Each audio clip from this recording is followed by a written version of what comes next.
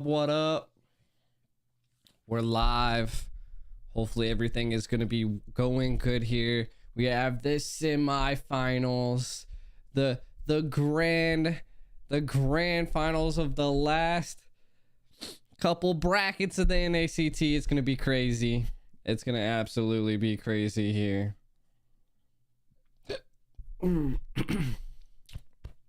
I'll end up putting probably like the win-loss in the bottom of the screen here, but we're gonna be doing a watch party, so it's gonna be litty.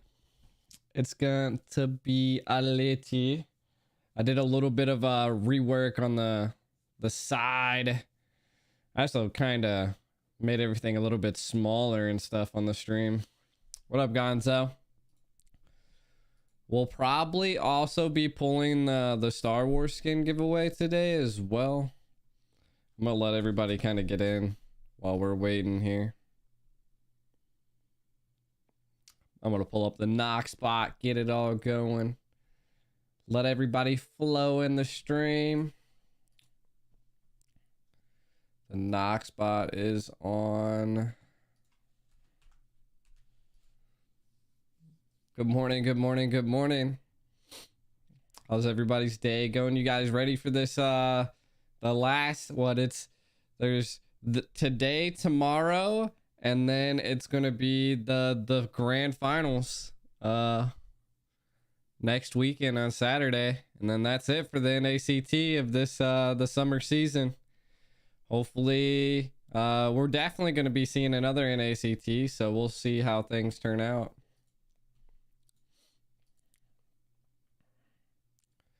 We'll definitely see. Yo, what up? I seen your message. I think you messaged me on Facebook, didn't you?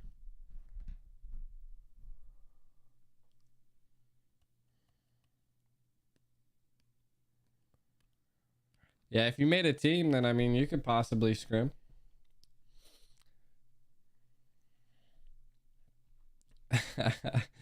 Peg was like, "Can you look at it?" You're in an insane jungle, dude. Like, I don't know what goes through your head when you're in the jungle, or how you keep your cool, or how you like turn things around, but like your micromanagement of yourself is insane. 100%. Like, I see it. Oh, nice. Yeah, we got, I mean, of course it's waiting to start up right now. The coolest thing today is that I think we have Private and Naisu casting today. Your boy couldn't, they didn't put me in for any of the finals or anything like that, unfortunately. They got my boy Private, the Potato King.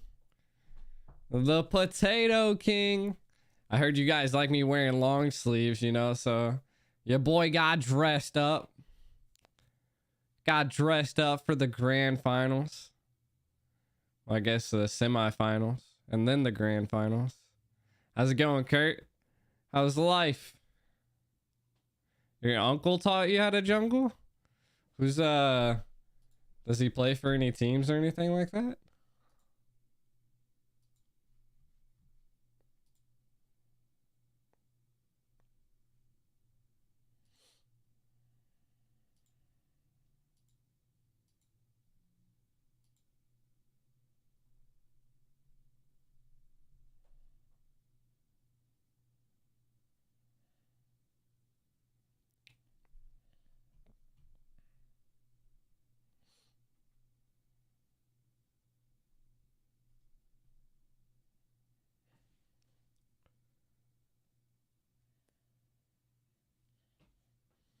The loot box.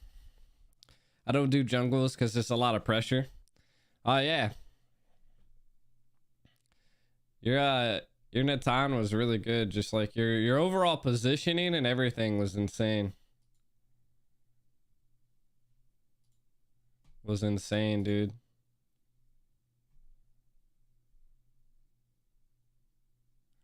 Was insane. Insane.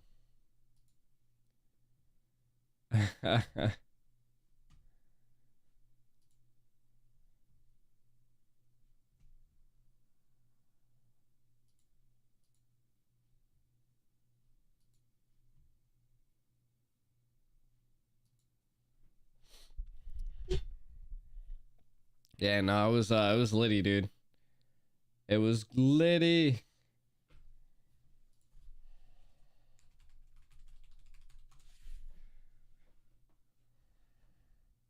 Yeah. We beat Clips. It was tough, man. They kept targeting me hard, bro. Like hard. I just kept I think it was Lapu. Just putting it in. Just beating me down, bro. Beating me down.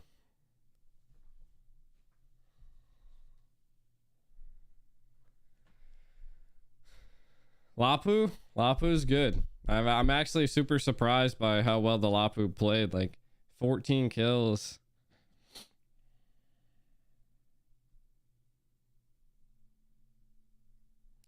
I was super surprised. I mean, he was one-shotting me with everything.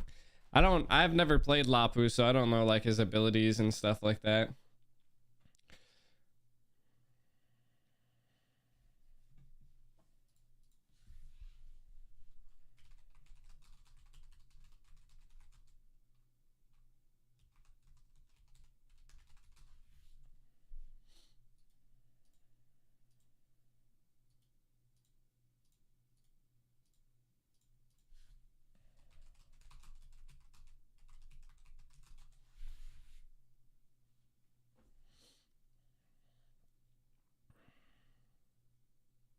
It was recalling you earlier.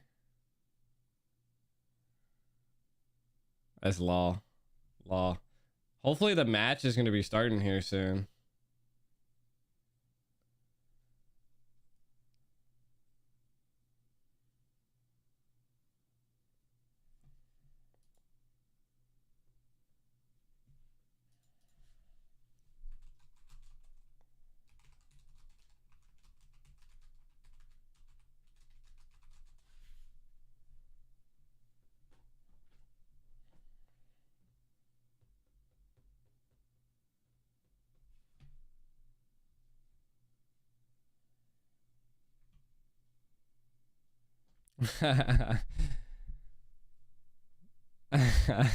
Do they know who you are, Peg? Shout out on YouTube. Dude, I don't know what's up with the Batismo just like stopped working after a while. I wonder if like the certain package I have just like stops working after a certain amount of time. Maybe that's a thing now. I'm gonna have to go look.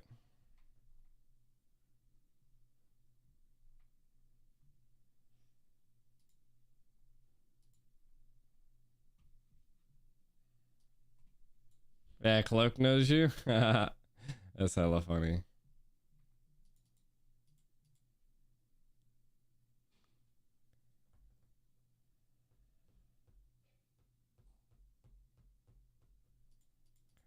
I can't like view the whole membership.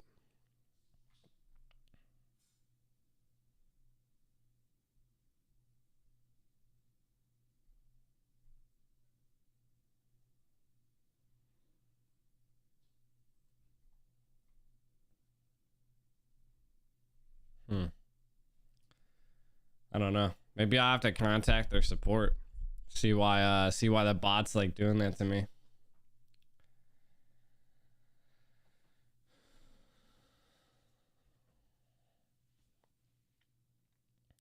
Apparently they're still organizing people into the into the games. You would think everybody's gonna be ready, you know? You think they would be ready for today?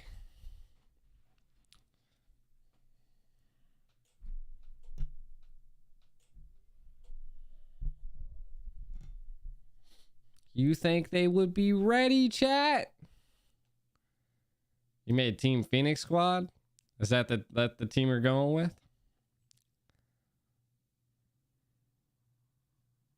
Let's go. You're not too late.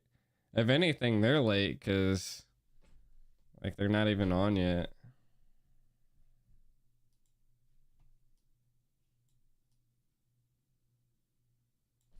I can't like move this up.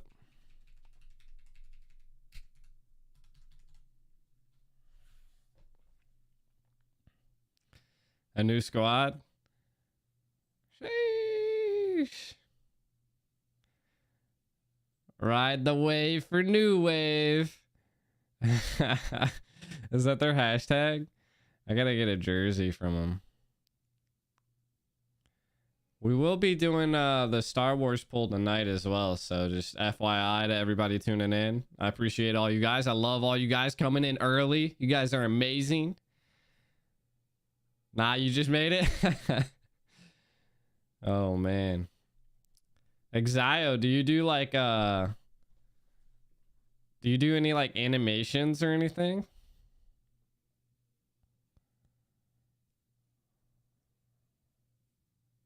Oh, they messaged me too. I mean, yeah, you guys can get in the scrim. You used to? I want to like overhaul the whole stream, dude. Like I want to get everything like super professional.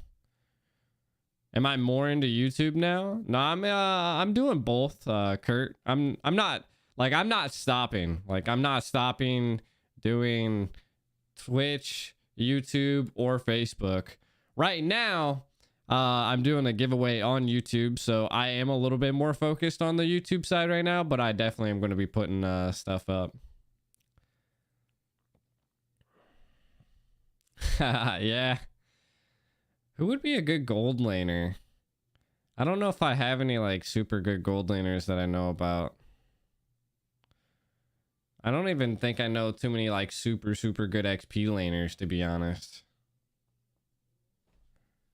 What is this? Oh, this is my carpet. I'm like, what is this black thing here? I want so I've been reaching out, which is just something I'll go over here real quick. I've been reaching out. This is like some guy did this Evos overlay and stuff like this, and I want to do something like I want to get something like this done to the stream. I think it'd be pretty cool to have like a cam overlay and stuff like that. But I like this, like I like the blue that this guy did, and I enjoy the crap out of this overlay. But like overall, like I like all of that. I'd like to have something like that for the stream, you know. I want something like I currently have, like, you know, the flex and everything, but I feel like I want something a little bit more tied to me. I really need to get like, I guess I could utilize me as a logo, but I feel like maybe the flex, I feel like the flex is my logo, you know, like we got flex coins and all of that stuff, but I feel like it's just so generic, you know, like how Evos has a tiger head with Evos on it. I feel like I need to more modernize the flex. How much longer we got here? We're starting. Incredible, amazing, talented private dancer. Are you guys ready to see the dynamic interactions, the exciting match brought to you by our amazing caster's desk?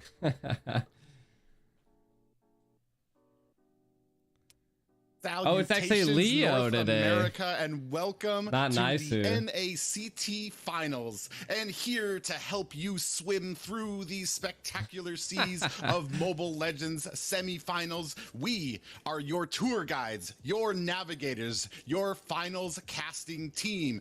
I am Private Dancer, and to my side, you already know him, and you would have already recognized him, Leo Jesus of Christ. MPL Philippines. And how are you doing on this glorious morning over there in the Philippines, Leo? Oh, I love it. At your service from all the way across the world. Private, thanks for the amazing setup. I was expecting to just cover the match today, but He's lagging a little bit. We're also going to be navigators and tour guides. But yes, bittersweet. Sweet, because Dave also greeted my pet, my son, Cups. He's over there. But also bitter because we were close to ending the summer split. I didn't expect for the whole NACT, for at least this run, to go so fast. But then again, I'm so happy to still be part of it. Yeah, it's been an amazing month, a few weeks. I thought it was going to be nicer. I guess maybe the schedule's changed a little bit. And I don't even know how else to describe it. Surprising, mostly, is what I would use. As we do see here, the brackets coming up for these matches here for tonight. We will be featuring the first round. It's going to be Team Meta taking on First Blood, and then New Wave taking on Team Sexy. I'm not going to call it the losers round. We're going to call it the still trying to win brackets at the bottom. We will also be featuring that one as well tonight, and we will see who is going to be going to our semifinals. I love the positivity. I love how you set up that round down bottom is not the losers round. Instead, let me add another chapter to it, a different name. It's the do or die round, and that's what makes it all the more interesting. The do or die round. We're closing off tonight's broadcast with that. But first, we're opening up with 2 best of 3s. And yes, as you mentioned, this is the final 4, and they're finally getting 2 lives. It's been an interesting knockout stage for the past few weeks of broadcast, but today we're going into the real business, as it's known, because we're going to see some stamina. We're going to see some endurance. We're going to see how teams learn on the fly and pick up on what the past few weeks of competition have been about. We're in, okay, we know that they're better in this situation. We know that they like these heroes, because that's what I did. I need to take notes, chat. I caught up to what you, G, CCG, all the lovely casters of NACT have been working on. And today, hey, I'm so Gio gave me Leo gave me a shout out. Meta I do have scrims, yes. Team First Blood, dude. Can I just say, Joy Bodge, so excited to see what he brings. Yeah, and we're gonna go right into the bans. And man, both of these teams, Meta and First Blood. I mean, first of all, both undefeated. Both are creating their own stories here within these last few weeks. We all know, I mean, most people already know Meta. Basically the king killers, the ones who were able to take down, who had the honor of taking down former champions BTK. But man, not to be drowned out by First Blood. Came out of nowhere, just joined the scene, I want to say 2 months ago. And Team First Bloods, this is going to be litty, chat. And have been a force to be reckoned with. Yep. They also have actually been through so much. You and I, we had some bonding time few hours ago, my last night, your earlier this morning, and you mentioned how they're actually going into the playoffs, the semifinals tonight, with a relatively different lineup. We're missing Hunter. Instead, it's Prophecy playing here. Yeah, and whether that's going to be a pivotal point for them with how dominant they've been. And we've seen in these comps as the jungler kind of has taken I'm taking notes right now. Back as learning it comes from Leo. To these engagements and these compositions. We've seen that mid role has become just a pivotal point, basically the tip of the spear for when these teams engage and whether that becomes a success for a team or not. So we're going to see how well that Team First Blood can kind of juggle around this, because they are no strangers to having to juggle around their roster a bit, but they have handled it like professionals. You wouldn't even know that this isn't the same roster that they had with the Squad League a few months ago. Oh, for sure. That might be what makes them the team that goes over. Let's go into the draft here. Meta, first pick opening This is up. round 1. Special. There's the Eve. Something to note, in the first phase, they do ban that show, so much respect. This is the NACT round 1 semifinals. But for Team First Blood, you can see how much they respect Annie's Masha and the rest of Mikasa's hero pool, the Valentina and the Lunox. They're taking out the Cho. One half of the amazing pair that a lot of teams go for. This might be a Karina. Esmeralda Karina, I've seen it so much in NACT. I wonder if still like cut off on like the side too. Yeah, and interestingly enough, I mean, we all know, we've heard the stories. There are certain teams that have nightmares at night of Mikasa's Eve. So definitely going to be looking for that to be answered. Yeah, but they answered it with a Fairmiss. But we do see kind of a newcomer. Fairmiss is a pretty good counter. Ever since that change to the Necro Keep, we've been seeing a lot of Faramis, especially with that Cult Altar, has basically changed the landscape for engagements for teams right now.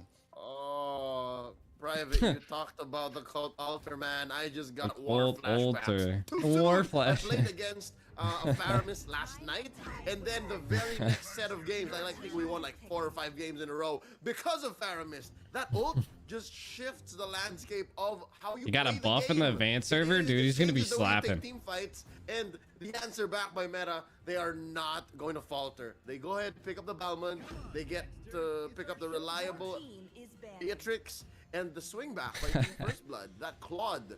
I'm liking how they're going all in. Like Team First Blood, just the same. We are not giving an inch.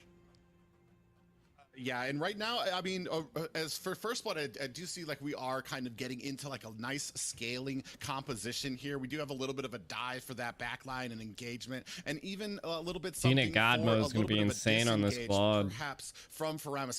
That's why I said like Faramis is this is going to be a war, it's bro. Very new. I've seen it in the ranked matches. I've seen how it does. It's just creates this. What do you do before that Cult Altar comes out? Are you supposed to pull back your team? Are you just supposed to go headlong into it and just kind of continuously do damage there? But we do see that Belmont pick up there. So they're going to have a lot on the side of meta. They're going to have a lot of early game right now for them. Whereas I feel like we might be lacking it a little bit on First Blood. Yeah, you're calling it, Jello. So we're going to probably be looking for that to kind of round out the compositions here. Yep, so far. No, we still have one more NACT after this. The early and mid. And then maybe got the autumn NACT. They win at 14, 15 minutes and they don't fall for these Cult Altar dives. Team First Blood is in trouble. But looking at what the draft is on how it's unfolding, there's... Oh, I was about to say, Joy Bodge and 6, it's looking tight for them. But, mind you, folks watching at home. He'll totally make it. Estes and the Diggy are still out there. Meta is known for their own flavor of the Ube. Not only are they like the Kingslayers, here the King Killers in RSG. The Kingslayers. But they're also like Blacklist. They're like an NA Blacklist because they're capable of playing those styles. There's a Haji inside of Mikasa. I've seen it. So Team First Blood's ready to face that. Yeah. They haven't choked that part out yet. There's one more NACT, and then the qualifiers for M4 come up. This last week, I wonder because I feel like Faramis and Estes kind of. I have a scrim at 7. Kind of like, I have 3 scrims tonight. Mentality for your team. You're gonna try to stick together. You're gonna want to get the support from either that Cult Altar or that blessing of the Moon Goddess from Estes. Kingslayers. Oh man, this is interesting because it's gonna be the Ubi strat versus this Faramis strat, and to see, I mean, because neither of these strats are the easiest thing to pull off. You need some good communication, some good synergy with your team to make sure that these team fights go your way. And this is going to be a very interesting, I guess, verse here. And I'm excited to see how this works out. Oh, there it is. All right, so if I may, there is an interesting relationship between the Cult Altar and the Blessing of the Moon Goddess. You did mention they both extend life bars or HP in very different ways, but for Faramis to make sense, there is also a different way. You have to kind of make sure that your opponents fall into it. But for the Estes, it's more traditional, so it makes more sense. Oh no, this might be the Joy Bodge special. Not as lethal as his Cho. Doesn't have as much damage output, but it's able to. Yeah, they could go Fairmiss mid. Better. The Fatal Links able. I think they are going Fairmiss mid. If they do so, this might just be the perfect pickup, man. Might as well. M4 qualifiers probably not gonna be until like September, December. With this Atlas pick, because again, you're expecting that everyone's gonna go head on. I don't have all those deets. Like crush gears for kids. I'll let you know when I do though. 2000s, right? I'm showing my age, but you know what I mean. Like that Fatal Links in the face of Blessing of the Moon Goddess plus that Cult Altar. This Blessing of the Moon Goddess. Pick by Joy Bodge. Well, not just that, but that does mean that the Faramis is going to be a. I mean, First Blood knows how to draft. We're going to be going with a lot of damage from that, and that cone ability from Faramis. It's going to come down to Joy Baj's plays. The more opponents that are in it, the more. To be honest, Joy Baj is a really good tank. And have Faramis come in there with that cone, that's going to be so much damage during these team fights. Too much damage. Yeah, that's why I think they're going to be happening in September, like the qualifiers. So we're going to be seeing. Yeah, we are here. The first game, Team Meta taking on Team First Blood as we start up into the opening seconds, and we're already seeing a little bit of harassment from the side of Team First Blood going into the jungle onto Meta. Yep, there's the check by Joy Baj. Showing us different Team First Blood and New Wave are my favorite teams. Quick Hellkirk ult. The best impression that we can come up with. As we figure this out, we are. There is one more NACT, yes, and then qualifiers. Right on Annie. Last week. So we still have two major tournaments coming up. With the Masha, but this time around it's more team fights instead of playing them out more team fights. Quick, right up top. Yeah, Destiny actually might be in a little bit of trouble. They go in. On to him as Prophecy is going to be able to pick up that kill, and we have a very early First Blood. By First Blood. That's what we call the right click Faramis. The right click. His flicker to get that first blood. Oh, it's so characteristic of him. Meta suffering deaths left and right. Wow. Meta being punished here. Just this early aggression I don't think Meta can beat Team First Blood. They're not willing to give Meta any type of breathing room to formulate that synergy that we've been seeing from these. Team First Blood's one of my favorite. One of my favorite teams. New Wave is my other favorite team. So earlier on in the draft, we were like, yeah, no, Meta is a great early to mid spike, but how is that Balman gonna find a moment to get those deadly they have to be in those lethal counters that steal objectives when he's missing towards realities. So now big skirmish in mid. Yeah, right now, but we do see that the rest of Meta is able to join Hal, give him a little bit of assistance and a little bit of suppressive abilities here to kind of get First Blood. I hope so. But it does put them in a really good position for it's this so hard. It doesn't really look like Meta's actually going to be able to do anything with the real world manipulation here as Mikasa comes down with real world manipulation and the turtle. Oh man, they do clean up a lot of Team First Blood there. Kid now too, so they swung that around right back. Oh wow! These macro plays, dude. My Void Crystal, because Prophecy has had the first 30 seconds in, but Mikasa, as soon as that real world manipulation dude, I'm telling you, it got we need a petition. Send me the M4. That's what we're missing, I think, in this whole dynamic. The fact that the Eve changes the game just as much as the Faramis and the SS. I think we got blindsided. I have to admit, I personally got blindsided. Big Faramis fanboy here, but Mikasa's Eve is a game changer. I think Meta has an early game. These Eves own the map so much. We've seen this in the likes of the other teams still in the top 4. All these teams in the top 4 of any team are so good at the Eve. So this might be something to watch. Joy Baj did miss the fatal links, especially with just how much of the map it covers. Joy Baj cannot do that. To be able to kind of hone in, we do see a little bit of a stalling here right now, as we're gonna see Howl coming in onto Kid. Prophecy's gonna go ahead and join the fight here. It is a 4-on-3. They need to go in. With Cold Altar, followed by that, but is it gonna be enough to save? Not able to get away. Joy Baj goes down, and Prophecy is on the run. Oh my as well god! As Kid follows up, and Prophecy gets taken down 2. That is 3 kills unanswered by Team Mikasa Meta. is just insane. Just like that, they popped. Nothing. Again, it changes the dynamic. Prophecy just doesn't have the items yet, and Gina here is in trouble. Blazing do it. It sucks with more than one target in there. The fatal links! Yeah, we do see the fatal links coming in there. Howl in a little bit of trouble. Destiny is able to eke away with the assistance of 6 there, so they are still in this game, still able to answer back, and still. Dude, I'm like on the edge of my seat on those mistakes of Meta. All right, I just noticed. Am I right to assume that this is not? Yeah. So, Team First Blood is playing with a different mid laner. Meta has a different gold laner. We're expecting Sirius here, but instead we have Destiny. Yes, and they did use Destiny earlier on in the rounds. They was probably what they opened up with the first and second rounds. They were using Destiny in place of Sirius. So they are. So we do have both of these teams are having do have different. Come on, Team First Blood, let's go. Even kilt here as we're moving. Your early game's going to be lacking a tad bit. A little bit of an engagement here. Oh, we do see. Oh, the Fatal Links again, but the Purify. See the Purifies there, followed now by that cold ultra, but we're seeing it's not enough right now at this stage in the game. They are still getting taken down. We do see a lethal counter. Gina in a little bit of trouble here. Oh my God, they're just trying. Away, but I think this might be all she wrote for Gina, as he is trapped between 4 members and a tower in a bad way. I'm loving this again for both teams. We're far from calling it quits. They need to use the Fatal Links on Mikasa and not Estes. Did you see how Annie on the usual was like, all right, you know what, never mind. He went for a detour, and I was like, I don't need to join this team fight. Mikasa's just like positioning with the real world manipulations. I was about to talk about this point earlier on. There's just not enough scaling on Prophecy just yet. That's what needs to happen for this mid lane Faramis. You need to scale to make that old the more. I don't think they can. can. Right now in 5 minutes, it's just not there. And oh, they do get it though. Joy Bunch gets in with a Fatal Link that is more than fatal. He timed out the Purifies. That's what made that last team fight so good for Meta. But now, Team First Blood zoning them out there.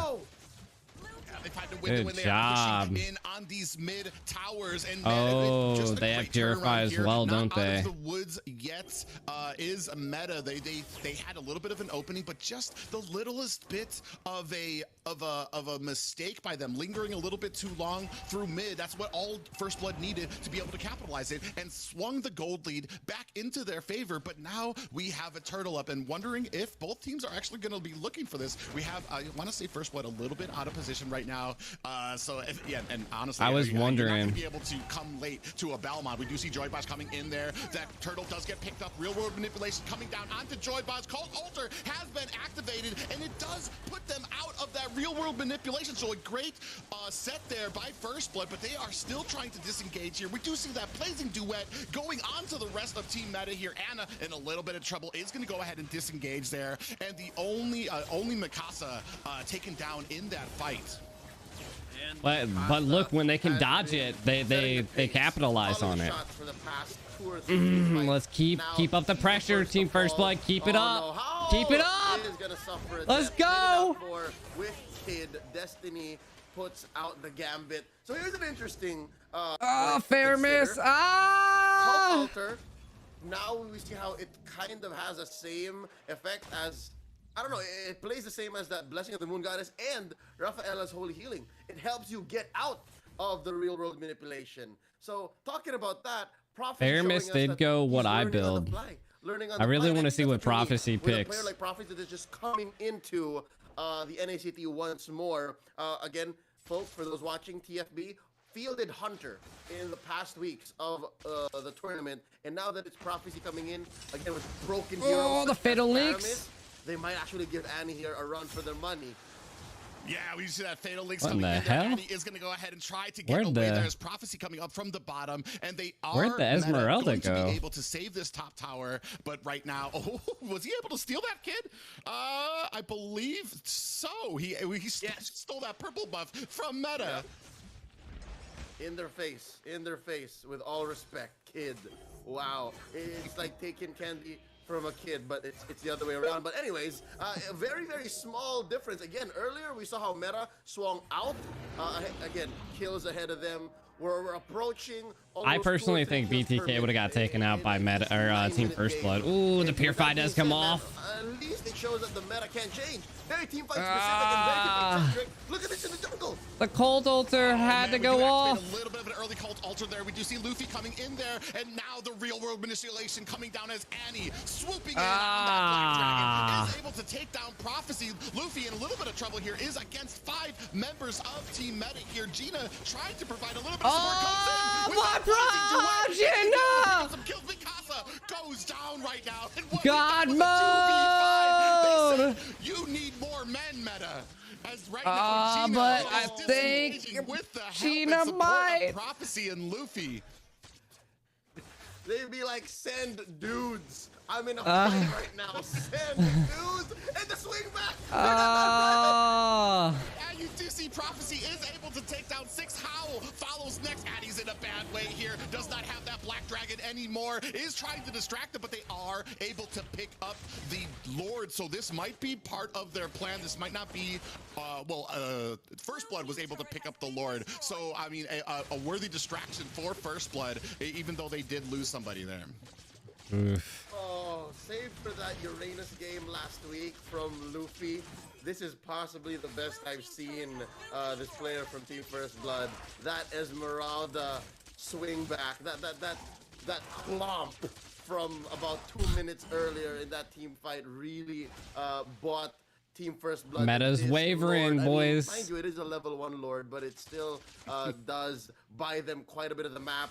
And that's not even to mention that Team First Blood owns the map for so long already. They've been playing the map all day, and we do see another Fatal Links coming in there with the Cult Altar activated on That top double of the kill. Blazing Duet, and he Gina coming in with Godboat that is Black Dragon. definitely Is trying to online. get some worth They out of might that. end it here. Does go down there, I think but they does might pick up end the it. kill onto Luffy, as we do have this non-luminous Lord crashing into They're tower, so definitely they are ending getting it. a maximum Easy. amount of profit out Easy. of this Lord right now, as they are going into tower. They're ending this it. could be it for them. They have it at half health.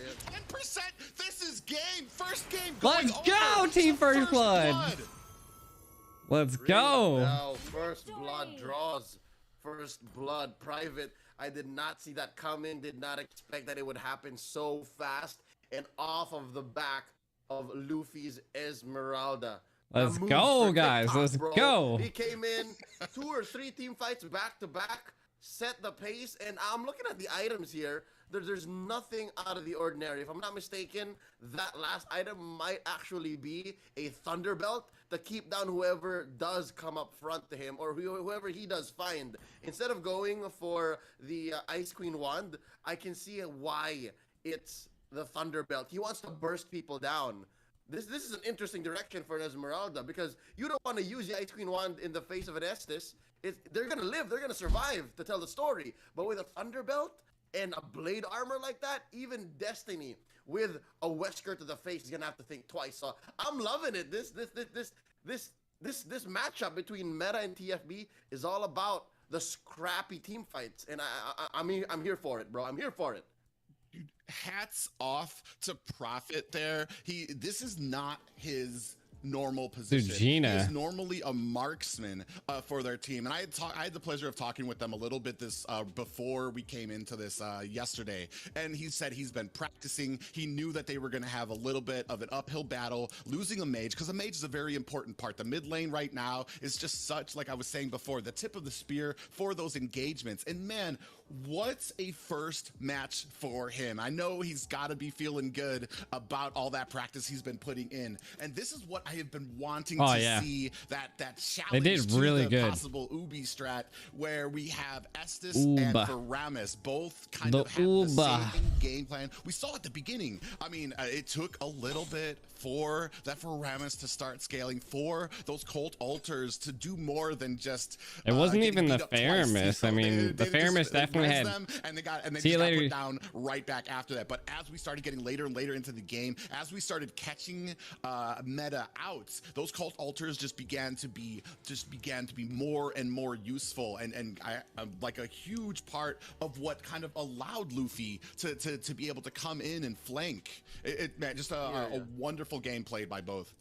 I hear you, Private. And the thing is, it's starting to become a matter of the chicken and the egg, the cause and effect. Like, who really is the chicken and the egg? In this case, if you're meta, like, who is the bane of your existence? And I'm not talking about the hero. I'm talking about who really was the biggest factor. Because I'm guessing the different players. I have a Discord.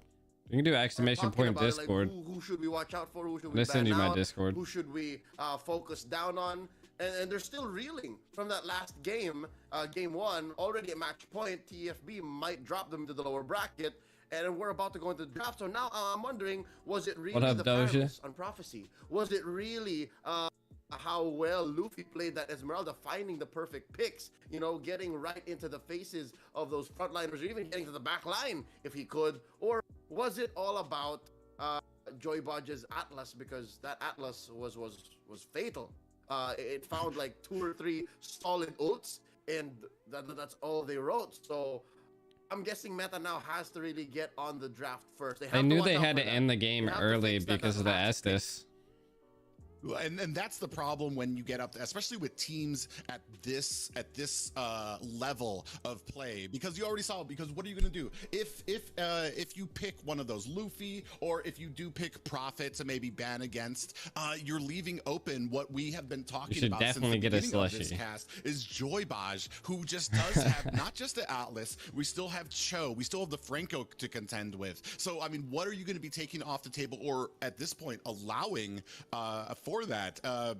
But I mean, it's all going to be coming down to these drafts as soon as we start getting into this draft phase, which I'm told we're going to be rushing into. Jesus Christ! Now. And here we are, Team First Blood. This time on the play, answering back is Meta. So now Meta has the final pick advantage, which has been the story of a lot of these drafts, whether you're talking about the first phase or the second to close off your draft.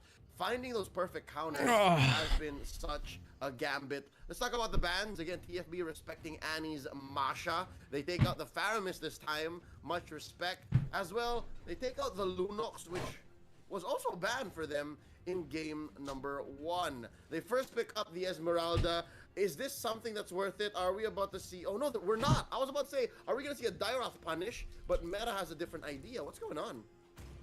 Yeah, really interesting here. We do see still, they do like to lean, especially in this early draft. As we were talking about, you brought it up last game. We thought that that Team First Blood had more of a late scaling composition, but with how they synergized with some of these team fights, I mean, you wouldn't have really known too much that it was too much, because they were able to kind of hold their own into it. Yeah. Right now, we are seeing Chang'e teased. I want to say They're playing. Nah. It's been nearly a year and change since we last saw Change or Chang'e in this case to come out, and that's what we're looking for. I was about to say 6 coming in clutch, answers the Atlas. I think they're forcing the Diggy though. This is fishy. Something here doesn't seem right, because it seems like Team First Blood set it up. It may be too convenient. Yeah, when I saw that Atlas, I didn't want to say anything about Diggy. Didn't want to. They're forcing the Diggy. But like when you pick Atlas, especially as the first pick here, you definitely they want to end early again. For a Diggy. Unless last week as and they don't want a strong mage because they seen how they were relying on Mikasa. So either the mage is going to be Mikasa, or the Diggy's going to be mage. And man, if there's any questions on whether Diggy's going to be able to hold up his end of the bargain, let them be solved now, because last week Meta absolutely dominated with that Diggy. There wasn't a single fatal links that they were able to get off on there. So, and that's what I'm wondering here, if we do have a little bit of a play here from Team First Blood, kind of as a counter to this Diggy. Yeah, that's what's scary, is because Team First Blood saw that match. I'm pretty sure Team First Blood saw that match, so that's what makes this scary. Question marks in chat. Why would you set that up? It's so clear. Unless, so here's my theory, right? Here's my hypothesis, as the scholars would say. It's possible to overload the Diggy. It's possible that you still pick up like another CC hero, or maybe 2 of them in your last swing back for Team First Blood, and then you make 6 think, oh no, which one do I save for? The lethal counter or those other things? Because there is still the Falling Star Moon. So that's 2 out of 3 heroes that have CC for TFB. And given how interesting the draft has become, Private, look at this. We forgot they could go Saber. And Julian are still out there. The boogeymen, the magical boogeymen of the meta, they're still out there. Yeah, magical boogeyman is correct. They can go Saber and just constantly destroy. Right now, currently with his scale, he's almost broken at this point with how much damage, how much regen he has on his abilities right now. But you brought up a good point too, is that it's not impossible to have to draw out. We also could go Paquito now too. A little bit of CC from her. Oh, I guess we're gonna wait to see how that works out. But yeah, if you do space out your CC, following Star Moon, that lethal counters into a way, maybe having somebody else engage so that we can bait out that time. To be honest, I feel like the Diggy should have been a mage pick here. Because I mean, honestly, you're not gonna want to waste that Fatal Links because you've taken out basically. That's what I'm saying. Like Saber and bait off Diggy will 100% use that to bait out the ability. You're gonna want to. Ooh, they're going for insane burst. Do see Prophecy. My pick would have been like a Saber because at least. And I'm wondering if this is gonna go. I mean, even with a Brody, you'd be able to possibly put down Brody, put down Julian, put down Diggy, of that tanky. Force them to use it. I just gotta share my 2 cents here. Tank Karina for life. But again, the meta, not the team, but the game landscape dictates that the burst Karina is more in favor now. But that's just me. Who's to say? I'm liking the fact that maybe this is the burst Karina because it makes more sense like that. It allows the Sicilian to close up team fights. It allows for the Atlas to actually get good Fatal Links in and then punish with the magical damage from the assassin. But with that being said, they did just add 1 more CC, and that's the Sanguine Clause. I think that's still 3 out of 5. There may still be some rhyme or reason, some method to the madness of why they would pick up the Atlas and open up the Diggy this way. It's down to meta. It's down to meta. They have the solution. Meta has to. And they can take this to game 3. That's what I'm seeing. I mean, Joy Bosch is an insane tank, go though. And move on into maybe they bait out the here. Diggy. Team First Blood is 1 up on meta. It is do or die for meta in this series I just don't know. right now, or they're going to be moving on to the gotta get it bracket. That's going to be happening here at the end of the night. And we do see Joy Bosch doing Joy Bosch things here, making sure he's getting vision onto Team Meta here right now. That bracket just gets more names as we keep going. But something to note, your boy Sirius is back in. So they tag in the gold laner they've been playing with in the recent weeks. And he's on that Brody. Brody is such a great, how do I say, scalpel for the meta game currently. Because, yeah, if you do see Gina come in on you, if there's no BMI out, you can get that stun in. But look at this, Joybot giving him a very cheeky visit. Yeah, we do see a that. kinky visit. I was wondering, especially with putting in that Karina, if maybe Karina's target is just going to be 6 at this point, especially as we get into the mid to late game. And as I can see, I think Karina is. Oh, we're still actually waiting. I think she's going to be building up into that assassin. We do see the chains come out there. Mikasa does go a little bit wide on that. We are waiting. We do see Joy Bosch coming out here. Does land down goes 6. Sanguine Claws are out right now, and Joy Bosch goes down. We do see that lethal counter come down, but it is not enough to finish off Kid. Oh, I don't know if that's the place you want to teleport, and Chains comes out. Mikasa punishing Karina Kid for that kind of a little bit of a ballsy teleport out there. And right now, Gina is going to go ahead and pay for that as 4 members rain down upon him. And Joy Bosch is going to come here and try to take up and save this tower, but there's really not much that he's going to be able to do, and this might actually be a mistake. Look at the damage coming on as they trade, very poetically able to trade that tower aggro there. Nope. 25% damage reduction, not gonna do you anything if there's like 3 or 4 dudes bearing away at you. So yeah, they chipped away at that gold shield, and Mikasa trying to punish on Luffy here. I was about to say, yes, confirmed, Kid has to build into the burst magical Karina, given that he is rocking Mystery Shop. And as you said, Private, he is gonna try to take down 6. That's why you burst. That's why you burst. He doesn't care if you have Time's Journey. A dead Diggy cannot bring out a TJ. And now too easy for Howl. Makes that turtle too easy for him. So far, they call Diggy's old TJ of the solution to the solution that TFB is presenting. If they pick up and they do skirmishes like this, like spread it's out, gonna come down to like who plays what though, or how good. Clear 5v5. I'm talking about Team First Blood. Yeah, no. Thinking about it now, Meta wants to go 3v2s, 3v1s, 2v. You know what I mean? Like they want to take these little fights. They don't want the Fatal Links threat. So I'm liking it so far. About 2k ahead. Yeah, 2K ahead and are kind of widening that gap a bit here. So, I mean, they definitely are going to be looking for these lanes. We are pulling up the items right now. We do see that both laners kind of at an even spoke here, though. We do see Joybosh did have to get away there. Not much happening. We do have Claude might be in a little bit of trouble at bottom, as we do see some members waiting for him, but I don't think they're going to be diving into tower for this right now. Yep. That is Kid picking up the Genius Wand, so there is a good amount of burst, and Joybodge himself bursted down. Lethal counter to the face. They're not giving Gina here any space to breathe. Off-camera kill onto Annie, though, so they're looking to trade up top, north to south, coast to coast. I give the advantage to Meta. They are going to chip away at this turret, maybe take it down, and then they're in prime space for that turtle. But I mean, Meta is leading. This could be a problem though right here. Mid. Oh man, it's so hard to read. It's so hard to read because Team First Blood, they do trade they are though. gonna get away with so much here, and that is 2 scaling heroes on their side. Now it's very clear. But we called this game 1 too, man. Game 1 we said TFB has scaling. They're gonna need to go into the 15-18 minute mark, but they proved us wrong. I don't know how the Sicilian and Claude gonna catch up though.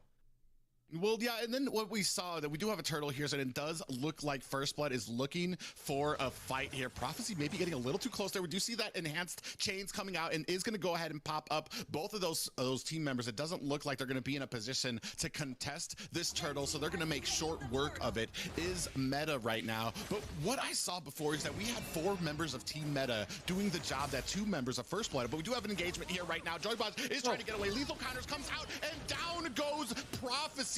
Kid coming in just a little too late for that engagement, and like you said, they are trying to make something happen with these non-full team fights. They're catching them when their rotations are off, when their team is split up, and Luffy might be in a little bit of trouble here. Is going to go ahead and activate that Nas to get the heck out of Dodge.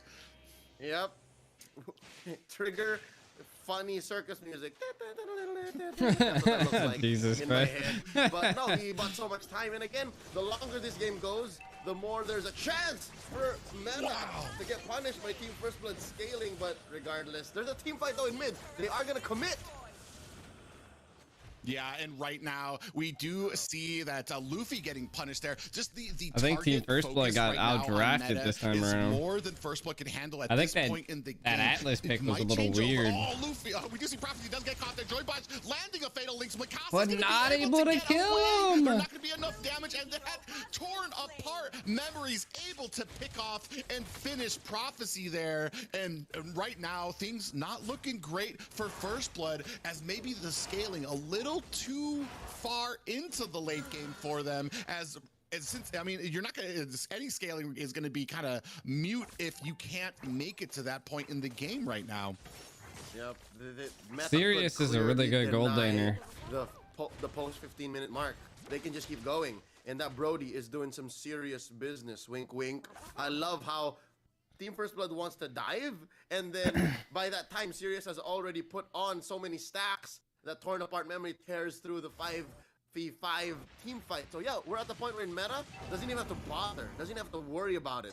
Like, yes, you could burst down 6 as long as you get the TJ on, doesn't matter. We can get some damage in, and the next thing you know, oops, Team First Blood is down like 4 dudes. So that's the best case scenario for meta right now, and we're living in it. It's their reality. Yeah, we do see that enhanced chains getting onto Kid there. Unfortunately, I feel like, especially Prophecy in that last fight, got a little eager to go ahead and like extend himself out. Maybe a little bit of, like we said, he's not used to playing the mage being as squishy. Usually auto attacks would be enough for him to be able to chase somebody down. Luffy kind of dancing around here, not wanting to let go of this tower, but we have 3 members here. They do show themselves, and Luffy's gonna get out of there. We do have an enhanced chains, but Mikasa gets taken down, trying to push onto the mid tower, and this might be a little bit of momentum that they needed. They are starting to close the gap from 4K. We are within just a little under 3K lead by Meta right now. Yeah, Mikasa's bling bling with the chain can only take him so far, could only save him so many times, and against 4 members, yeah, not gonna do it for you. But no, you have to consider that Team First Blood doing so well to keep themselves in it. They've kept this 3K gold lead as close as they could, but right now, this is not a fight where you want to take. This is not where you want to be, and you want to make sure that Prophecy and Gina gets to where they need to be. 2 kills, 2 deaths on the Prophecy Sicilian is a little too much already, I'd say. So yeah, you want to tower hog as best as you can. Save this mid lane tier 1 as much as you can. But wait, team fight mid! We do see that Fatal Link's coming out just after the time journey activated, but it was not enough to save Joybaj. We are still coming in here. Gina with that blazing duet, it is not enough as he goes down as well. They are so low right now. Is meta. Mikasa gets taken down by Kid right now. Sirius diving in onto Luffy. Kid thinking twice about the engagement, being very disciplined here, just waiting for the proper opening. We're holding that mid tower completely in on Sirius, even though the damage may or may not be enough to kind of one-shot him there. Yep, it's in those situations that a tank Karina would have wanted to go in, would have wanted to jump right through, right? Every ult, every hit, and Joybaj catches one in the bottom. Is that enough? Yeah. Looks like the answer is no. It does look like Kid does warning. down as Currency well. of unknown origin What detected. you wanted as soon as this Lord is popping up. Thanks for the as you 10 just stars. Lost your retribution on the side of First Blood. Yeah, I was gonna say Annie might have gotten away with it, but Vengeance was on cooldown. But yeah, no, regardless, this is still a fight that Meta wants to force. They do get level 1 Lord. The chain knocks up Luffy again. Torn apart memories. The torn apart memories. Oh man. At least there is one thing that Team First Blood has going for them, and that's the push on bottom and this fat wave up top. Yeah, we do see Joybuzz getting taken out there, but this damage is just too much with the combination of Mikasa and Howl during these engagements, and all they the try to while, get a retribution there. Is biting into First Blood in the back. You still have Sirius putting on the stacks, making sure that when he activates that torn apart memories, it's at the right time as First Blood is disengaging and catching 1-2 opponents in that. So, that being said, they still need to play around Sirius. They haven't punished him yet. It's gonna be quite the payday when you shut down this 403 Brody. But that aside, I think Team First Blood have seen a little bit of the light. Not the kind of light that you shouldn't walk towards, but the light that could get you out of the woods. We've seen how much of a comeback they have and how much they can burst down 1 or 2 members immediately. But that 3K gold lead has grown into a 5K gold lead as more cards are pushed. Oh, but there's a push. Oh, I'm sorry. There's a burst down onto 6. They're running now. So slowly, Kid is also Diggy's building up dead. the arsenal. This is the time that Team First Blood needs to do something. Using a Diggy as a roamer there, I mean, you're gonna have to think twice about sending him forward into a Karina, especially a damaged Karina who can basically sneeze and kill him. Mikasa, they're gonna be going in on him. Is this gonna be enough? He is able to flicker away. We do see the Fatal Links coming down. He is able to back out, but now First Blood is They just can't get serious, man. As the front line, Annie on this Thamus is just able to tank so much. All right, I love In it. a Guerrilla NBA tactics, highlights. First Blood. And off camera, we almost just missed it, but Joybaj gets taken down audibly.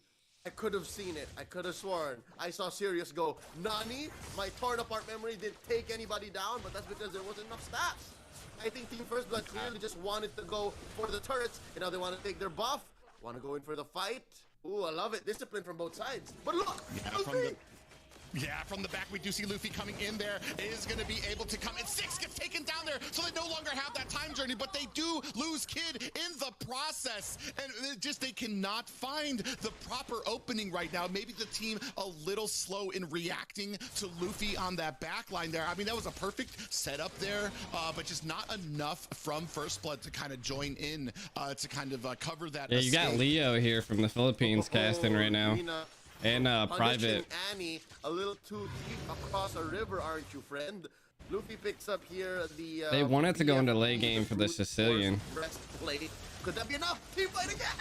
My God, we did see that blazing duet come down, and Prophecy able to pick up the kill onto Sirius. And this is what we were talking about. With Sirius down, you are lacking a big bot of your damage here. Luffy still in there. Look at all the damage they're taking. Luffy is not afraid. They know that Sirius is down, and we are starting to pick up our positions onto the map right now. We're starting to try to zone them out. Luffy, the one-man tank here, basically throwing herself at this team, and we do see this Luminous Lord getting taken down very quickly. Are they going to be able to come in here and stop it? They're not. Kid picks it up. Howl in a little bit of trouble here as that reverse time is on Luffy right now. We do see that the lethal does not connect with anybody there. Luffy's still putting on some damage. Oh, the fatal links. 6 gets taken down again right Dude, this is there, a but brawl Prophecy fest pays right for now. that with his life. It is a 3v3 right now, but right now they're all onto Luffy. Luffy's not going to be able to get out of this right now. Joybaj is in a bad way. Oh, he didn't focus on too many of them, no. He's going to go ahead and be able to get back out of Oh, there. they split up. They were all so low right now. One thing now in hindsight, Ah! if I may say, Team First Blood Come on, Team First Blood. The trigger a little too soon. They got impatient and they were like, "Yes, we got Lord. Yes, we got Lord." It was a Luminous Lord, but not an evolved Lord. But they may have picked the fight too soon. I think they overstayed their welcome and they tried to kill Meta, and they thought they could have done it, especially since we did see 2 fatal links back to back. But it was too soon. It was too soon. Gina God Mode did not make it enough in enough time, given that Joybaj and Luffy tried to buy time. And I was gonna say, like, there's not even enough stacks on this Claude. I better see a game 3. There were 4 dudes there, so Team First Blood, they need to cut it back, hold back, and then reconsider again where they can find these engagements. But there's one thing to say: Meta is not as much of an advantage as they were about 5 minutes ago. So this is good. This is more of a fight. This is more of a match we're seeing now. Yeah, and we do see, I'm liking seeing this Esmeralda kind of sitting in this flanking position. She's going all in, but where's the rest of the team? Because we are in there with a Diggy, able to hold her own. Is Luffy coming in there? We do see that blazing duet down, goes Sirius again, and this could be trouble for Meta as their marksman goes down. That is a ton of damage being taken away from Meta, and it looks like they're going to go ahead and try to zone out the rest of Meta as they push this wave up. And what we want to see, like you said, is that discipline. We know, Luffy coming in there, taking a we do see a fatal links onto Mikasa. I think Team First might end it here. Right now, Annie in some trouble, has activated that ult, but it is not enough to save him. Let's go, Team First Blood. Members of Team First Why is Joybaj going back? Taken down as well. However, Meta is gonna pay for that with this mid tower as Luffy, Gina, and I don't know why Prophecy, Joybaj the main left. damage dealers right now are putting it to Meta. Is this gonna be enough? Are you overstaying your welcome? Looks like they have learned their lesson from that Lord. Are gonna go ahead. Joybaj recalled right there. He still had like 80% HP. So quick to learn from their mistakes. The boy's like, I'm not trying to be alive or be dead. Gina pulling back. Could have again forced the issue and stayed a little longer, waited for that blazing duet to come in, but now they were like, okay, you know what? There's a Lord coming up. It's not evolved quite yet. That's 18 minutes. That's when the thunder and the lightning comes in. But this is 5 on 5. This is a 5 on 5 Lord take. Private. We do see that blazing duet coming in, does drop 6 very low, and he does get taken out right now. Oh my God, this team fight, they've forgotten about the Lord. They're just gonna go for this kid right now. Howl goes down Mikasa. It looks like they're on the chase right now as Prophecy is picked up into the back, and down goes Mikasa. It is a 1v4 right now. And it looks like Team First Blood they're gonna ignore the Lord. They're just gonna push in with this parade of minions right now, and I'm not sure that there is enough for Anna to use. She does still have that vengeance. Is gonna try to activate it. Is gonna be enough to save it. It is not. GG's. This is gonna be game 2 going to Team First Blood, and Meta unfortunately gets swept out into the still trying to get paid bracket. GG's, Team First Blood. And this does confirm some king for Team First Blood, which they drew twice in the past hour. What a great Meta way did to do start good. I their mean, they took out weekend. BTK. Congratulations. They are one step closer to the grand finals. Wow, Meta has so much to reconsider here, so much to learn. Team First Blood off the back of Luffy's Esmeralda and Joy Boy's Atlas. Oh, wow, wait. Or And the team clock! fight. This is more than half of their lineup from game one. They literally played the same game. Oh.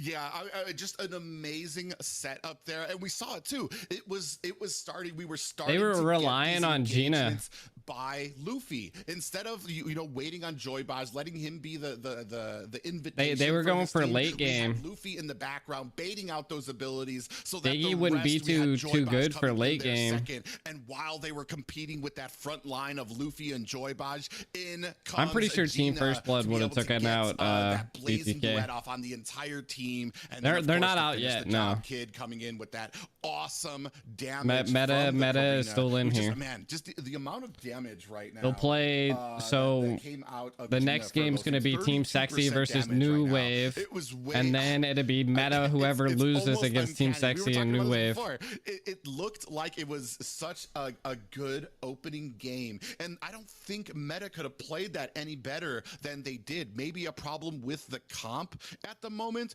because they played it perfectly. You're aggressive, you start taking that early game advantage, and you keep it. But as soon as we hit that mid game, as soon as we had Luffy on the back line, there was too much for the side of Team Meta to handle there. I think there's two lessons here. Number one, the sum total of your lineup is more than the individual kit that your heroes can bring in. I was about to say, this Leo draft is by not TFB does not have looked good like it was internet. going everywhere, right? Like you had a Claude, you had a Sicilian, very, very expensive. You had a Burst Karina, and then you close up with the Atlas, or you open up with the Atlas, which is another lesson. The finals brackets has a losers bracket. And your communication. And number two is, it comes down to execution too. Like you can draft this crazy way, but just the same, if you're able to say, you know, we're gonna overload Boy's a little Biggie, fuzzy. we're gonna burst them down, we're gonna punish 6, and we're gonna go ahead into the upper bracket finals.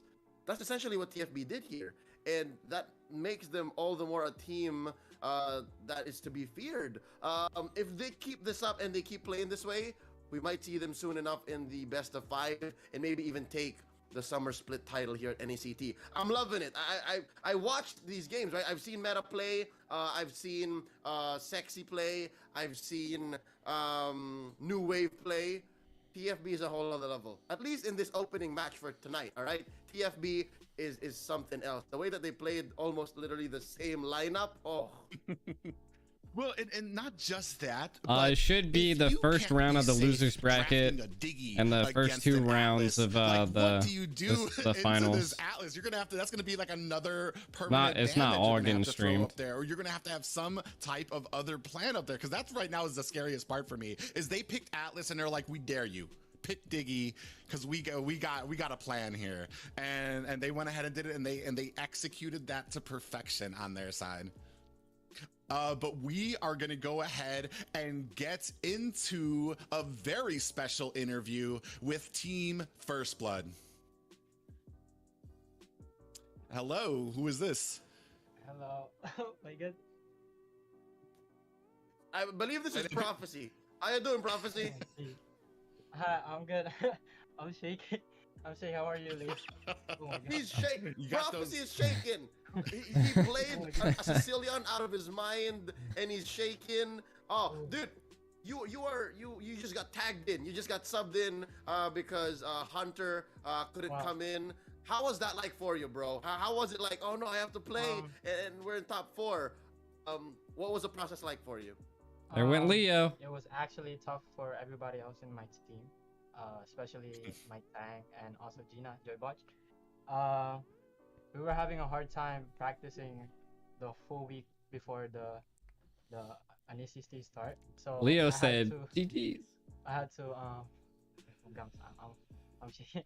I had to adjust for my team to play as a mage. We played scrims, a lot of scrims, and just to practice. just for today. So it was very tough. Props off to you, man. I know you got those victory Oh. jitters on you right now. Take a breath.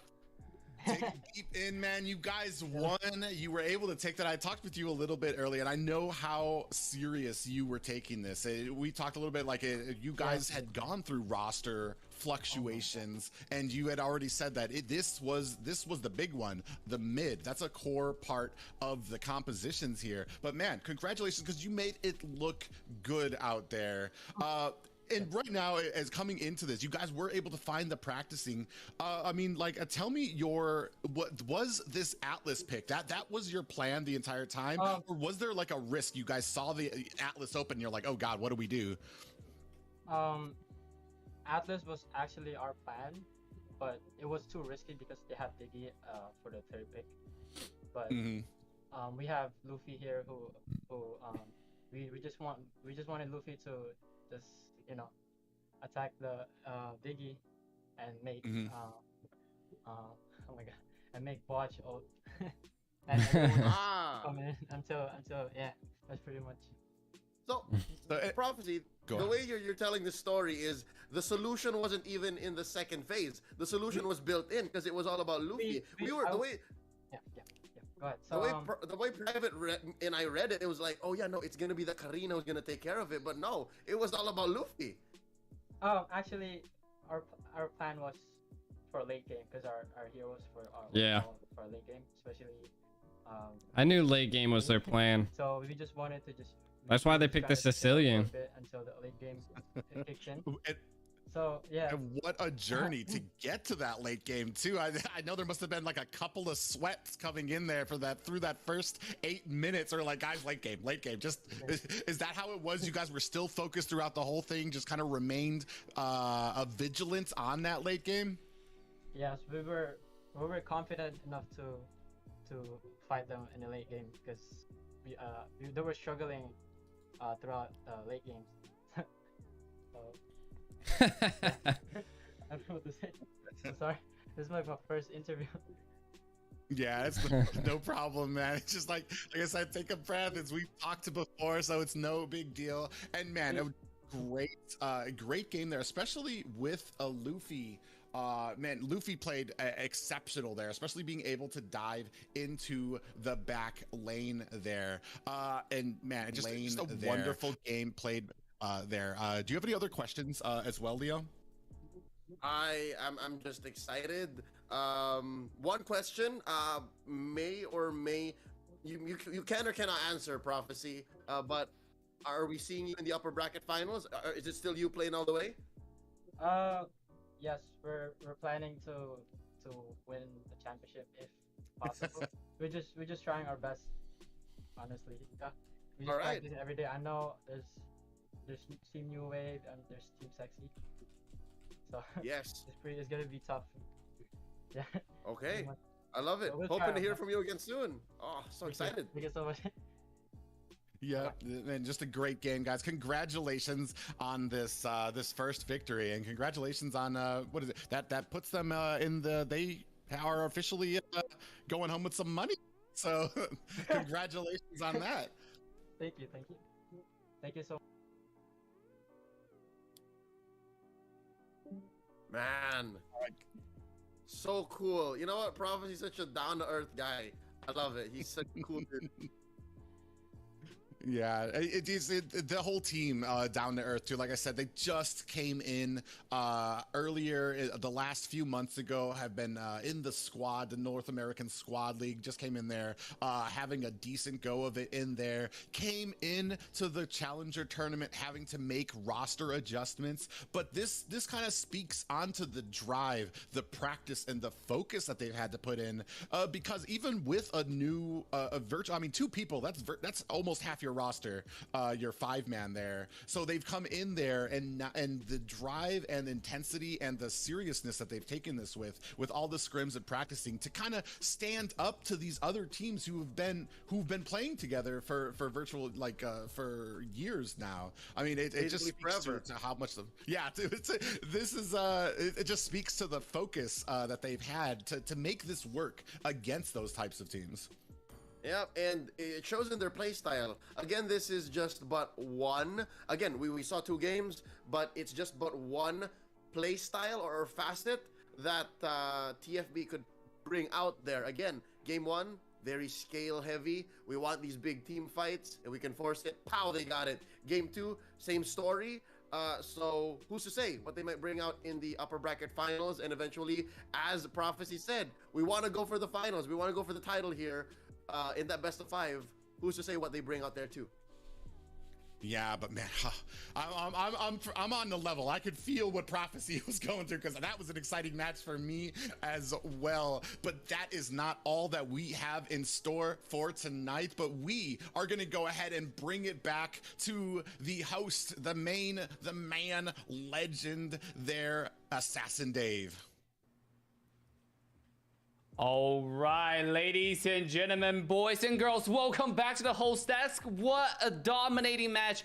I gotta say, I thought we were gonna go to a 2-1 series in the final stage in our match 1, but it turned out Team First Blood was ready. You can hear how ready they were in the interview with Prophecy just now, even though he was subbed in today, but yet the performance was there, you know, the data was there, the stats, the domination gaming was there, so it was an incredible match. Big shout out to Team First Blood for moving on to the finals of the winners bracket, and obviously sending Meta to the losers bracket. If you're a Meta fan, by the way, don't feel down, because Meta have another match tonight, right after our next match featuring New Wave and Team Sexy. But before we get there, on screen right now, as you can see, to the courtesy of our developers, we're giving out 4,000 diamond today to all of our North American viewers. If you're watching from USA or Canada, make sure to use the link in the chat right now. The first 200 viewers who use this link will get 100 free diamonds. That's right,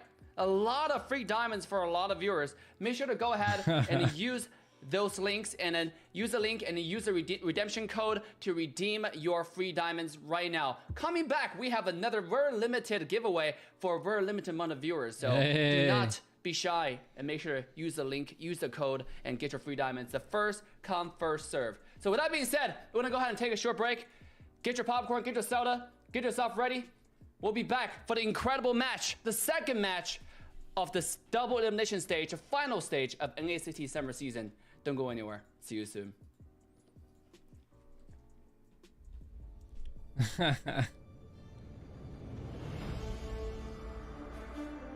That boy said, "Where's the link? Where's the link?" All right, if you guys did not get the code, that should be the code.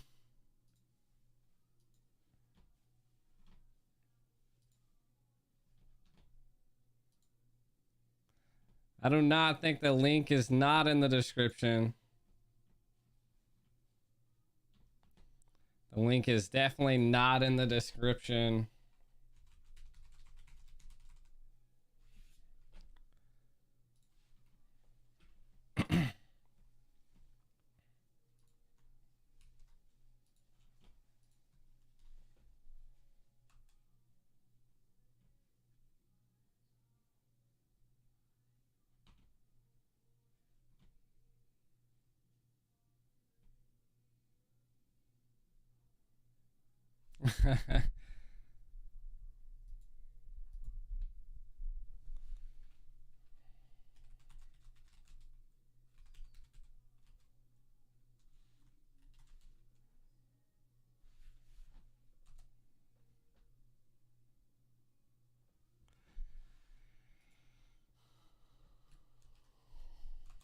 There's the link, chat.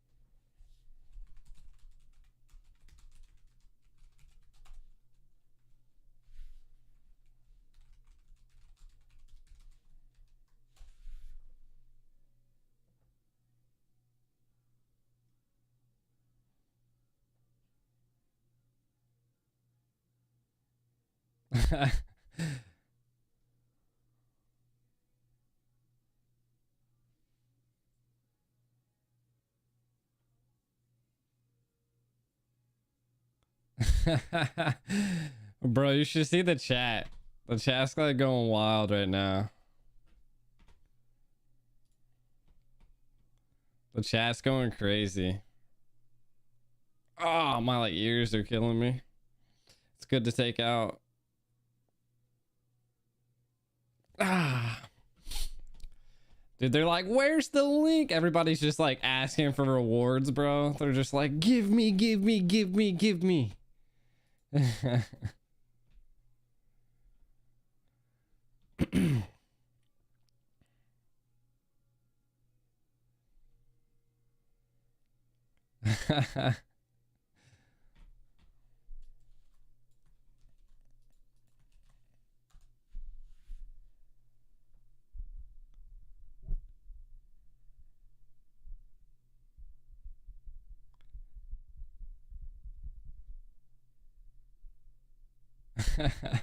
They're going crazy, chat. They're going crazy. I got a scrim in like 20 minutes, but I think the next game's gonna be up before then, hopefully. We'll find out.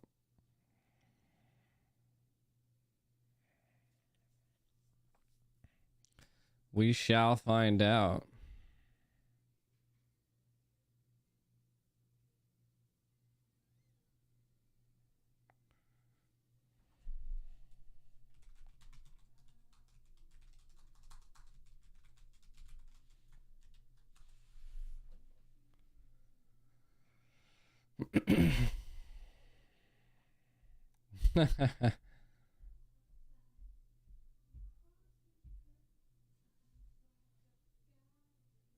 People are so crazy, chat.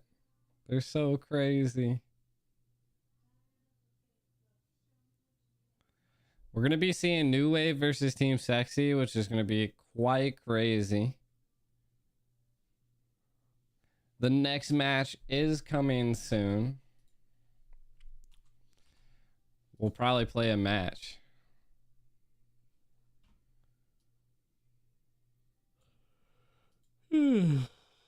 Ooh.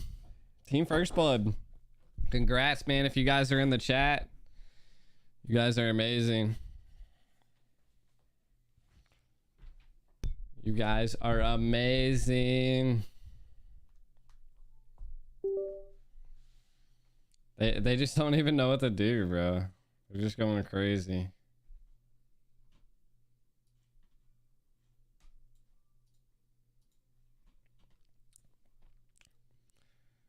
I think this is the...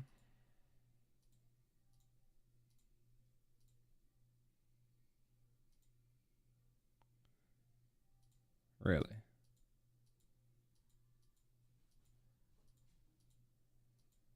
There we go. I was like, where's the game at? Where's the game? I did have to give away a Star Wars skin here soon, if I'm not mistaken, to the second winner.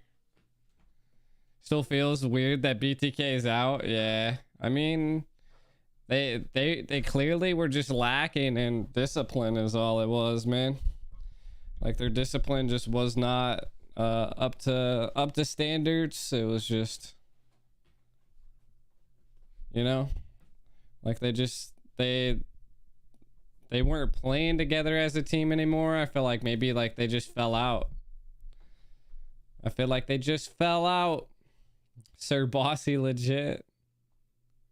Jesus Christ.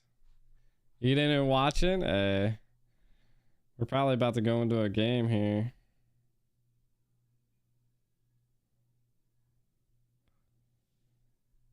Maybe not. I don't think we're gonna go into a game here.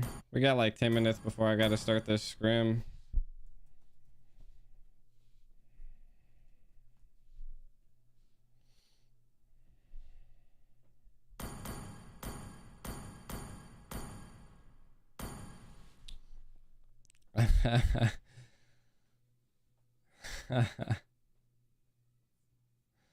There's no description.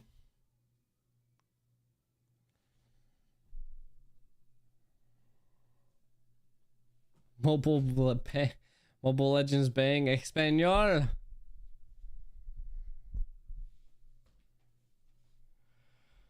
Yeah, that's what I was saying too. I don't know if they're gonna have enough time to create enough synergy with their new teams.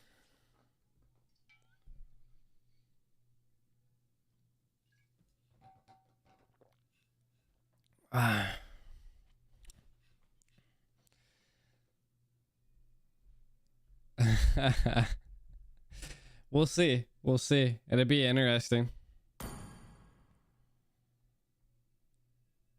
It shall be interesting. Who messaged me?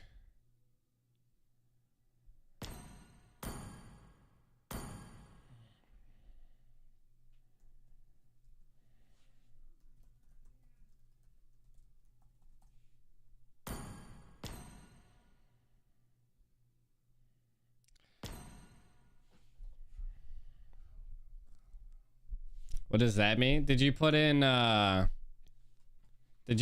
this key? Did you put in that?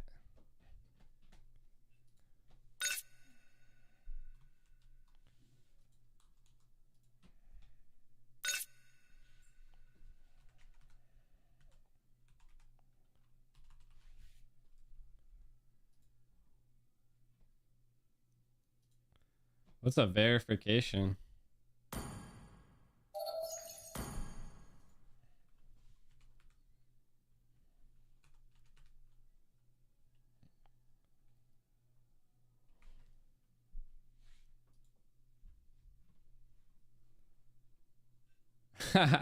Mine oh, it worked. You missed the 0? Okay.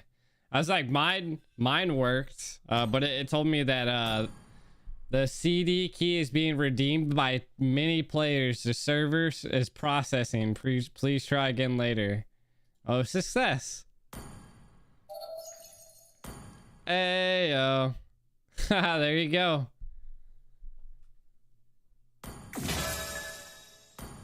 I'll take a free 100 diamonds.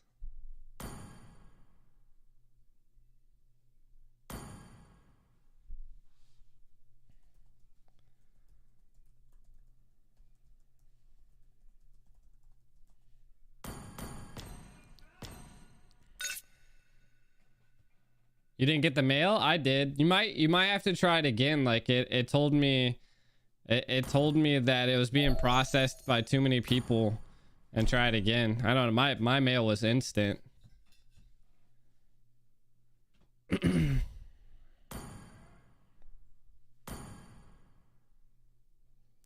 Are you in North America? You definitely have to be in North America, Jell. I'm pretty sure you are, right?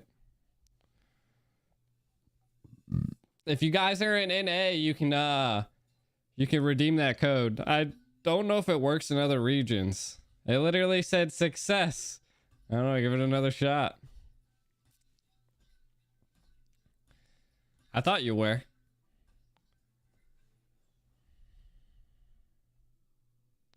Lonely senpai. Lonely senpai.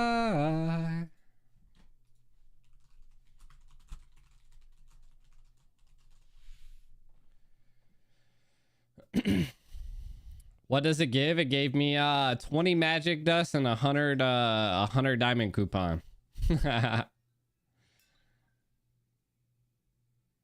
I have a scrim at 7, which is now. Then I have another scrim at 10:30 and then 12. Stirring your coffee? Let's go. Well, I'll have this scrim in the background in the meantime while we're chilling. And then of course we'll have apparently the NACT is going to be starting in 2 minutes maybe, which is roughly about when it was supposed to start, so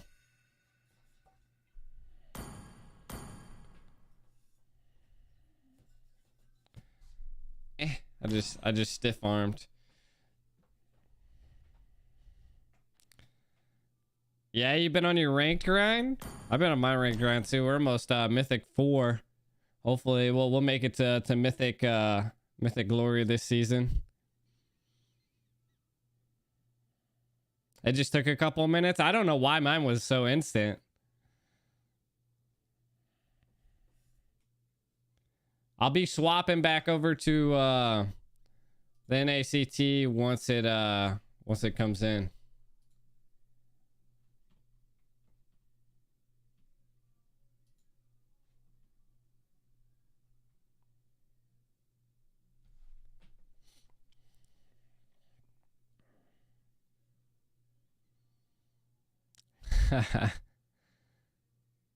My Discord.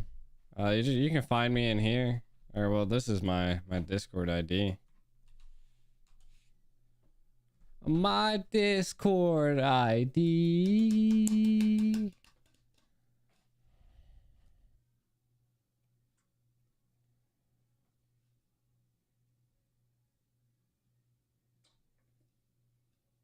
Oh, we're back.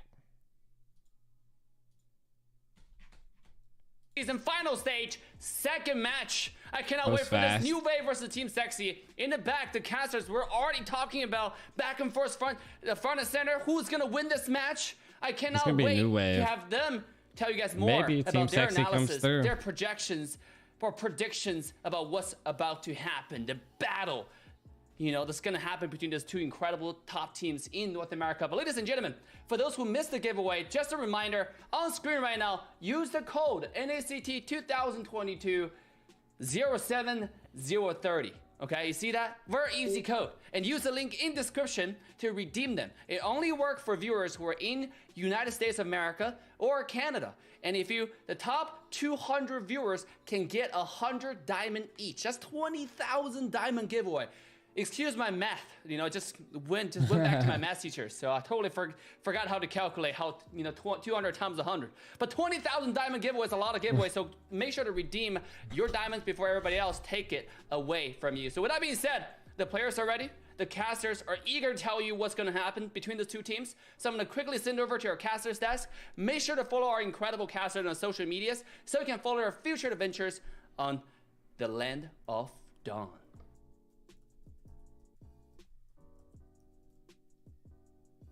Welcome back, ladies and gentlemen. North America. Man, what an intense first game, despite all odds, and especially with the roster changes, First Blood still managing to come out on top. But that's not it, because right now You watch him play we're gonna be moving Pokemon? into two teams that people have had their eyes on, and probably like especially because of last week, it's gonna be New Wave taking on Team Sexy, Leo. New Wave here, the arguably more established team that have been working the rounds, competing in tournaments for years on end. Private, you told me their tale, but they're going up against quite the titan in the realm of NAMLBB Esports, which is Team Sexy, who themselves have built quite a dynasty. They are coming into this splits top four, coming in from last season's finalists. They were grand finalists, only falling to Area 77, who were fallen by New Wave. It's an interesting dynamic that these two teams have, a relationship, a camaraderie, a rivalry that they will have to culminate through tonight's matchup. It's a best of three. And that being said, man, their playstyles could not be any more That different. was Yeah, That is a both these potato. teams, and me and you were discussing this out back. Honestly, this is the perfect storm for both of these teams because they do have kind of opposing play styles. One leaning more heavily into that late game, banking on their ability to withstand that early aggression, and then the other side who does have that aggression, who comes at them full force and might be able to take it there. But right now, we are going to be getting into the picks and bans, but I am so excited here too right now. New Wave, like who's been saying, that you originally said, New Wave, the more established, I want to say, has a little bit of financing, does have a coach behind them, does have somebody there looking at their games and helping them out. On the other side, Team Sexy, man, the Cinderella story here, because they've been going through some shifts on their roster as well. At the beginning of this tournament, probably a little bit of I don't want to say issues, but hurdles to overcome. The king as potato. We started moving into these rounds, but as we started coming into the last 2 weeks, we've really started seeing Team Sexy come together as a team. The fluidity, the synergy on that team is just it's becoming a I want to say more than a nuisance for their opponents. Private potato. Yeah, no, the fact that there's so much trust among the members, whether through thick or thin. In the case of New Wave, we're looking at times wherein Indo gets beaten up as a jungler. That's at least what I saw last week from the previous broadcasts. And as well, Team Sexy, we're in Warrior coming in. The Gosu as, tag? More. That's because he is from Gosu. Roamer compared to how Nicolette actually has been there forever. Best player as well. Kamal, as definitely well, good. From the XP lane, who was one of the most prominent sustain type XP laners. I actually play with Indo a lot. I don't know if you guys know. So with that being said, I'm so excited to see how really this draft amazing might jungler. actually come He had to be through. pulled No way, over look at this. Respected, because Warriors Grok, they needed in the North back American phase. They are on the break. Next like answer teammates. back. I love how Warrior, despite struggling with the Grok 50, I mean half the time he does have trouble playing the Grok. New Wave seems to be bearing down on that pressure point. Yeah, but Kamal we is a good are tank. seeing the Masha get picked up by New Wave. We do know that early harassment been such a as we've been moving through these matches, but on the other side, answering that back is the side of Team Sexy with that Eve and Thamus pickup. But it's gonna come down, especially because of that early harassment by Masha, and then as you move on to the mid and late game, as she's able to kind of flank in there, take down your squishier heroes, it's gonna be an issue for Team Sexy here, and hopefully they have a plan for it. Yeah. So going into the draft, the picks are unfolding before our very eyes. First pick, Masha, and then they answer back with, "Oh, look at how in your face New Wave is gonna play here." They pick up the Esmeralda and the Dairoth together, so shutting down any potential for a counter. And then of course Nicolette's Eve as well, the Tams and the Balmond. Very fast-paced these picks are. They're very sure of what they want out of the draft. Going into the second phase, look at how Team Sexy closes the gap, or at least denies the gap closer, taking out the Sicilian. How can New Wave come back? Like, what range do they have against the Eve here? Despite, I mean, save for the Esmeralda, there's nothing else that can jump in. Is there like a Yu Zhong? There's no room for a Yu Zhong even. Yeah, not right now. Yu Zhong. Esme's still strong. XP laner. They've already got their jungler here. I mean, and they've already got like a potential roam here. So unless you're going to be taking out the marksman onto the side lane, maybe move Esmeralda over to the gold lane or something like that. Something crazy here. You're gonna have an issue. Well, maybe not crazy. Like, I mean, it wasn't too long ago where Esmeralda was a decent fit for that gold lane. Unorthodox, let's say. Yeah, yeah, unorthodox pick into there. But I really do like the forethought on the side of Team Sexy here, because they did go ahead, snatch up that Thamus and the Belmont there, kind of, because I don't really feel like right now the Esmeralda with the Dairoth pick has as much of an effect, because they already did have that Thamus. So, I mean, and not exactly, I don't want to say like the exact counter to Esmeralda, but does also provide I'm hosting a scrim in the background, so that lane, a little bit of lane synergy against her, and then that team fighting capability, which is what a lot of people don't understand, that comes with that XP lane, because Xavier's just not fast enough into an Esmeralda, but as you start moving into the his mid and S1 late game, S2 nerf Dairoth got doesn't messed up provide too. I that don't like him. team I don't play him. Team setup that Esmeralda does, but I do like on Rimuru here. Could still be played here, though. Get in there with that tanking ability, with that vengeance, and with that ultimate, the Cauterant Infernal. I feel like Faramis is a better mid lane. Much damage for your team. And I Like the hate Dawning how this Light is Daira just- might actually go into the It's jungle. just so situational. Because I was never comfortable with jungle Daira. It's not mobile at all, not as fast on the clear. I'm uncomfortable thinking of what New Wave might do here, especially knowing their tendencies of wanting to rely heavily and lean hard on that late game scale. Now going into the second phase, Warrior picks up the Lolita. Again, another curious pickup here. It's now Team Sexy's turn to make us question what's going on. What is he looking to block? Right from drafting the Lolita into this first 3 picks, what is he looking to block?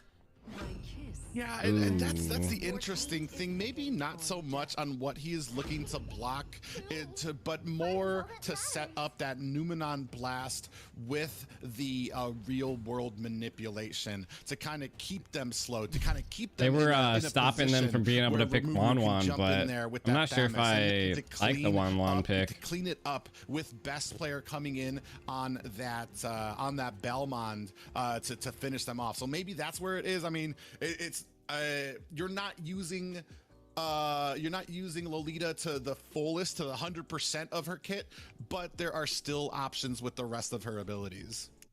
Yeah. So given how the draft actually came through, I can see how Team Sexy's thinking, but New Wave, they do have a Claude. Again, there's that late game scaling trademark, and another trademark, another pocket pick that they have is that mid Alice. This mid Alice that they won with last week. We don't see this very often, Private.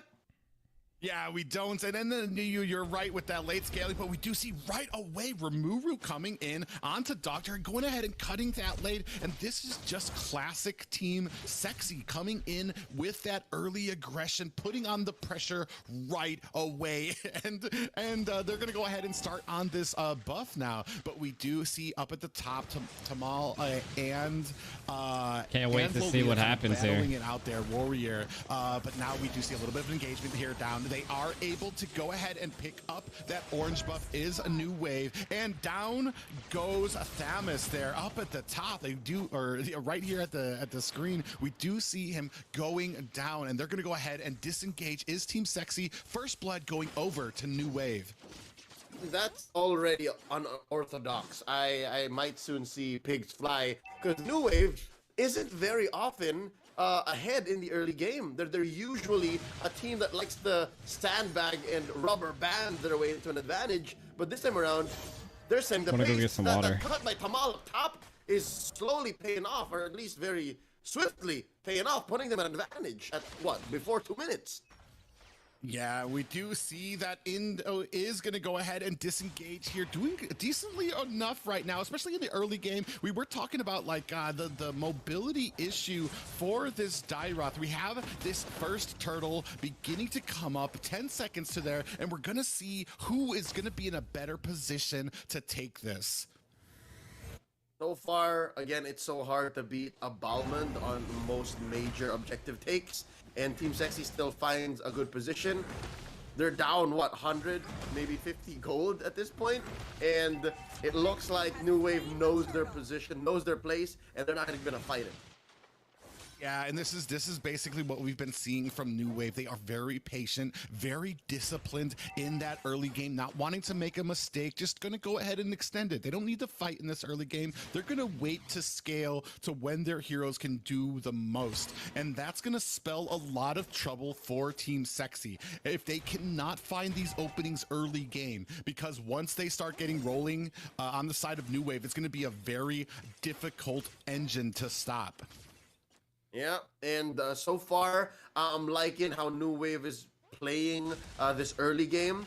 Tamal as well, it is relatively, how do I say, unfamiliar territory, at least for me, watching him play a hero like this, like a Masha, that doesn't really set up as good. But one thing that the Masha does provide for Tamal specifically is vision. He can very roughshodly just check willy-nilly at the bushes with those 3 life bars on the Masha. It's like, okay, I know where they are. And very fast move speed as well. So he can check multiple bushes in the span of seconds. So I can see how that makes sense. And if he does find it, very, how do I say, tight window. But if he does find Gold's 1-1, then, you know, much to the chagrin of Mirko, that 1-1's in trouble.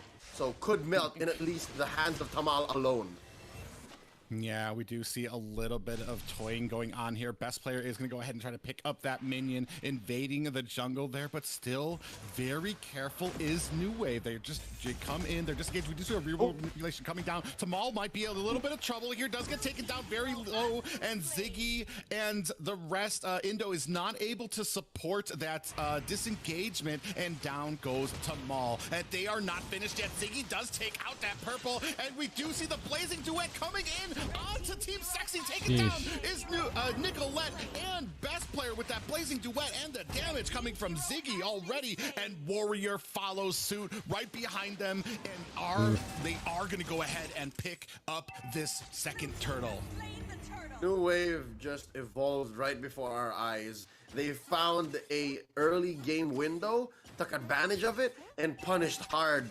Japa and Ziggy are online, at least for now, alright? 4 minutes in, 13k to 12k. New Wave are ahead by 1,000. Looking at the items, they're far from finished.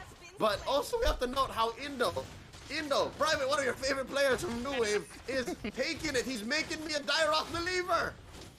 Yeah, we do see that real world manipulation come down, but not in a great position there to ward off the fight that is happening at this tower. We are going to go ahead and force out the disengage, but we do see that now the shields have dropped on these turrets. Japa's going to go ahead and clean up this lane as minions are now meeting the top turret. Still, I believe this is the right thing to do for Gosu, Best Player. Still just choke out New Wave's potential for a late game comeback, and maybe take down Indo along the way. Why not? But there is a punish down bottom by Doctor. Oh, Yeah, they are going to go ahead and trade in some kills there. Rimuru for Indo, but they did lose a jungler for that engagement. I'm actually surprised how often SB's making it into comps. Up at the top, it looks like Wanwan actually might be in trouble. Does go down to Ziggy there, and they are just putting the boots to this gold lane. We do see a real world manipulation coming in right now. They aren't able to catch too many people on there. Nicolette is on the run, trying to disengage, taken dangerously low. They are not willing to dive into the tower, but right now they are giving chase. Gosu, Best Player, is not able to, as right there. Here is Ind, and Ziggy coming in for the cleanup from behind, able to save the getaway from Tamal, but Tamal does get taken down by Lolita there. Oh, wow. You saw how Indo there was punching Best Player's axe. Yes, the Balmond can spin, but the Dairoth doesn't care. The damage will come through, and if he does find the Abyssal Strike, you're gonna go down regardless. And now they're primed for a turtle take, the final turtle for this first game. And still, they're threatening the 1-1 up top. Gold is having a hard time in the face of what New Wave is bringing. Yeah, we do see a little bit of trouble here. Real world manipulation is coming down there. Warrior does come down with that Numenon blast. Gold is taken down off camera, but Warrior taken down as well, is followed closely behind by a tower. Rimuru is trying to get away. I'm not sure he's going to be able to, as Doctor dives into the tower for him, and Best Player able to pick up the buff, but is getting his escape closed off here. Ziggy taking a heap of damage as the rest of them are now being zoned out for this tower coming in. Masha's everywhere. In, and Team Sexy, they're not even sure if they're sick or not. But so far, this is a 6-7 minutes, 11-3, about 5k ahead. New Wave is in control. Team Sexy, for them to come back, They need to find Ooh, the perfect look real at world that manipulation gold. and Numenon Blast setup. But with the way New Wave is playing, they are scattering Team Sexy's resources. They don't even know where New Wave is coming from, and that's what Tamal is bringing here. Again, it already happened, Private. It happened, what, maybe 2 or 3 minutes ago, where Tamal found gold, and the 1-1 could even fly. That's what made that top lane such a deadly place for that 1-1 to be, and now it's no man's land. Actually, you know what? Every single lane for Team Sexy right now is no man's land. They have to be, what, 3 or 4 dudes in a unit to be able to survive? And that's what this 5k gold lead New Wave bought for them.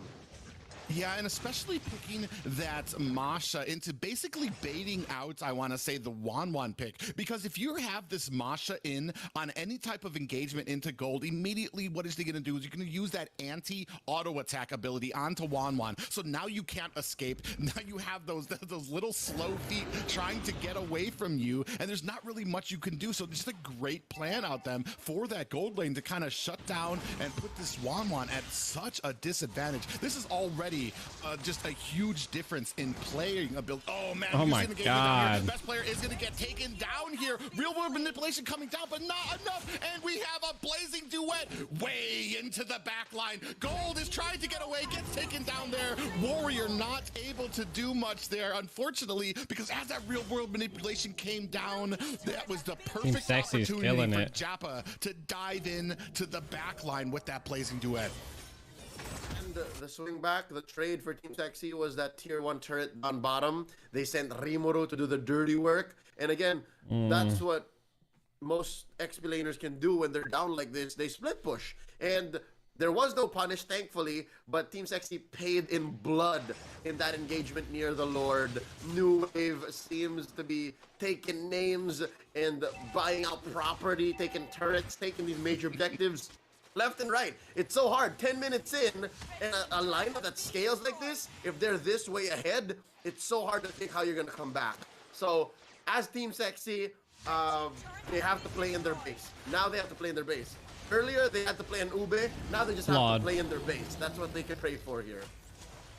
Yeah, and that's the difficult part right now because the blazing we are seeing some of duet. these abilities now on the side of That's Team his Sexy ultimate. being used as disengages. Oh, we do see a falling star moon coming in. Dog Tor deep into the back lines, followed by that Alice and Ziggy there. They are able to take the tower and putting on a bunch of damage. Still don't how did they get out of that without losing a single person there? And that is just the synergy that you are getting from this New Wave team. They were like a set of synchronized swimmers. They knew exactly what the moves were, the tempo was, the synchronized pacing, swimmers. and eventually Team Sexy are marching out of their base. This makes sense, but they can only do this as a 4-in-1, and this is the right composition. You give Rimuru the 1 on this stackless stams. It's so hard to play Festival of Blood with no stacks. That's where you're gonna get your sustainability and your item build as well. He's forced to play almost full defense. Didn't catch the first half of the items there, but yeah, no. Doctor is coming back. He picks up the blade mail, the blade armor. That is. Oh, there is a corrosion scythe, but he's still building up into his blade armor. I'm talking about Rimuru's items here. I'm like trying to see the items. They're so tiny on my screen. It's so hard to be gold in this game. Yeah, right now they are riding that struggle bus as we do see the waves starting to crash in. There's really not much that they can do except for just try to get these waves and wait for a mistake by New Wave, because right now you are still a little bit behind. We do see Jappa coming in there, baiting out best player to come back, but that was probably more a little bit as a distraction so that Indo could go ahead and pick up that buff up there. Yep, so slowly, New Wave, but surely choking out Team Sexy's resources, and they're gonna grow this lead. Oh my god, Private, almost 10k, almost 10k ahead. So New Wave, I say don't contest the Lord even, don't even think about it. Again, player base, take what buffs you It's can, a choke. and stay close to each other. New Wave's choking them right now. As free as it gets for New Wave, that is going to be, oh, still level 1 Lord. I believe. Is that still low or no? I think they killed it at the 12-minute mark. They started attacking at the 12-minute mark, so it is going to be second Lord. Yeah, and this is kind of a strategy right now from New Wave, akin to like a boa constrictor or a snake, where they already are enclosed around you, and what they're doing is very, very slowly choking out the resources, the gold that you can get, keeping you pinned into that base where you can't really go out there. And every single time they go out, they're going to be met by this front line of New Wave, and they're so patient about it as well. The only skill, you know. See a little bit of engagement here at mid as Luminous Lord is coming up on top. We do see that falling Star Moon into the back lines right now. The rest of Team Sexy is forced to disengage as the Blazing Duet comes there and have their health, but right now down goes Warrior right now as this Luminous Lord is crashing in. It's not doing damage to the tower right now. Remover is in a little bit of trouble. Masha is just in there. Or no, that was the Alice. Right now, we do see that lethal counter coming down onto Dogtard. Man, just the amount, like, they lost 2 players for that and able to take down 1 inhibitor, a decent value for that Lord, but we do see my God. now, right now, the Alice damage. By Tamal, and that combination from Ziggy there, able to get away now. Remuru in a little bit of trouble there, is trying to get away to tower, but this might be a wrap for this core as they are putting the boots right now, and this is going to be first game going to New Wave there and in dominating fashion.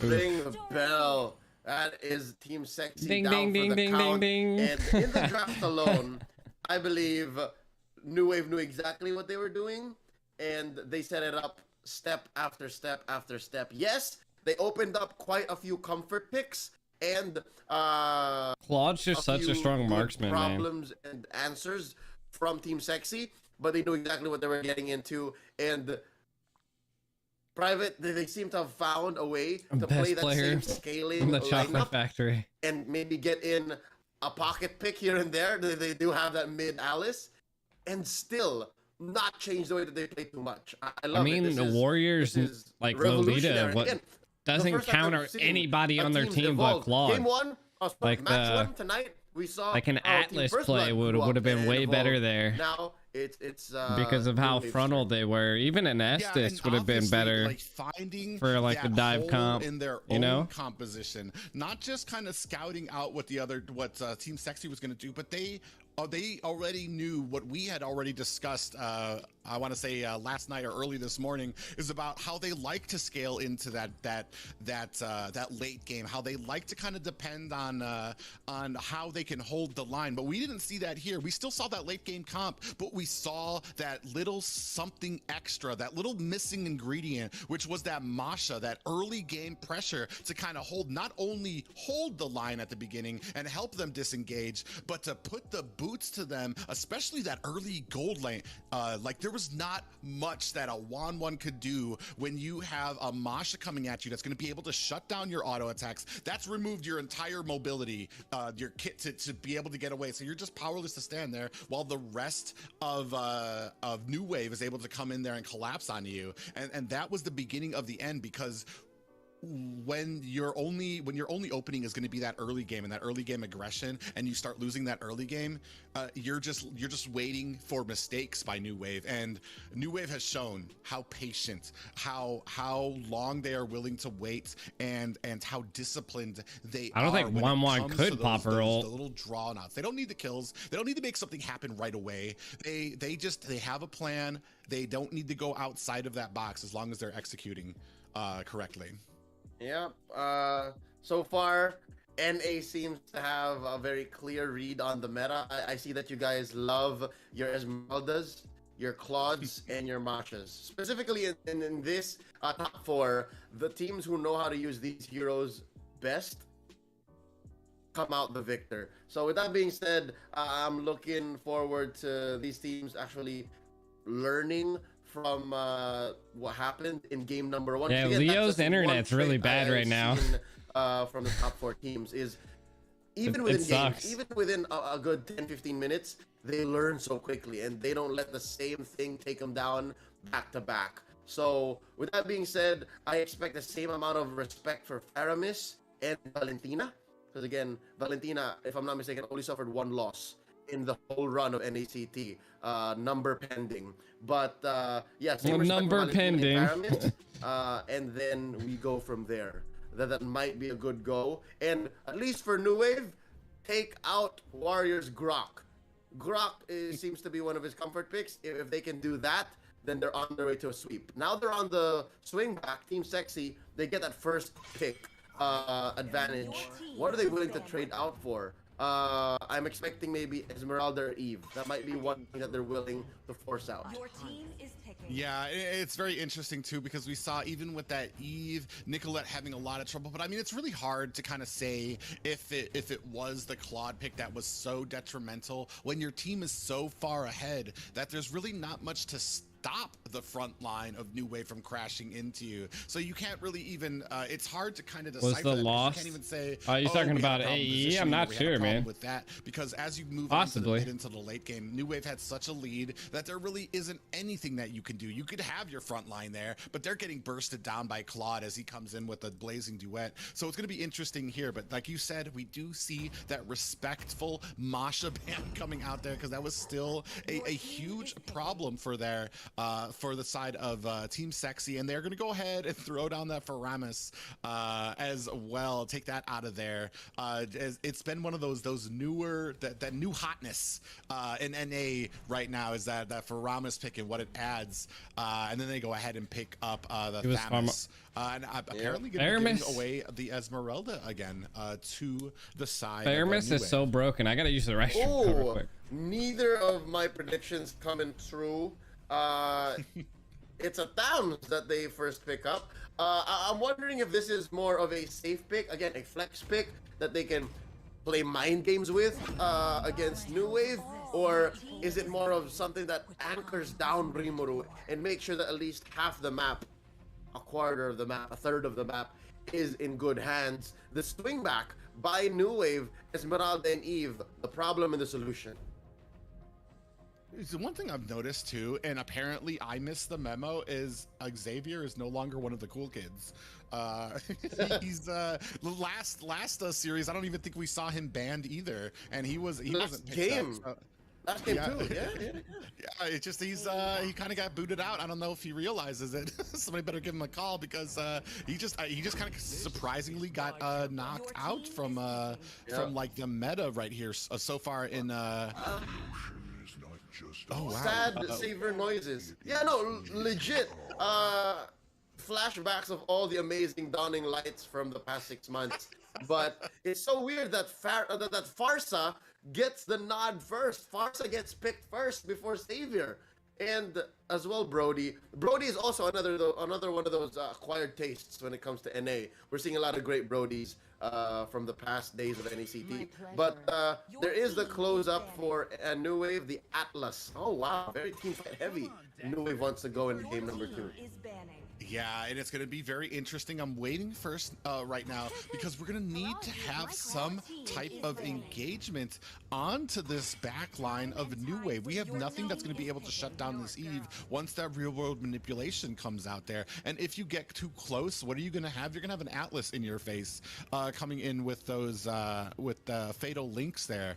Farja, it's an interesting pick. If anybody could play it, it's going to be Nicolette, especially with her positioning and especially with that wings by wings. However, like on paper, I mean, you're gonna have to stand still. You're gonna have to sit there to get out that feathered airstrike, which is something that Tamal's gonna be able to kind of hone in on there. We do see, of course, that Diggy ban is gonna be coming out from the side of New Wave, but we definitely need something to be able to answer this Atlas and this back line. I mean, not even just that. I mean, it's just a well-rounded comp so far by New Wave. Seems like Team Sexy is gonna be going off of the angle and proposing that maybe we just purify. Maybe we just rock purify everybody, and that's a decent answer, I'd say.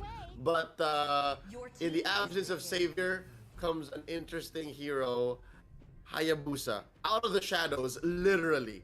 I haven't seen Hayabusa in about forever.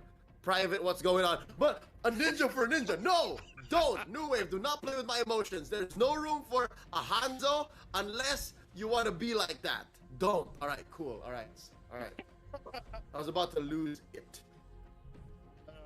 Yeah, they're just dancing around. They're playing with our emotions right now for what we're going to be looking for as this gold laner right now. Interesting pickup for this Hayabusa. I mean, I do like the flexibility and how well Hayabusa can transition from like that standard assassin to a split pushing menace. But I mean, as far as the tank meta almost has died. come out and like with his targets, I feel like he's going to be very he's not going to have a lot of targets. I was here hearing that everything he's gonna going be able to on kinda while in the latch bathroom. onto with that shadow kill. But we do see Brody being picked up by New Wave, and then we're just gonna have big damage there once Brody starts. Or Brody, once oh my God. I can't even remember the name. It's so long since Bruno. I see the marks. We don't talk about Bruno. We don't talk about And I Bruno. think that's a crime because I have had whispers from down the grapevine from some pro players here in the Philippines that Bruno is quite the menace. So given this lineup that New Wave has drafted specifically because of the Atlas and the Esmeralda buying some space for the Bruno, I'm expecting a lot of great things from Japa.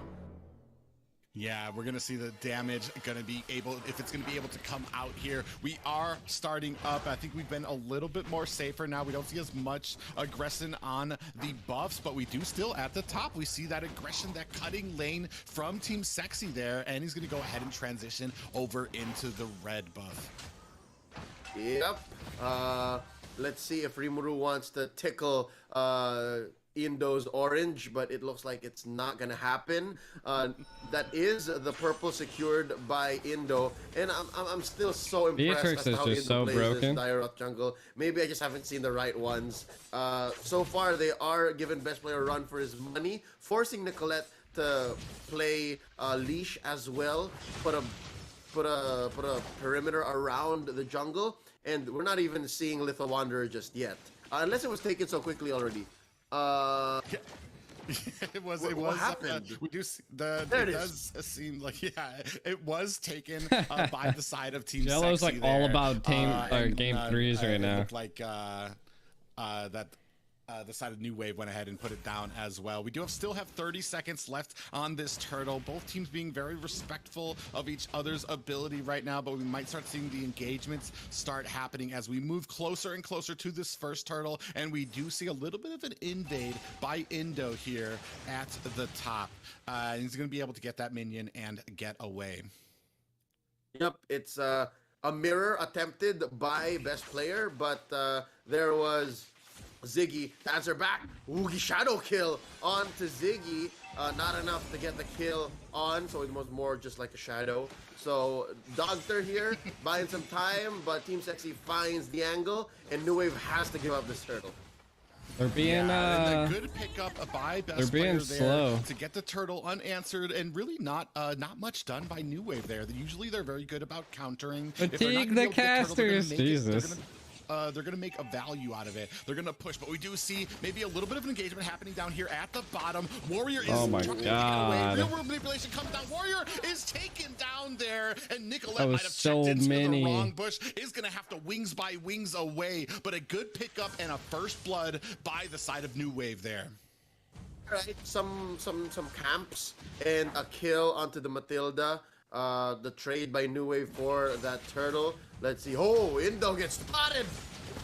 Yeah, we do have that feathered airstrike is gonna put the put your money where your mouth is there, and down goes that Dairoth. We were talking about that mobility issue that he does have, and it's gonna be probably a little bit more of a problem as we start moving in, and that cooldown does get reduced for that feathered airstrike, because he's gonna be able to put on a lot of damage to him, especially if he's not gonna be able to get away there. A little bit of damage coming onto Warrior there, and they are gonna go ahead and protect this tower, take down this minion, but a little bit of gold is taken down, and Warrior just kind of harassing Japa up here, letting him know, yeah, I'm still around and we're still here, trying to make him scared, or not scared, but letting him know that you're gonna have to respect these bushes when you're playing against us. Speaking of bushes, look at how Nicolette is on the corner of that bush, not even hiding.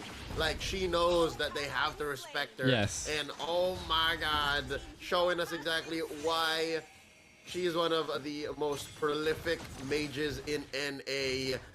pushing that gold lane, making it unsafe for Japa, who's holding on for dear life, 1 HP in a dream. Team Sexy's not letting this gold lane breathe, man. New Wave has to think about how to answer back. Yeah, and right now, New Wave there was a good set there. Oh, Tamal coming in there. Real World Mutilation coming onto gold. Is he going to be able to get away? He does, and is able to put some damage onto Tamal. But man, we do see this turtle, meanwhile, being taken by Nicolette and Rimuru, setting it up so that Hayabusa can go ahead, get in there, put on the damage, and pick up this turtle without much of a contestation by the side of New Wave. And they are moving up and spreading this lead to just beyond 1K at the 5-minute mark. About 440 where we're seeing. We'll check the items later on, but oh lord, Endo got caught. Endo getting squished as that Dairoth. And again, just a minute ago we were here in gold lane. Team Sexy was all here. Now they're still here. They want to make sure that Japa doesn't get anything built. He's far from a first item, and I'm thinking, oh wow, an early Clock of Destiny into, I'm guessing a book might be what Nicolette is building up next, and there's the Blade of Despair for gold. The Fatal Link's the wrong way. They're not letting go. Yeah, when you see that Purify coming down there and looking for some damage, Japa is going to use that flicker in. Is not able to secure the kill and goes down there, as well as Tamal being taken down with Ziggy at the side there. So a great play by Team Sexy there, not letting up onto this gold lane and punishing that kind of lackadaisical early game that we usually get. But up at the top, we do see Endo almost goes down from the tag team of Dogtor and Indo. Because of that trade up top, I was gonna say, oh, at least New Wave has something, but no, not at all. New Wave is down. And Team Sexy is stonks right now. They traded 2 turrets for 1 dude. And Rimuru should be taking that trade all day. I think if Rimuru can force that, then they would win. Like, if they take this to the 10-minute mark, there would be no base for New Wave. But that being said, it looks like New Wave, again, found some breathing room, and I'm not sure if this is the right way to do it, but anything to give Japa any space and farm should be the way to go. The Bruno dream isn't dead quite yet. Still not a meme. Coming down with the slow. Rimuru is going to be taken down here by Japa. Feather Airstrike comes down, but it is not soon enough to put on some suppressive fire, as Rimuru is going to catch an easy way back to the base. We do see that Circling Eagle coming deep into the line onto Japa, but that real world manipulation comes down, and down goes gold, and Japa traded there. Indo is dangerously low as Ziggy goes down, and Dogtor coming in to try to fend off this fight, and is going to be able to protect Indo and his escape. He was so close to becoming Indon't. So far, I'm so happy that at least the Dairoth can breathe. Again, one more look. Starting off with Warrior, spacing out the rest of Team Sexy. I feel like I'm an analyst like Leo. To allow for that turtle. And I think that shield, that turtle shield really bought it for Team Sexy, and that allowed them to push in a little deeper and reclaim that lead. Ooh, Scarlet Phantom onto Japa right now. I am looking forward to seeing a swing back from New Wave. That's usually the thing that allowed them to win in the late game in last week's matches, but now it's like Team Sexy's not allowing them to breathe and get that back. So far, it's up to New Wave. They have to be a little more disciplined. They're still not out of the woods. Yeah, but this is something that we have seen from New Wave time after time, is they will bank on that late game. They'll be patient. They'll wait for those fights. They'll wait for those mistakes, for somebody to check a bush, for somebody to make a play that that the rest of their team, that the rest of Team Sexy is not ready for. And it's going to come down to whether or not Team Sexy can get that lead. We do see that Falling Starman coming in, and we do see that Feather Airstrike coming down quickly, dispatching, but a Fatal Lynx comes down, purified out of it, and that that's where we see these Purifies coming in, very patient with it, and an answer that could have gone hairy for them. Endo taking a lot of damage from that shadow kill, and best player able to take him down as they are putting the boots onto Jappa, as he's gonna have to flicker away and get zoned out. Are they gonna be able to pick up this tower? They are trying to put the boots onto it, not gonna be able to get it just yet, but down at the bottom, we do see that Gold is gonna go ahead and push that lane in. Ooh, while geez. the rest of Team Sexy on this Lord. And this is what they have been, this is what we were talking about, what they needed to do. Keep on this early game pressure, keep it in their face, and don't let up. You can't give them any breathing room, because the moment you do, the moment you make a mistake, New Wave is going to come barreling down on top of you and close this game with a quickness. Yep, so that's what Team Sexy saw, and they read into it, and it seems like the call was, let's just get as comfortable as we can get. They're sitting on lazy boys. They got their their cotton slippers on, and they're wearing just bathing robes, bathrobes. I'm comfortable out of my mind, because looking at their draft, it is not at all a 2022 draft. So that means they are just playing off of pure instinct, and I love how they are just threatening a finish here. There's a Lord down bottom, and Nicolette is blasting 2 waves, 2 lanes at the same time.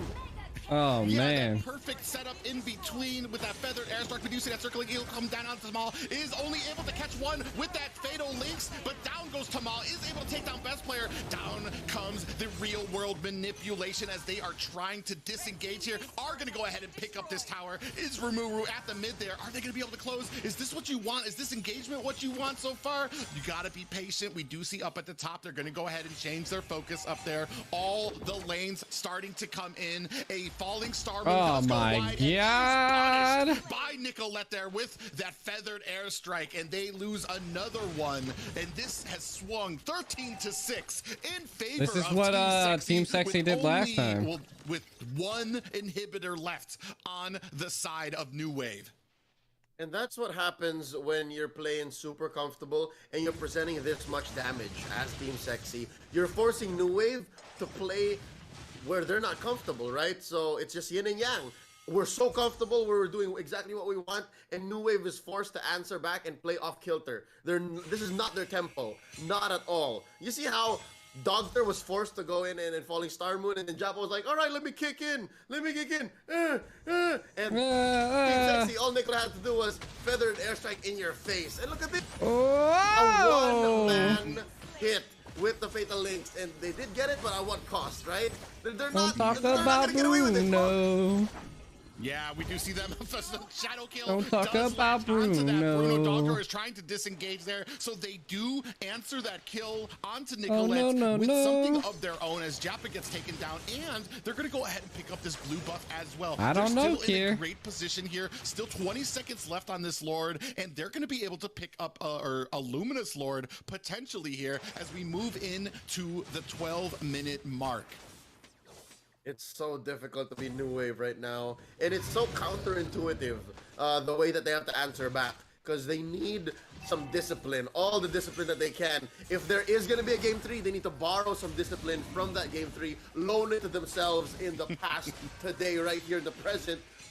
They want to go in. Time travel is tricky business, but all I'm saying is they need to play more defensively, and that seems to be out of the question, but they do get 2 kills. Yeah, we saw the feather airstrike come down, but then the flicker into the fatal links, able to catch 2 members of Team Sexy. And I don't even know who that Lord went to. It did go over to the side of Team Sexy, so they are able to pick up the kills, but they do not pick up this Luminous Lord. But Team Sexy's not going to get much value out of it. They do only have 3 members, unless they can kind of make something magical happen out of this push, maybe synchronize these lanes. But I mean, you see the rest of New Wave kind of chunking up at that top lane. They gotta defend. So, in the long run, I'd say a shutdown is good. And the burst. Put respect on it, Ziggy says. Ziggy taking down best player, caught out of nowhere. This is going to be an easier defense than that last Lord. So I'm guessing New Wave is still in it. New Wave shrinking. They're trying to hold out to that 16-minute mark. Still a position that you want to be in, but at least it's better than how they've ever been in the past 10 minutes, going into what 13 and change. But this is what we were talking about, is that discipline toward the late game that New Wave has, and their ability to kind of capitalize on these mistakes. And this is what Team Sexy is kind of falling into. They got maybe a little too overextended. That feathered airstrike, I don't even know if that's overextended, because Atlas came out of nowhere with those fatal links onto Nicolette. There wasn't any better positioning you could have had there. And then they did get captured with it. But what the problem is after that, and what you did after that, we had Hayabusa, we had a best player kind of going in for that shadow kill, but there wasn't anything you were going to make happen. You weren't going to be getting anybody down there, and all he did was kind of set himself up to be kind of taken down as well. So I mean, nobody's out of this matchup yet, so it's not the time to get greedy. Either way, yeah, but the punishes are so much harder on Team Sexy. Like, if Team Sexy loses one and New Wave doesn't, then all the more the comeback is going to hurt. As for New Wave, they've been on the back foot for the longest time in this game, and they can get used to this. It's just a matter of learning when to switch gears. But for now, they have to accept the fact that they are not in the driver's seat. So that sounds weird. Like, you have to switch gears, but you're not driving. Anyways, New Wave, they still lack even core items on their main core, on Jappa. I did see his last item slot was still empty, but wait. Oh, Fatal Links! Fatal Links, what you do, it is answered by that feathered airstrike coming down. We do see that best player gets taken down there as well. Warrior in a little bit of trouble here, is going to activate that circling eagle. Is going to be enough for him to get away. A pause. New Wave has one win. Issued out by Nicolette. We do have a torn apart memories. Is going to take Dogtar dangerously low, but not enough to really warrant a full disengage there, as they are waiting. You see Tamal kind of hiding in this bush, kind of letting them know, I'm here. I dare you to go for this sword right now, because he's going to answer it with another stun and maybe a Fatal Links there. We do see that feather. Oh my god, Fatal Links does land on the 3 members of Team Sexy, but the damage is being done to that Atlas. Tamal trying to get out of there, as answered back by a real world manipulation coming down onto them. Luckily, none of Team Sexy go down for that, and they are going to be able to pick up this Luminous Lord. Even with losing Hayabusa. Another Lord, third of the game. Still doesn't have the Thunder and Lightning, but just the same, New Wave did not have the ults on time. Like, if it was Fatal Links into Real World Manipulation, into Wave of the World, then yes, Meta still can come back. would have been but dust. But right now we're deciding on who's about to go into there's some frustration. I can sense the frustration in the way that Plot they're playing, armor. and still we're lacking that one last item in that core, in that Jappa Bruno. For Team Sexy, they're all built. They're all set up, and now they just have to focus on taking down this last inhibitor and then going from there. Playing like that boa constrictor that New Wave was in game number 1. That now boa the constrictor. shoe's on the other foot. They have to switch gears one more time. They have to adjust, and they have to accept. They're able to actually captivate on this Lord, and they might end it. Play D. We gotta play D. And it's gonna come down to the communication there too. Like you said, they didn't have their ults ready yet, but some the minions are coming in. This wave crashing in at top. This is gonna probably spell the end of this top inhibitor right now, and they are crashing in. We're trying to zone them out with this real world manipulation. We do see that immortality activated. Jappa's gonna get the kill onto Rimuru. We do see that torn apart memories coming. They're just there. defending so like, well. Not a lot of value, but they came. They accomplished what they set out for. Did Team Sexy? They took down the last inhibitor. Hayabusa is about to fall off. A little bit more trouble for the side of New Wave, as we do have, I want to say, enhanced minions now that you're going to have to worry for every one of these long engagements. What amazing, naglaing, mantap, all of the languages, muy bien, defense by New Wave. It was amazing. Now, they took one down and they survived. Yes, they gave up inhibitor, but I could not have asked for more. And now, oh, perfect chain of events. That's what we were looking for, Private. Yeah, we do see Tamal coming in with that fatal links. Unfortunately, it does look like Nicolette was kind of caught in a bad way. Is going to have to wings by wings back out of there, but they lose best player in that engagement. Tamal being a kind of a menace. Warrior's Warrior about to in get a bad jumped way. on. Caught a little far there. Oh, Part of but the memories is gonna Tamal take gets down taken Tamal, out. But we do see that circling eagle does not connect as he gets taken down quickly. We do see that immortality activated by Indo, but cleaned up as soon as he pops up. As a welcome and goodbye again. So now we have a 3v3 New Wave versus Team Sexy here at Both the teams. 18-minute mark. Same story. You could copy paste what I said about the whole frustration and timing and switching gears from the past 2 or 3 team fights and then paste it right here. So now we're closer to evens. We're closer to this being a 50-50. Still, I give a little bit of the advantage to Team Sexy, seeing how New Wave is a little bit more, I don't know, playing with their heart on their sleeve. But Ooh, just the gold. same, if this keeps happening, oh, if this keeps happening. Goes down there, and we do see them coming onto this Lord. This is the most important Lord. This is the post 18-minute Lord right now, and this is not the position you want to be in with one player down. We are dancing around it. We have kind of dragged it out there. We are baiting right now, but we do see Jappa is going to go ahead and start with that big boy Bruno damage there. And oh no, we do see a fatal links coming down onto them, followed by a feathered airstrike. Look at all the damage going on to New Wave. Jappa is going to getting taken down there as Warrior Bruno dives in the back line gets into there. taken We are out. now latching onto Ziggy, but now we're zoning out. We aren't actually focused on the Lord right now. We do see Ramu is going to get taken down by that Eve there, so we are at a 2-for-1 trade in favor of New Wave right now. Doctor curing Team Sexy of their disease of being alive. I love it. Esmeralda really is one of the heroes that build the pillars of NAMLBB, and it's because of players like Doctor. New Wave is that make that trying to hold possible. out. Rimuru, he's amazing, right, Towns? But you need to hit people to get to save. But wait, Kaka, the fight. Yeah, we do see it come in there with that fatal link smoke, but now we have the feathered airstrike coming down. Nicholas gonna have to disengage there as Tamal activates that immortality. Down goes Indo at the hands of best player, followed by Tamal there. And now Oh my God. Warriors trying to zone out with Doctor. New Wave is in a bad way right now. That is 3 for unanswered kills for Team Sexy, and They're are going to starting end? on this Lord. This could be GG for the side of New Wave if they can get this. Nicolette goes down at the hands of Jappa. So much damage. Gold gets taken down as well. I spoke too soon because, again, we are at even stakes here. 2 for 2. Every single time you think a team gets an advantage, it gets answered right away.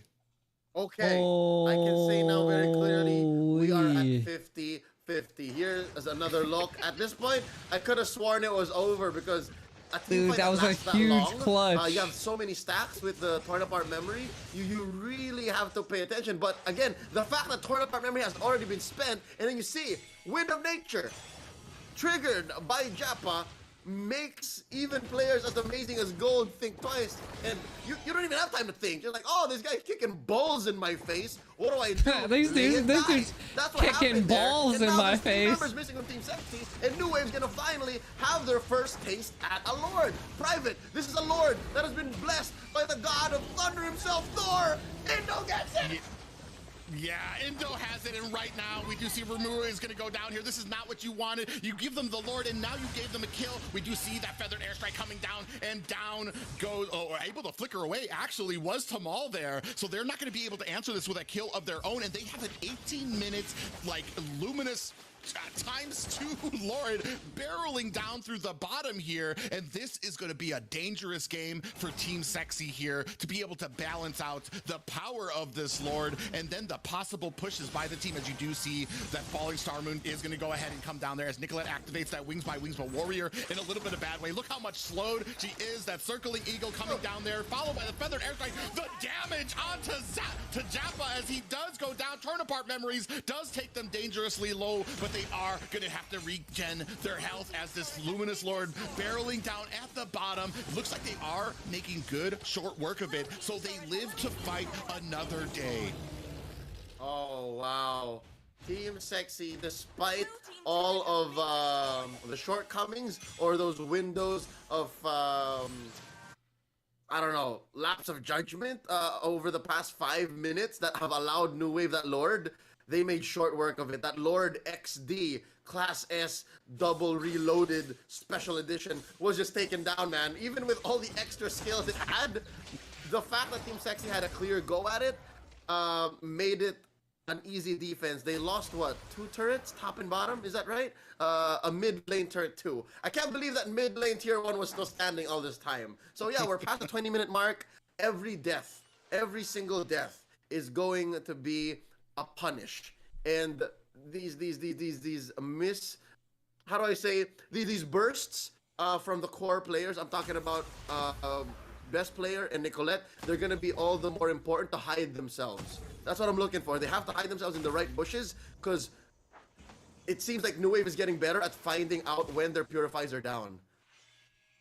Yeah, and we do see Best Player almost in a little bit of a bad position there, as Ziggy's able to kind of come out there and almost gets caught on his return shadow there, but they aren't able to pick it up, and man, they're kind of getting a little spread out here, as we do see Matilda in a little bit of trouble here. Warrior is going to go ahead and disengage. They're not going to go ahead and continue this, but in a good position right now. Both teams basically feeling it out, and Sexy in a decent position right now. They do still have the safety of those towers, but I don't think that's going to stand another Lord push right now.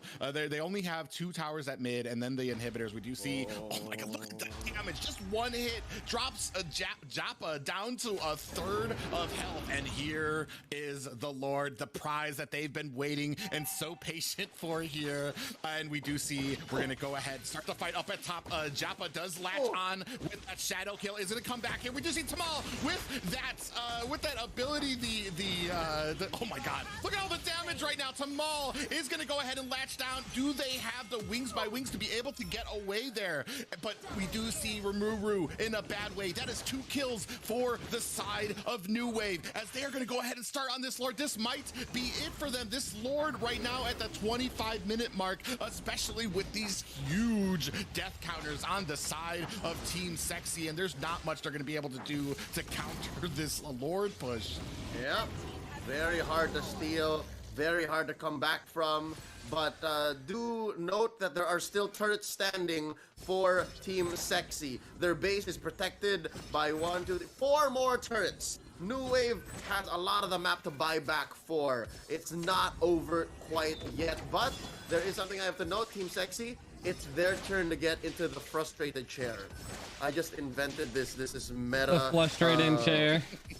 Analogy in my head, where like there's a chair, there's 5 of them, and then you get frustrated when you sit down there. And Team Sexy, it looks like they're the one who get frustrated, because I can see that Nicolette's feathered airstrike off timer. The caca from Warrior, the circling eagle, it's catching the wrong people now. And again, I hate to say it, but Best Player, he's putting himself in the right bushes, but again, there's so many more answers than the threats he's presenting, right? Very specifically, how Japa just popped the wind. What is the Esme's build? I'm not. The wind of nature. What chair? That's what I'm saying, dude. I'm like, what do you mean, what chair? This is not gonna go well for Best Player. So what up, Karas? Now, worst case scenario, they lose 2 inhibitors. Best case scenario, they lose none of them, and they get a kill out of New Wave, maybe 2.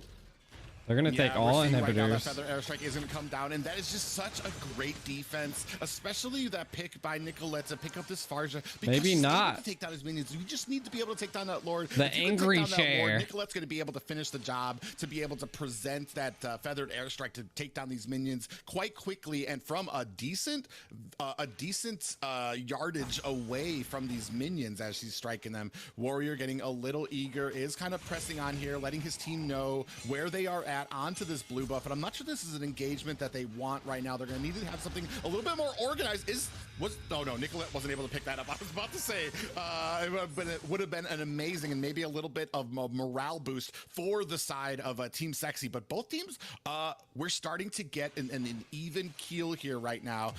Even though the gold is, oh my god, we do see a real world manipulation come down there, followed by a fatal Lynx, and down comes the falling star moon. Oh! And the damage coming down, Tamal is able to survive though, and they do. That is a Still 5 players for both teams up here as the new wave is going to have to disengage, but there's not much you can get 1 out of that HP fight. on Tamal, 1 HP on the Hayabusa, best player. To this Lord, as there are 30 seconds left, but a good engagement and maybe a little bit of a misplay by New Wave there.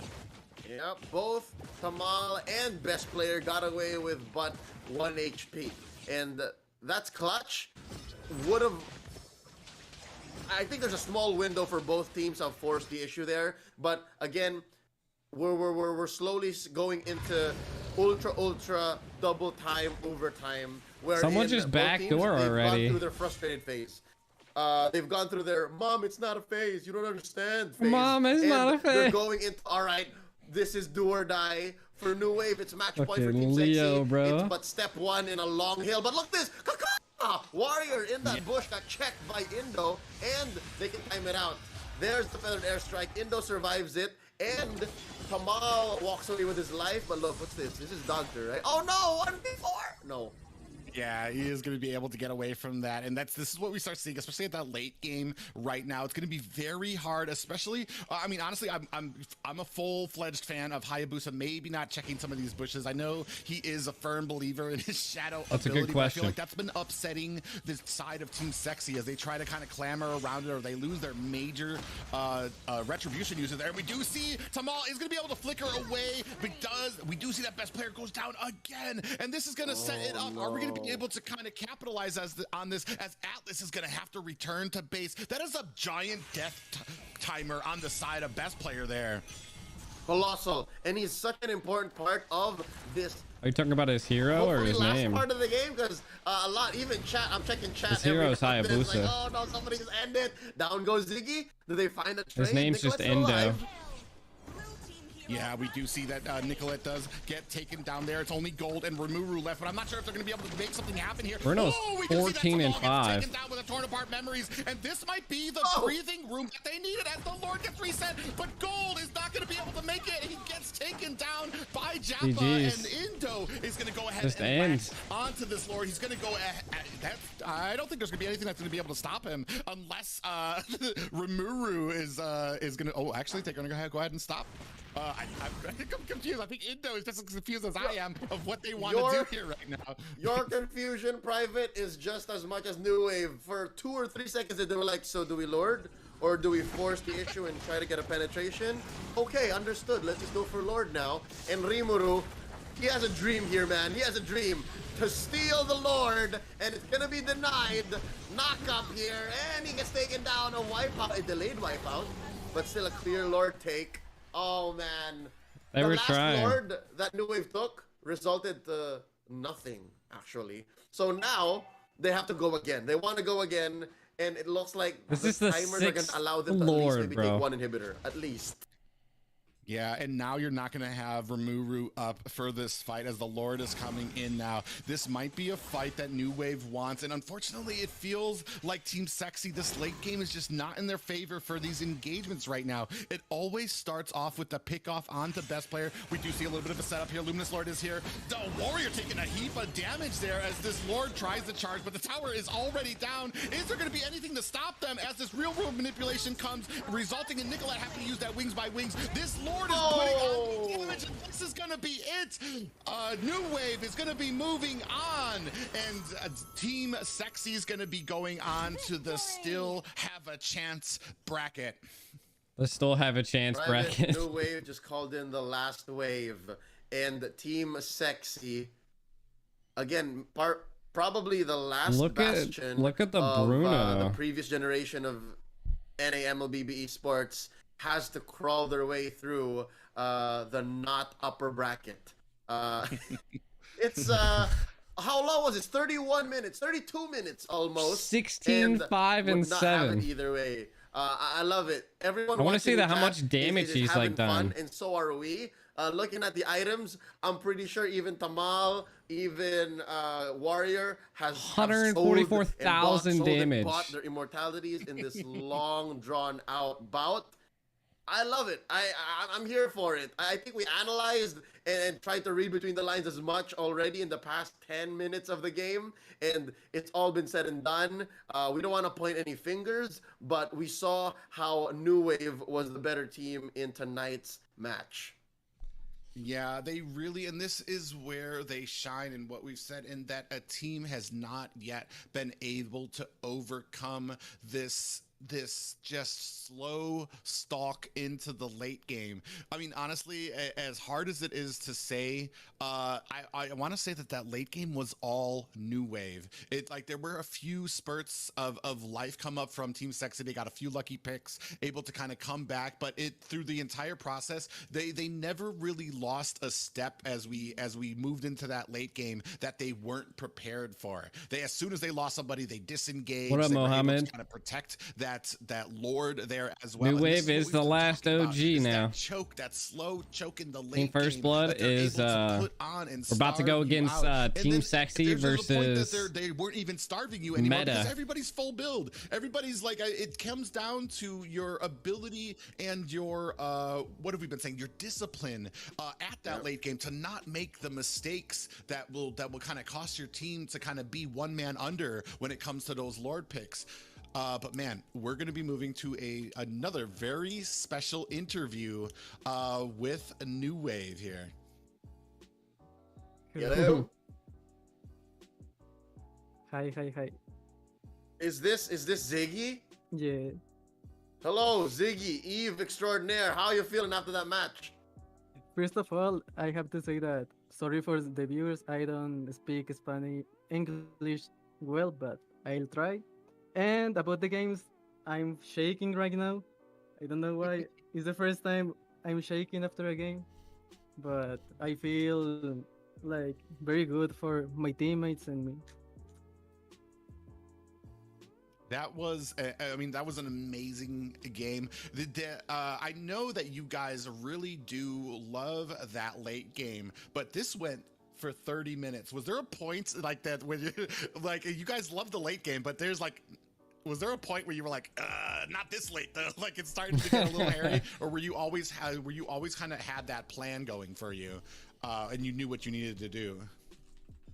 I think like it's not to pick late game always. We just trying to pick the best hero we have seen in the strategy and in the strategies, and that's all. Maybe we play a lot of late game, maybe because our coach trusts in us. Oh, makes sense. All right, so I love to hear that your coach is a big part of your success. And my question, since you guys just accidentally always end up into the late game, what goes on in your heads? Like, what do you tell each other? And what, at least for you, Ziggy, what are you thinking when it gets into the late game, when you're like playing 20 minutes, 25, 30, when it gets caliente? What do you think? What do you tell yourself? For all the team, our coach always say that be calm down. If you're winning the game, be calm down.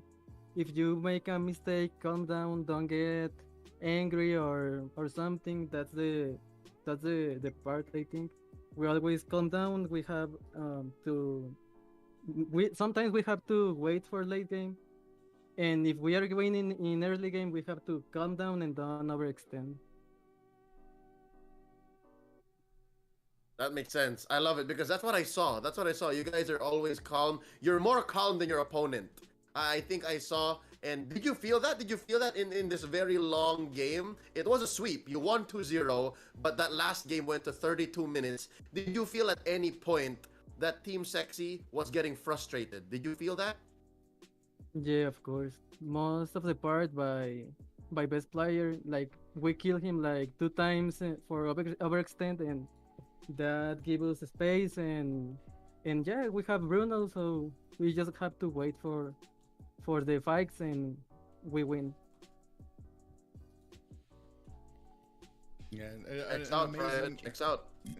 Yeah, I mean, it's been an amazing journey watching you guys. So you've been the most, I want to say, crisp and patient. Discipline is just, it's so amazing to watch on there, especially as you get into the late game and people, that's where people start getting more hesitant, making those mistakes, checking bushes they shouldn't be. And you guys, it's been a pride watching that is of how you guys kind of capitalize on those mistakes. What would you say has been the biggest turning point so far for you guys coming in here into NA? Well, actually, like as far as you guys placed fourth in Liga Latam, had to juggle around the roster. You wanted to compete. You wanted to still kind of have that competition, and joined here, switched around members. What do you think that's been teaching you that you've applied here in NA? It was definitely action packed for 30 minutes. Well, in NA it's more like, I don't know what's different, but it's different to play in NA to play in LATAM. Oh. So we have to adapt there, and I think that rest us time to practice like we usually do, because we have to adapt, and I think that was the main problem. Then some players, we got nervous because there was a crowd screaming and doing some noise, and for real we get nervous sometimes, and I think was the main problem there. But in NA, like, we have the we trust each other. That is like, we know how the teams play, we know we are better sometimes, and well, not sometimes, we are better most of the time. and we know how they play, and that is like, we trust each other, and we know we wanna win this, and that is, I think, no sé cómo se dice en inglés, pero confianza. Confianza. There you go. Confidence. Confianza. You guys have confidence. Yeah. I love it. So good to hear, because looking at your run right now, you guys are on quite the warpath. You took 3 games against Area 77, the last season's champions. So now you are on the way to the upper bracket finals. That much closer. Private, correct me if I'm wrong. New Wave is confirmed to get some prizes at this point, right? Regardless of what happens. Yes, they cannot get lower than 3rd place right now. Nice. I know that if you're talking to them, they're definitely not aiming for 3rd. Definitely aiming for the first place seat there as well. Yeah, they're I in the have stakes. one more question. Ziggy, you are set to face Team First Blood. If I'm not mistaken, tomorrow you are going to go up against Team First Blood. You have a message for Team First Blood? I only have to say that this tourney is ours, and we're gonna win. White the I love words, the confidence and the confidence coming out from those words there. Thank you so much for the interview, Ziggy. We really appreciate it, and an excellent victory by you guys tonight. Gracias, Ziggy. Thank you, and thank you for the time, and you are great casters, and it's a big pleasure to me being here. So thank you for the interview, and have a good day.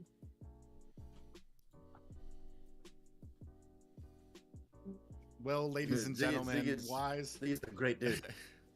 Yeah, you could tell the energy, man. It's so interesting to be able to get those interviews right after they win the matches. They're still oozing out that energy from the victory. That we've seen it from all of these guys. Nicolette yesterday, she was so nervous, and then the winners, Team First Blood, just earlier today. But man, what an amazing game! And as I mean, I understand that people are like, it was a sweep there, but man, these games are so close, especially that last one, man, 30 minutes. That's not somebody really getting dominated. That is just the patience starting to pay off. Cause I mean, there was still a good plan by Team Sexy. It just, the execution was better on the side of New Wave.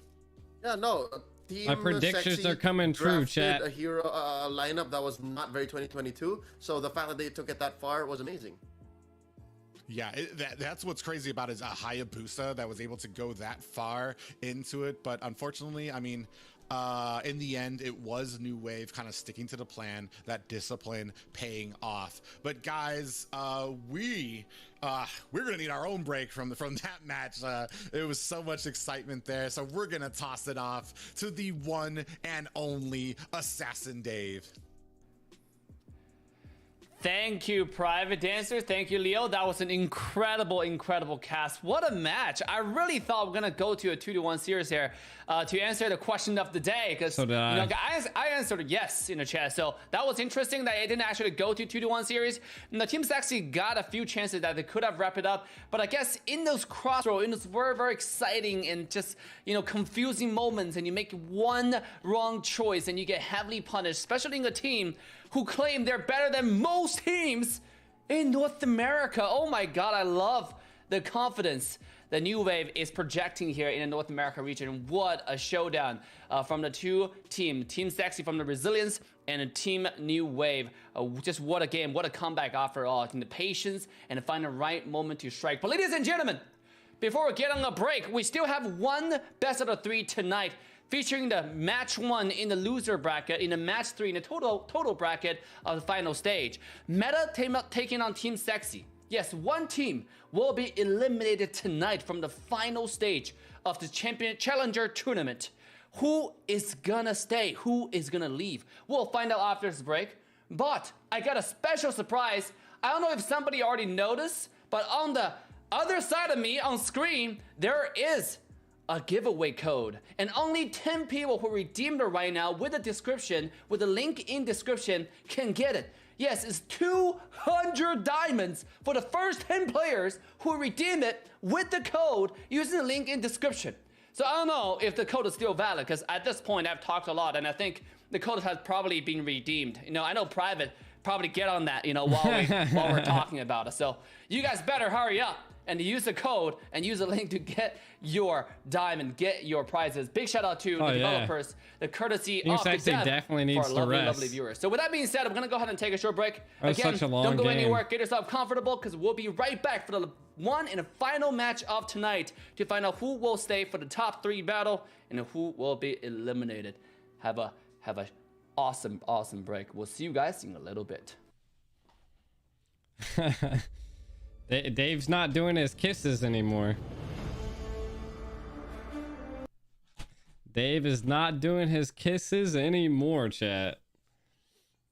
Not doing his kisses at all. It was definitely crazy. It was crazy. But in the meantime, we could throw this on. Yeah.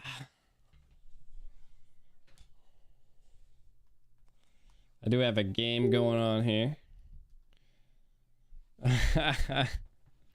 Kind of hungry too. But we do currently have a little bit of a scrim going on in the background. ADM versus Eclipse. Quite an interesting game going down here. Right now, both these teams are 1-1 in the background. We've been kind of watching them.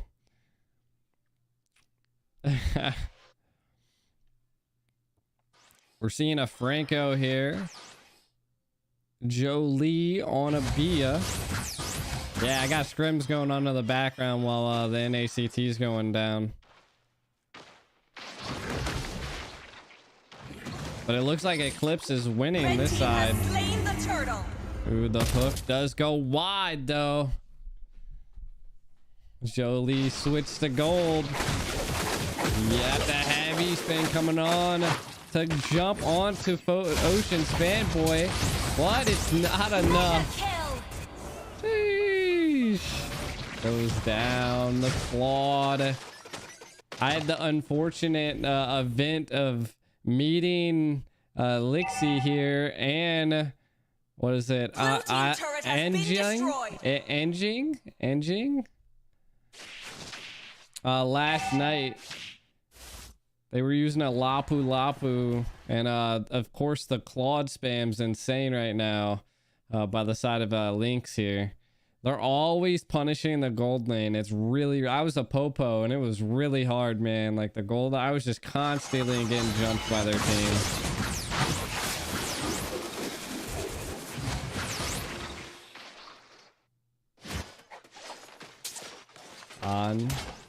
Kanji.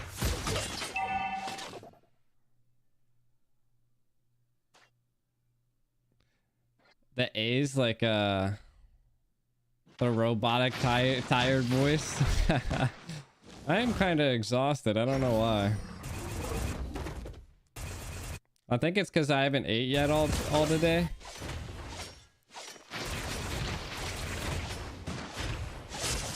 So I think lack of food and nutrition is taking a toll on me.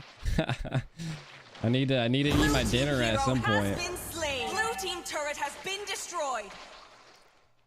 We'll probably end up watching this NACT, the last round of it, and then we'll end up doing the Star Wars poll for number 4. Ooh, trapping them into the turret though.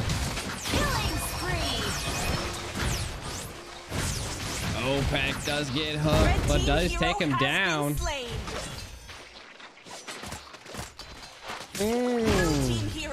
Ling does get eaten up. Will I suppress Karas in rank? Concentrate Nass again. Oof. Oof. The cry emoji. Red team has slain the turtle. I do have another scrim at like 10:30, but I don't know if I'm probably not gonna stay live all that time. You want to be eaten next? Jesus Christ. Lol. Ooh. They're always locking down Ocean's fanboy, but he's so thick, but not thick enough to survive right there, chat. Opa does get him. Oh, the blazing duet does go off, but it doesn't do enough damage.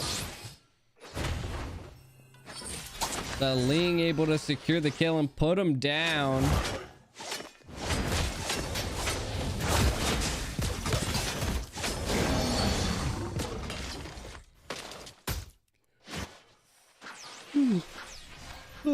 I even took like an energy drink too, and I don't know, the energy is just not here.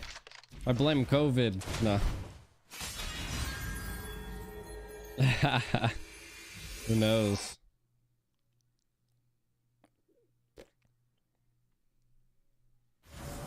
Whose team is this? This is Eclipse versus Ad Meliora. Eclipse versus Ad Meliora going at it. Ooh, Opa 5 in a lot of trouble here. But it wasn't enough. We do see the spray come out by the Bia. Jolie putting it down, but they're pushing this tower really hard, chat. Absolutely controlling it. Wasn't able to take it out, though. They do back out. Blazing Duet was utilized. What do they think they're gonna do? Who knows? We'll find out on the next episode of Dragon Ball Z. I feel like I needed like someone to slap me a couple times to wake me up. I think after I get some food though off him, you know, some little belly food. Red team turret Belly has been food, destroyed. you know? Belly food. Ooh, who's gonna get the Lord? Red team has slain the Who's Lord. that Pokemon? Oh, my mana goes down. You can tell also goes down. And what we seen from the side here. It literally just stopped, bro. I don't think I have anybody that want to scrim. I currently have my next scrim's at like 10:30. I don't know how long this one's gonna last.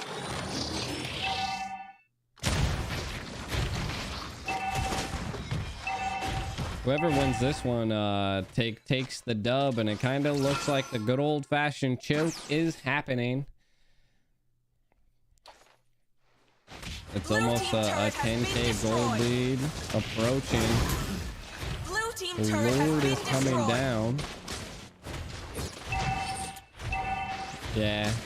Egg's trying to find people to scrim. Ooh, oh my man, coming to the back. They do get the drop on Opa. Red Is team enough to hero take him has been down. slain. Turret has been Range. destroyed. Oh my god, the blazing duet. Not enough from has been Adora. Taro sets him down, gives him the killing blow.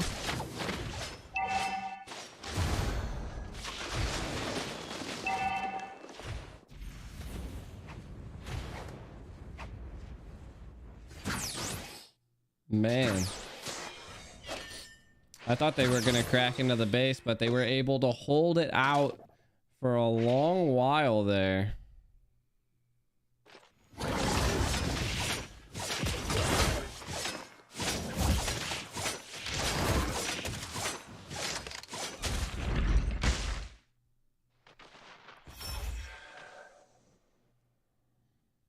They really want something.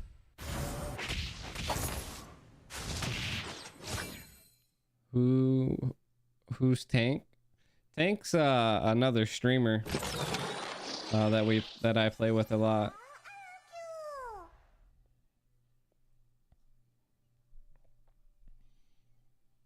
I've just kind of been in their squad the whole time, just playing with them every once in a while, you know. Tank's been deployed in the army and doing a lot, or in the military. I shouldn't say the army. I don't think it's the army. So he's been doing a lot, and he hasn't been. Oh my god, the damage from this wing is just crazy.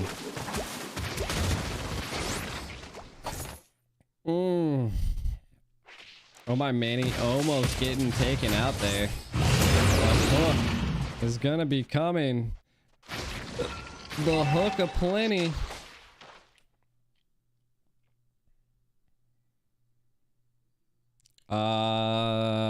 I don't think my stream's lagging, is it, chat? My stream looks good, right? Says it's in good condition. Red team hero has slain. The NACT is currently on a break for another like 3 minutes. This was a scrim that I'm running in the background, but look, they are getting a side push here.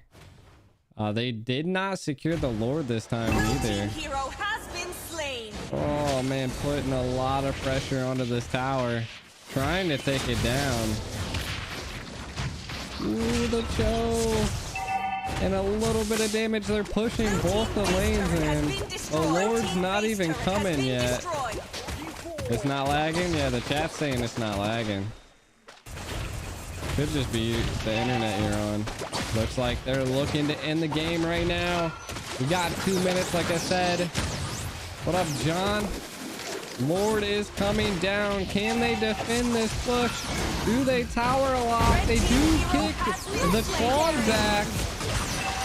Do they defend it? Oh, they're trying. They're trying to tower lock. Tower lock. That's all they need. But it's only up to Wing.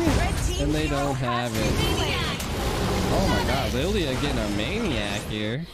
Almost a savage. Alrighty. Victory! So that was I think the last of my scrim that I'm hosting on the side in the background. GG's. Eclipse takes the dub. Next, I think we have... oh, did she get the Savage? I didn't even hear it.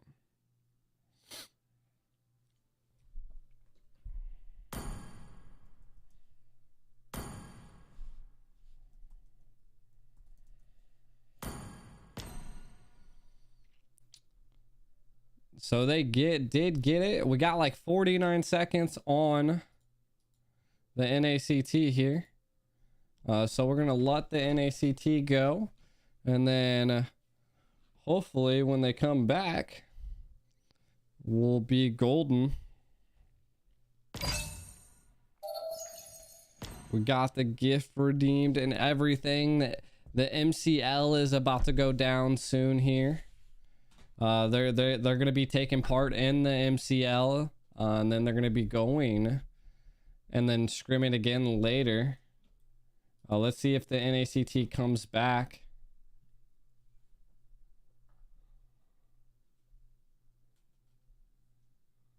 Yo.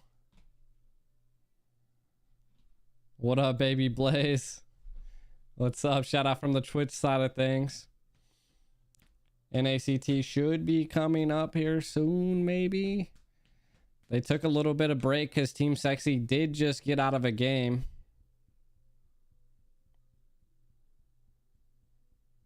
You're bored right now? I feel you. I feel you. I think I need a Red Bull. I think I'm having like a no Red Bull anti-addiction, you know?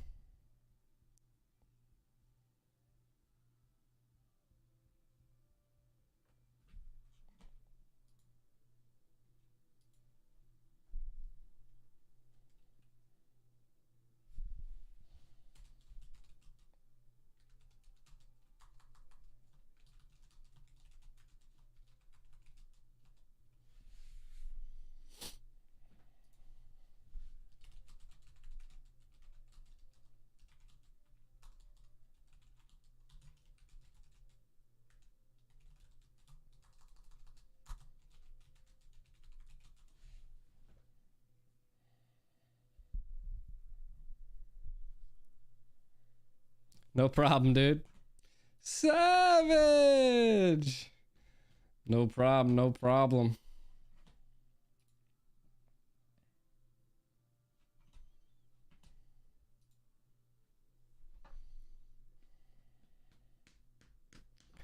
I can't wait for these finals, man.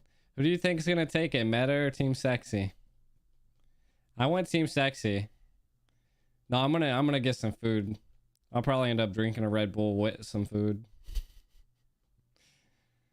Once the NACT starts up, I'll end up going to grab a little bit of food and stuff.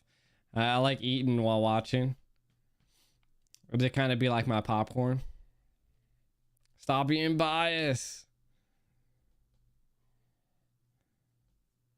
I don't know. I think Team Sexy is gonna win. I mean, Meta is really good though. I mean, they put a lot of I mean, they took out BTK. There it is.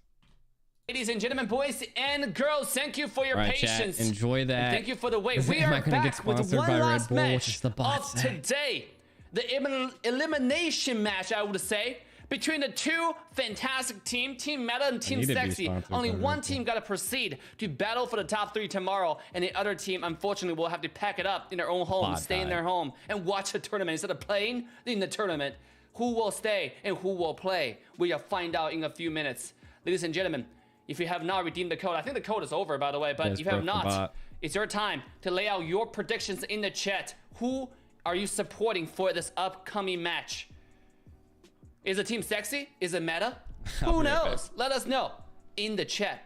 Talk to your community. Now, our incredible casters, our handsome casters, are ready to bring you guys this exciting match. The one last match of the night. Before we send you to the caster's desk, make sure to follow our incredible casters on their social media, aka the Leo from all the way other side of the globe to come support the North America tournament, as well as our very own private dancer, the king of all potatoes, the sexiest of them all. The English is so hard to say. Oh my god. Anyways, ladies and gentlemen, without further ado, our players are ready. I'm gonna quickly send it over to our incredible caster's desk. Welcome, North America. The last series of the night in the Nights Not Over bracket here right now. We're going to be seeing, it's going to be Team Meta taking on Team Sexy here. And it's been a long journey to get here. Such impressive matches, especially just tonight alone. The matches, the intensity. But sadly, the journey ends for one team here in this series.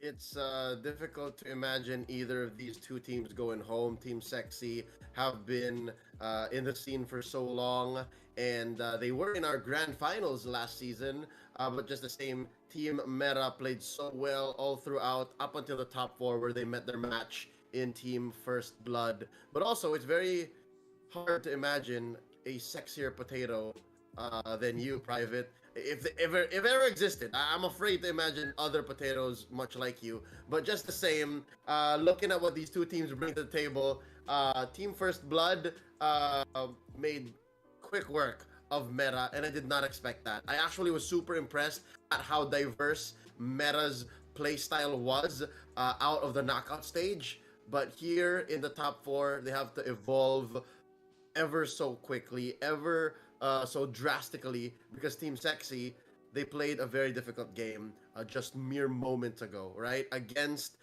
New Wave, they went 32 minutes. Private, they went 32 minutes. And whenever I play 32-minute games, I am tilted out of my minds. What more a team that played so well, played so hard like Team Sexy.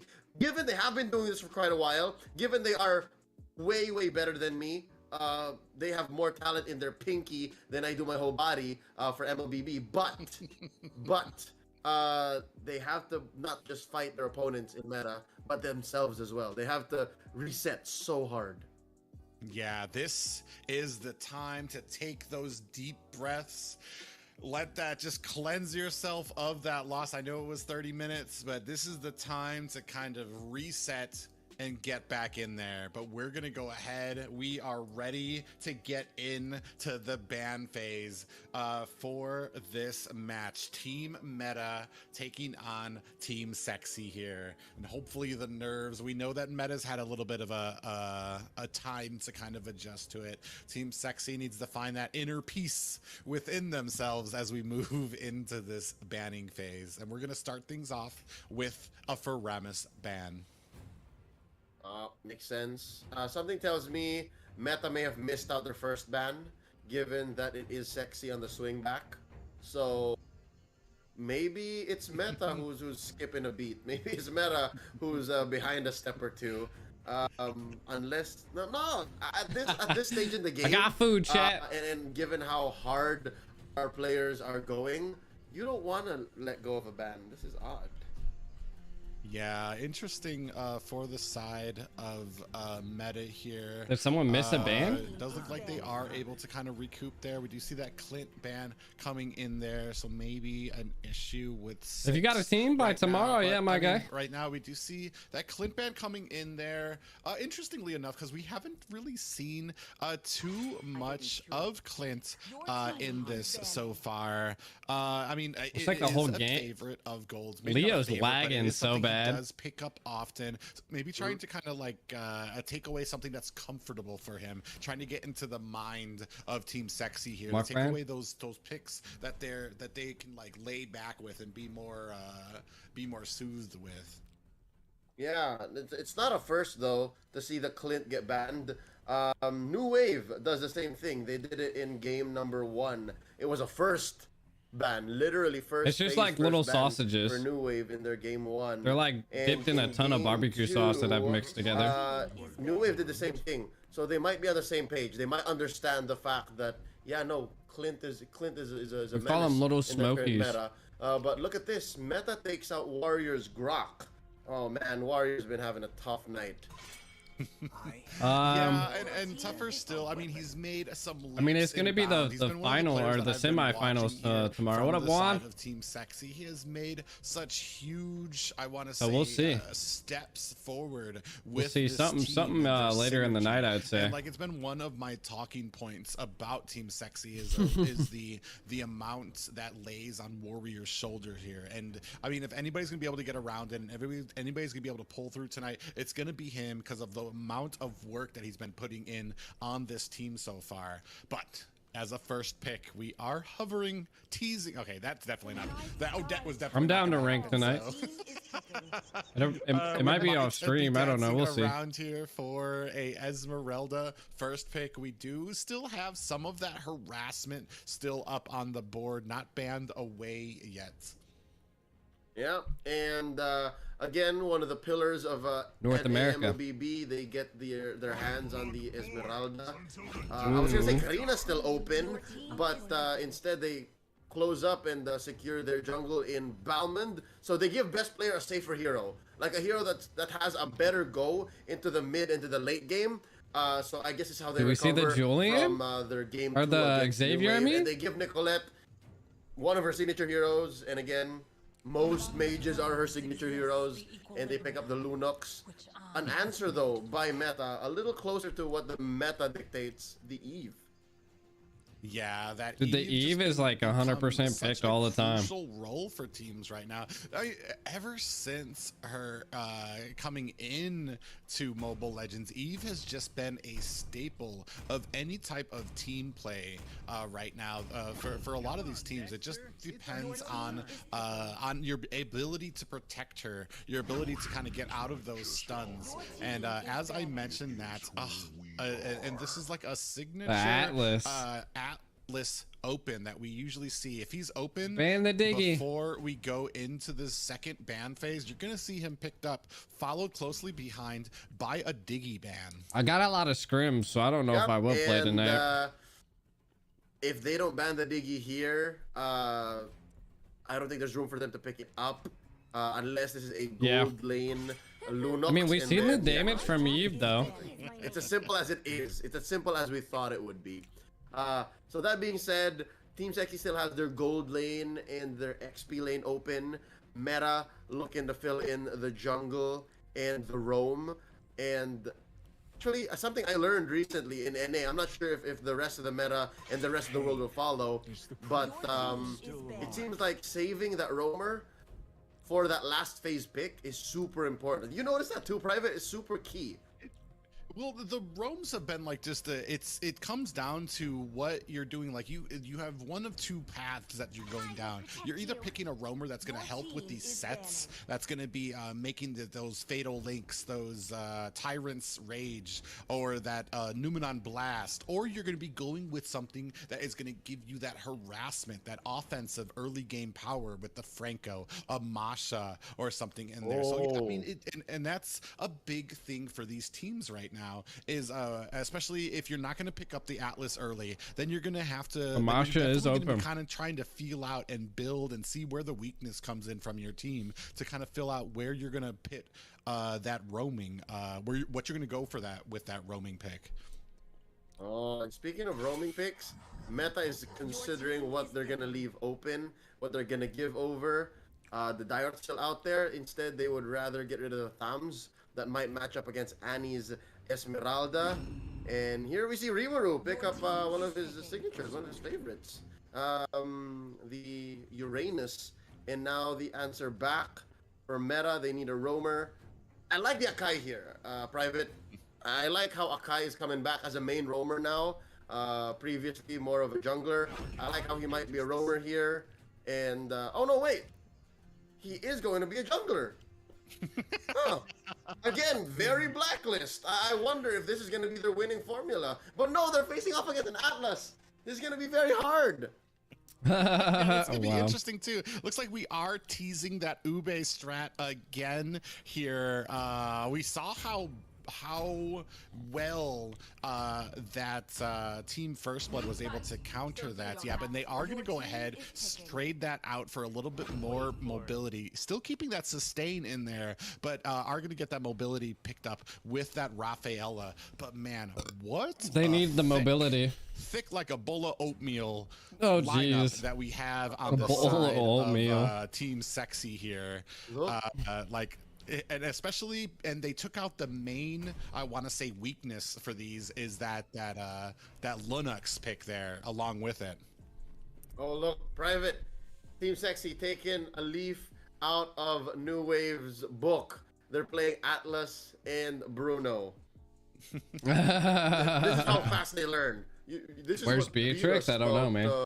15 minutes ago, we're gonna use it now, and I can see how it's gonna work out for them, because what better way to bounce back from a defeat than by using that which beat you?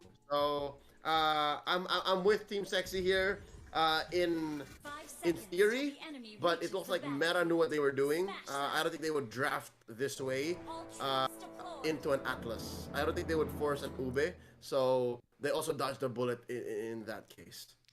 That was interesting that they did. Well, but we are starting off this first game. Team Meta and Team Sexy going at it in the go big or go home brackets right now. This is going to be game 1.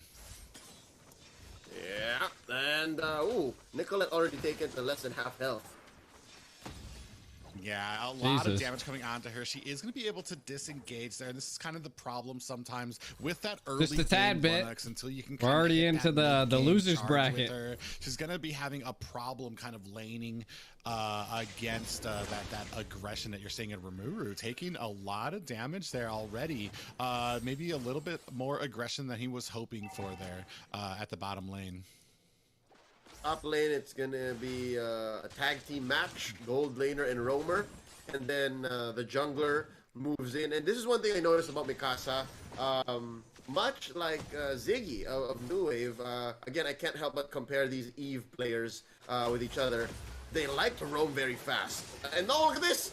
Early first blood. Spin is down onto best player, and he is going to be able to get away there. They don't suffer a loss of life there. Are going to go ahead and recoup, lick, and be able to lick their wounds. But we do have 20 seconds left on this. It's been 3 We hours. see the wave being cut by Rimuru on this Uranus. Always so aggressive on his XP laners.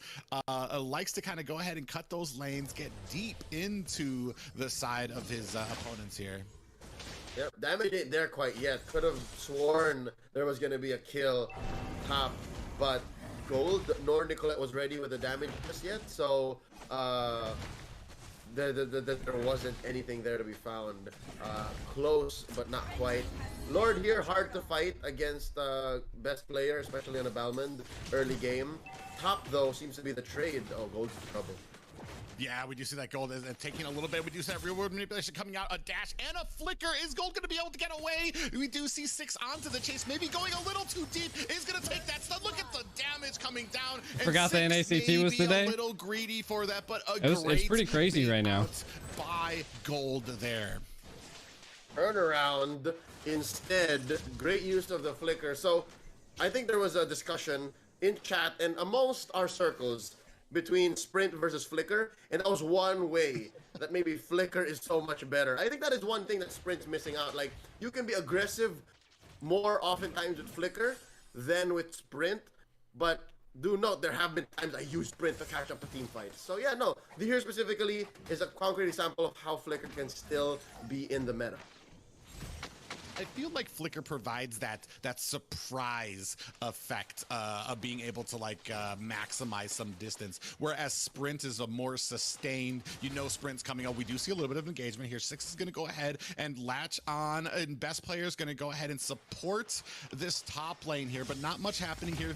Nicolette is taking a lot of damage here. We do see that real world manipulation coming down. Warrior coming in on that Atlas. Are they going to be able to take Mikasa? We do see that brilliance come out, and down goes Mikasa, but Warrior in a little bit of trouble here. We do see that Fatal Link's coming out with the flicker, but not enough as Warrior goes down here to the 1-for-1 trade, but quickly that turns into a 2-for-1 trade as down goes Nicolette, and the score right now is tied at tied up at 2-2 as we move into the 4-minute mark.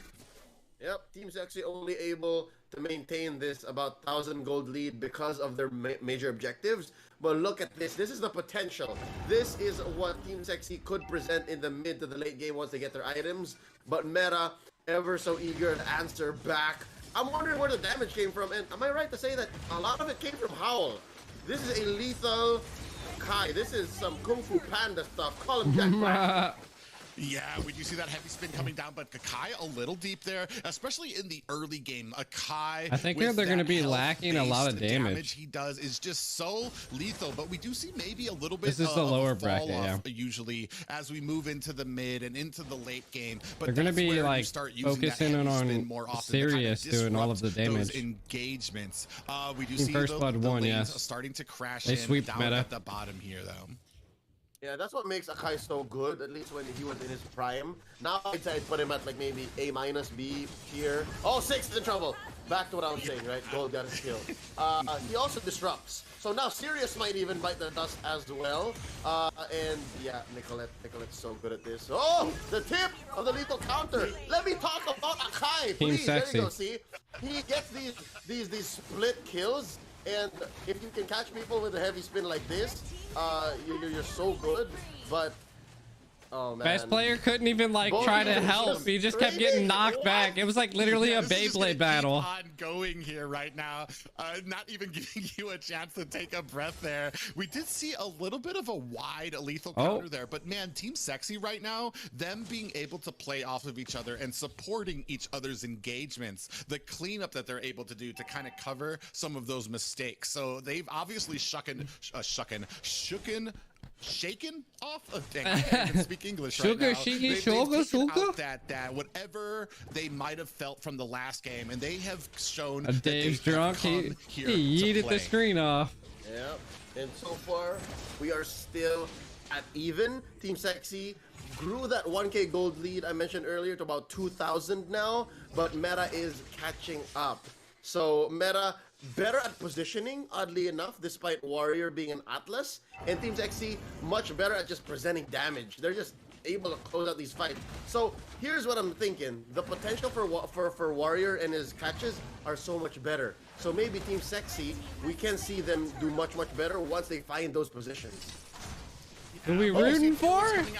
I want Team Sexy to win. Might be a little bit of trouble. Brilliance has been activated by this Linux and is trying to put the damage onto Mikasa. In trouble. No, here, does get taken down here. I'll tell you in a second. For nil trade in favor of Team Sexy. We do see that Falling Star Moon does come onto Annie, but down goes 6 as well. Annie in a little bit of trouble here. Is she going to be able to get away? Do we still? Oh, dodges the lethal counter from best player, but this zone out, they have accomplished what they set out for. They took down that mid tower as off screen we see Sirius get taken out. Oh, I love it. What Mikasa could not dodge, Annie just weaved right through, and they could not save that tier 1 turret, but they walked away with much more than they could have lost. Team Sexy, they're out for blood. I love that the frustration of game 2 against New Wave turned into this aggression. It turned into relentless fighting, but not for gold. Anybody can be as aggressive or as gung-ho as they want to be, except for gold. You watch yourself up top. Yeah, we see Nicolette in a little bit of trouble. Is going to have to activate that Brilliance. I'm not sure she's going to be able to get out of the way. Does use the flicker. Is she going to be able to get away? Get just like M3. Just outside of that real-world manipulation. So a great play by Team Sexy. I was a little questioning there, but of course we are talking about Nicolette here. Yeah, Nicolette got to the tip of that real-world manipulation. And again, if there's an NA team that can make you once more a believer in Flicker, it's Team Sexy. Yes, using it to the max of its abilities. We do see that fatal, that lethal counter coming down. Oh. The fatal leaks is blocked out as we do see the Purify. We do have a blazing duet, but the wave of the world comes out from the side of Team Sexy to go ahead and distance. It's Warrior in a little bit of trouble, but I mean, you're taking down a tank here as the Lord comes up. So not the best position is Team Sexy, but they're going to be able to recoup that loss with another tower. I was gonna say that wasn't very poggers of you, Warrior, but it made sense. He bought time for Gold and Nicolette to take down that tier 1 up top. He gave his life for the greater good, but now Lord fight breaking out. Who's he gonna go to? Yeah, we do see it picked up by Team Sexy there. Best player, you cannot compete with that Retry and lethal counter Fu from Best Player, as he's going to be able to get out of there. Fatal Links come down onto Annie, is going to be able to get away. Sirius taken down there as Nicolette is able to brilliance away, but falling Star Moon up at the top. Annie goes down saved by Gold there. What a miraculous play there as Rim just going in. Tower on top of it. This is all Team Sexy right now. Private, he's not bronze, he's not silver, he's gold. Clutch, he was holding They on just to go the to next qualifiers. They don't and go to best M4 player. now. They both could have died right then and there, but he kicked the balls in the right direction with the right velocity, angle, and speed, and he saved his team's life. And now they're pushing in for an inhibitor. That's how amazing Team Sexy is. That's how well they bounce back. And again, I was talking about Gold, how he should watch himself.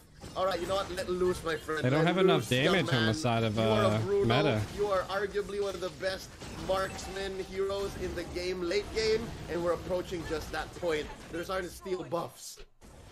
Yeah, they're starting to steal buffs and getting a great value out of that Lord. They pick up 2 towers here, but they are not done. We do see a lot of damage, but very wisely, checking them out, they do disengage here. They're not going to continue. If there's nothing they're going to be able to get out with, they already succeeded. They got 2 towers and great discipline by the side of Team Sexy.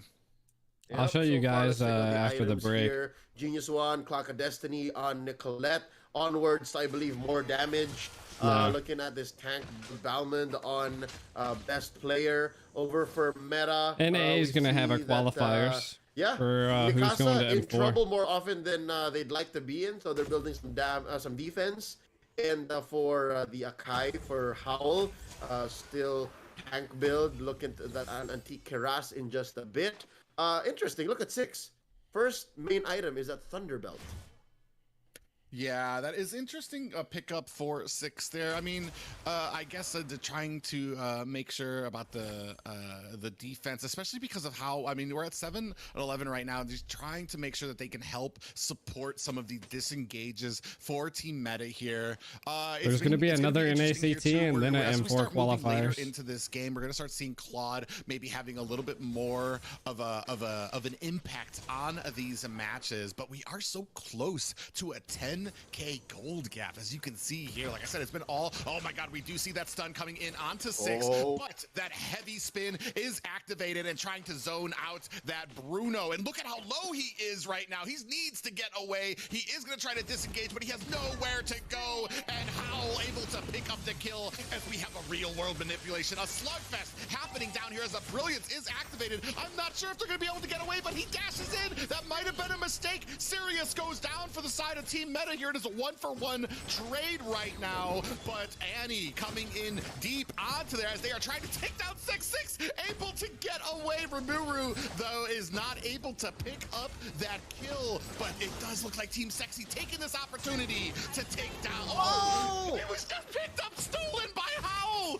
Oh no, as a brilliance gets activated, but the battle has already been won. Heavy spin coming down onto Best Player. Is he going to be able to get away? Lethal counter ends Howl for right now as he finds a quick route back to the base. And right now, the Lord is coming out. It's a Luminous Lord as well, but Team Meta kind of in an off-put here. We do see it, the falling Star Moon coming down, and they are going to be able to pick off Warrior. So, man, just a huge amount of damage. Nicolette in a little bit of trouble here. Does activate that brilliance. This is not the position you want to be at. She does try to flicker. Is this going to be enough? It's not. She's going to get cleaned up by Annie here. And right now, they were These are the able mistakes to use that this kind of as a happen. distraction so that they were able to You don't pick want off these the mistakes to Lord happen. up at top. Nicolette DD, she tried, Lord knows she did. But again, much like Warrior earlier on, gave herself up for the greater good to give Gold time to take down that Lord up top. I didn't notice, honestly, I didn't notice. And that's, I guess, responsible for that big fat wave that Mikasa has to deal with. But just the same, Team Sexy is still in the lead. Team Sexy is in the lead despite Meta, especially Howl, specifically Howl, coming in honestly, oh so honestly, stealing that Lord. If I'm not mistaken, he timed the Retribution and the lethal counter by best player, and then just clicked his own. It was literally that simple. Just an amazing play there. The Retri-Fu that we've seen been the game changer. My God, look at the chunking damage coming on there. We do see Warrior kind of come in there now. Is getting taken down. We do see that real world manipulation coming down and putting on the damage. All of Team Sexy getting taken dangerously low. Howl is going to have to disengage. Gold in a little bit of a bad way. Is he going to be able to get away? He is not, but trading him for Mikasa now, as we do see Warrior getting taken down as well. So that is a 1-for-2 trade in favor of Meta, but I'm not sure. That's a good look one. at the damage from Sirius onto Rimuru. He's thinking It's been a long time since I've looked. But we do have Nicolette kind of hiding in that bush, and right now, maybe not the best engagement for Team Sexy there. I don't know off the rip Team in my Sexy head. lost 2-1, but they still have quite a bit of the map left here. And I think best player made the best call he could. Like, just back out, clear the rest of the waves. And here, he has to struggle. It's a 2v3 situation. So far, they're holding on to this mid lane tier 1. I guess this is tier 1 in mid that allows them to get these free lords, or at least a free go can at figure the out lord. though here in a second. We don't talk about that forgot. last lord quite as much if you're Team Sexy. But yeah, no, the fact that they have this tier 1 allows them to overextend into these major objectives. So yeah, it's going well for the Balmond play. Fatal links into a spin! Yeah, I'm not sure if that's the target you wanted there, as the heavy spin does come out. Mikasa trying to support it. We do see a Brilliance coming out in the back line, though. Rimuru trying to latch onto Mikasa. We see a falling Star Moon is a little wide, but they are doing their job. They're trying to zone out for this Lord. We do see in the back Rimuru. We do have the flank onto Meta here, but the rest of Team Sexy is starting to disengage. This isn't the fight that they want right now. They are trying to reposition here. And man, right now, just so much going on. Everybody trying to be so careful. We do have a Blazing Duet coming in there right now. Fatal links onto Sirius, who is going to be able to get back there. But that lethal counter does go wide. 6 goes down. The real world manipulation, able to take down Warrior right now. Howl is on the chase. Nicolette goes down as well. And this Lord looks like Meta is in a prime position to be able to get onto this Lord, but here comes the rest of Team Sexy. They are not done with the fight. They're still trying to get into a good position for it. Even though best player kind of not in the best position right now. Annie taking a lot of damage here, but look at best player getting slowed by that Eve and that Ice Queen wand right now. So man, the damage he's taking right now because of that slow, he's not able to get in and out of those situations as he would like to. Yeah, the fact that Team Sexy is arguably the more sustainable lineup, given how they have Lunox, Balmond, all of them actually can go forever, except for Gold. Meta, the fact that Meta has that disruption, that split with the real world manipulation and the heavy spin, and 6 on the healing with the Rafaela, makes all of these punishes by Meta all the more important, and it shrinks that lead that Team Sexy had. So yeah, this team fight right now in the jungle before this Luminous Lord is a nothing Push used to be on their team too. Because we all know that it's the Lord that they want, and Rimuru is buying time, but it's not. Yeah, we do see that Warrior is trying to go in there, trying to buy time for his team. They are able to pick up the Lord, but they lose 2 in the process. So you have to think about what type of value you're going to be getting out of this Lord, even though it is a Luminous. At the very most, I want to say Team Sexy has bought themselves just a little bit of breathing room. Yep, Team Sexy at least has that tier 1 turret still standing. But given the way the past couple of team fights have gone, and again, that fact that I mentioned, that the team fights, if Meta has their ults, are more likely to win. And again, that's so weird to say, given that they have an Atlas, Team Sexy, their opponent has an Atlas. It's so weird because look, they took 2 turrets all the way in. They might even get a penetration. No, they won't. They respect Warrior's ult. Welcome back. Oh, Team Sexy pushing them out.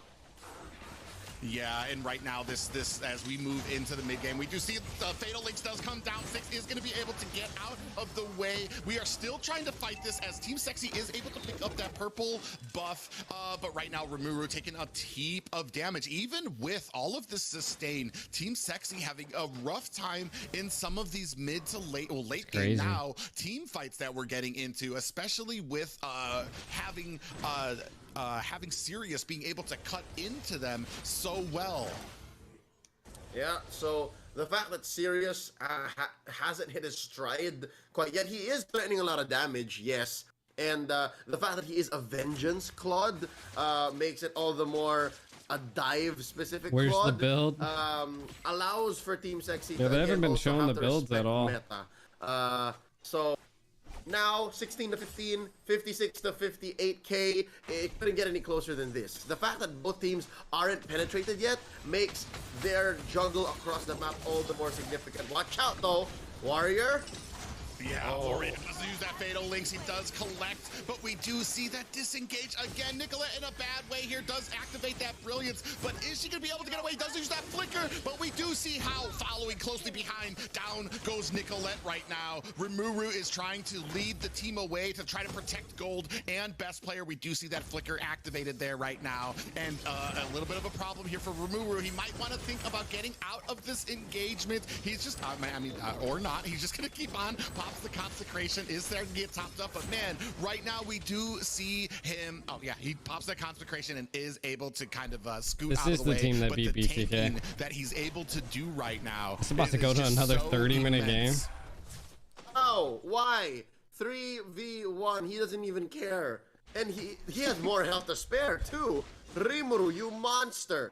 3-1-4. The only other player who is deathless for Team Sexy is best player, and he's been playing very safe on this Balmond, to be fair. But no, there's a lot that Rimuru can do here. So given how meta is splitting the map with the heavy spin and the real world manipulation, that's what Rimuru presents. So again, the yin and yang, the 50-50s. Oh, we do see a big Fatal Links trying to come out here, and the entire team is on there. Warrior getting taken down Professor from that G. real world manipulation as Sirius able to put on some deep damage. Gold is going to have to disengage there. 6. Look at the damage right now. He does pop that immortality. A little bit of a bait. I'm almost Mythic 4 right now. Come in and take down Nicolette and Rimuru in a bad way here. This is not the fight that Team Sexy wants, especially with the Luminous Lord. 21 minutes. We are past the 18-minute mark, and they are going to have a rough go if Team Meta is able to recover this Lord. Best player is hiding up in that bush. He is looking like he wants to get an opportunity to come in onto this Lord. Is he going to be able to find it? He's not. We do see heavy spin, able to put him down. Best player trying to come in. He's going to be able to reach it. He comes out. It was so close. By Mikasa, he wasn't able to get into the distance he wanted for that Lord steal. I love it. He came, he saw, and then he died because Meta was not having any of it. And I could not hold my chuckles back. They were letting it rip, making like Beyblades, heavy spin to that Balmond spin. Oh, I love it. But no Warrior! So close. The Beyblades. So close, but not quite. This Lord here by Meta has the thunder, the lightning, the jump, and the swings. So it's very, very difficult right now. But Team Sexy, they have to hold on. They have to hunker down. This could be the defense of a lifetime, Private. Yeah, we do see all the minions coming out here to try to help support this defense here right now. Rimuru is going to have to disengage here as the rest of Team Meta are cleaning up this minions. They have a wave coming, but it is very far away, and it looks like the safer bet for Team Meta is to go ahead and disengage this, move on to the other towers. You can see that there are minions coming up to the top and to the bottom as Annie's going to go ahead and pick apart this one at the bottom. We are left to 2 inhibitors on the side of Team Sexy. We do see, look at that disengage again. Howl with that heavy spin. Warrior in trouble here. Real world manipulation comes down with that Fatal Links. It doesn't really catch too many as Mikasa able to clean it up, but down goes 6 gold. follows though and does get taken down. Serious there, and oh my god, this is a 4v3 right now, and we have waves crashing into the inhibitor towers. Bottom inhibitor tower goes down. Best player's trying to clean up the top, but he has to worry about this parade of minions at the bottom. Best player in a little bit of trouble is going to go ahead and try to dash down as Rimuru going to go ahead and use that tanking ability, try to clean up the rest of the waves. And Team Sexy still has a little bit of trouble heading their way. We do have a little bit of minions, but it looks like Meta is going to go ahead and disengage. The much needed discipline that Meta is showing here. They could have forced it. Again, I was so afraid that they might have overcommitted already by having these 3 chunky heroes force the issue and stay inside Team Sexy's base. But look, here might be their downfall, because Warrior means business. The jump in, look at the back lines! Yeah, they saw that opening from Mikasa, and then Sirius, look at, they tried to get onto Sirius. They have tunnel vision. Down goes Annie, but right now, best player in a bad way right now. Gets taken out by Hal here, but we are 3 members on to Hal, and he trades his life for that Balmon kill as well. And this is 3-1 kills right now. It is a 2v4 right now in favor of Team Sexy. They are looking to push this wave into the towers right now. Wad had Sexy's more likely to finish. Sexy can finish. Warrior doesn't have an ult though. They have gold. If gold just tower locks, it could be GG.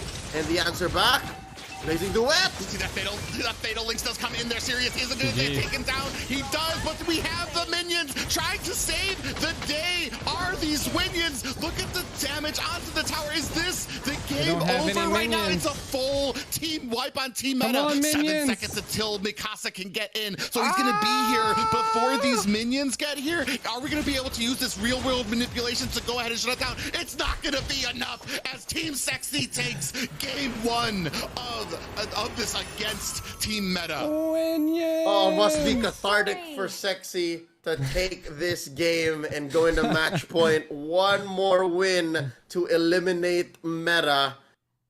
They've been here for so long for a reason, man. They are one of the bastions of NAMLBB, and I'm so glad to see them recover. I'm so glad to see them get back into their heads, reset, and reclaim victory.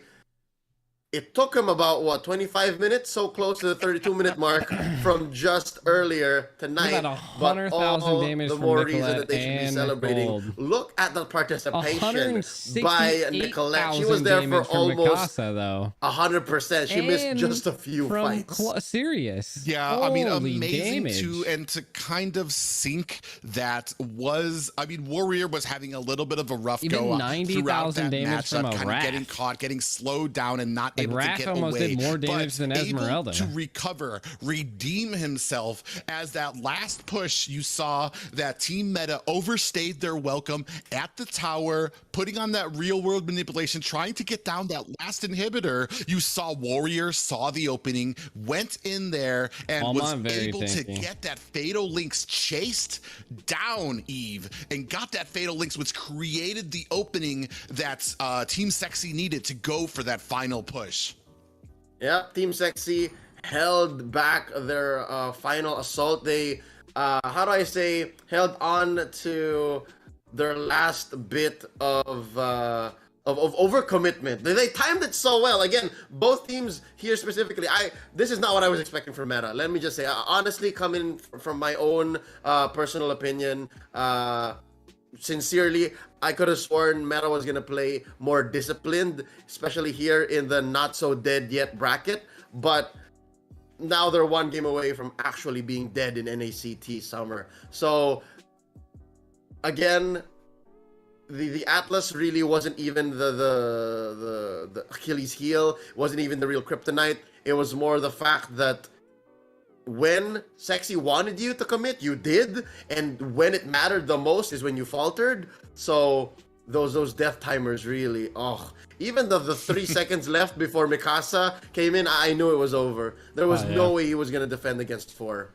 I knew they weren't neither. Yeah, I mean, proving that not only having the stamina in game with the heroes and the sustain, but having the stamina in their mind to kind of stay and wait for those openings. Because I mean, honestly, that was Naisu and Leo are an opening made by meta. Without that opening, I mean, it was basically going to be all team meta through the second half of that game. But they were patient. They saw it, and once they saw it, they took advantage of it. And that just goes to show, especially with these longer games, you need to find that I don't know, you need to find that happy place that kind of keeps you disciplined throughout the entirety, because especially when you get that late, all it takes is one fight, one misstep, one person who dies or checks the wrong bush, and you've just given your enemy the upper hand. Yeah.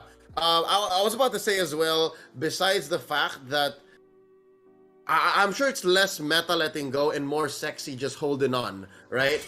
Your team It also came down to the draft. Real quick, maybe, just maybe, that missed ban earlier may have played a role, so that allowed the Balmond and the Atlas and the Uranus and the... You know, I'm not sure. A lot of these heroes, half of the heroes on the side of sexy are not even meta, so are not even as popular. So I'm guessing that may not have been as big of a factor. But now I'm glad to see the team sexy and meta, both of them are back to 100%. They're both paying attention as much. So that being said, going into game number 2's draft, we see the Faramis, the Julian ban.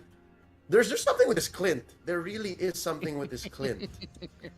Yeah, they really just don't want to see it. And I mean, we talked a little earlier about maybe having nerves coming off of that last game because you lost it in the series. But maybe on the opposite side of that, you have Team Sexy, who was already warmed up, who was already kind of in the motion of playing the games. So they already had that momentum in their favor. Kind of go, you gotta go with it. Whereas Team Meta had a little bit of time to kind of ice out and maybe not be as fluid as they wanted to, because they didn't just play games like 10 minutes earlier. So I mean, maybe another factor to consider for that as well. But we are going to go ahead and see Claude taken off the table here. Man, like I said, it's just, I mean, maybe not a lot coming out of him. I think last game it was 27% damage, but he was able to do, it was a whopping 46% turret damage by him as well. So he wasn't getting all the kills.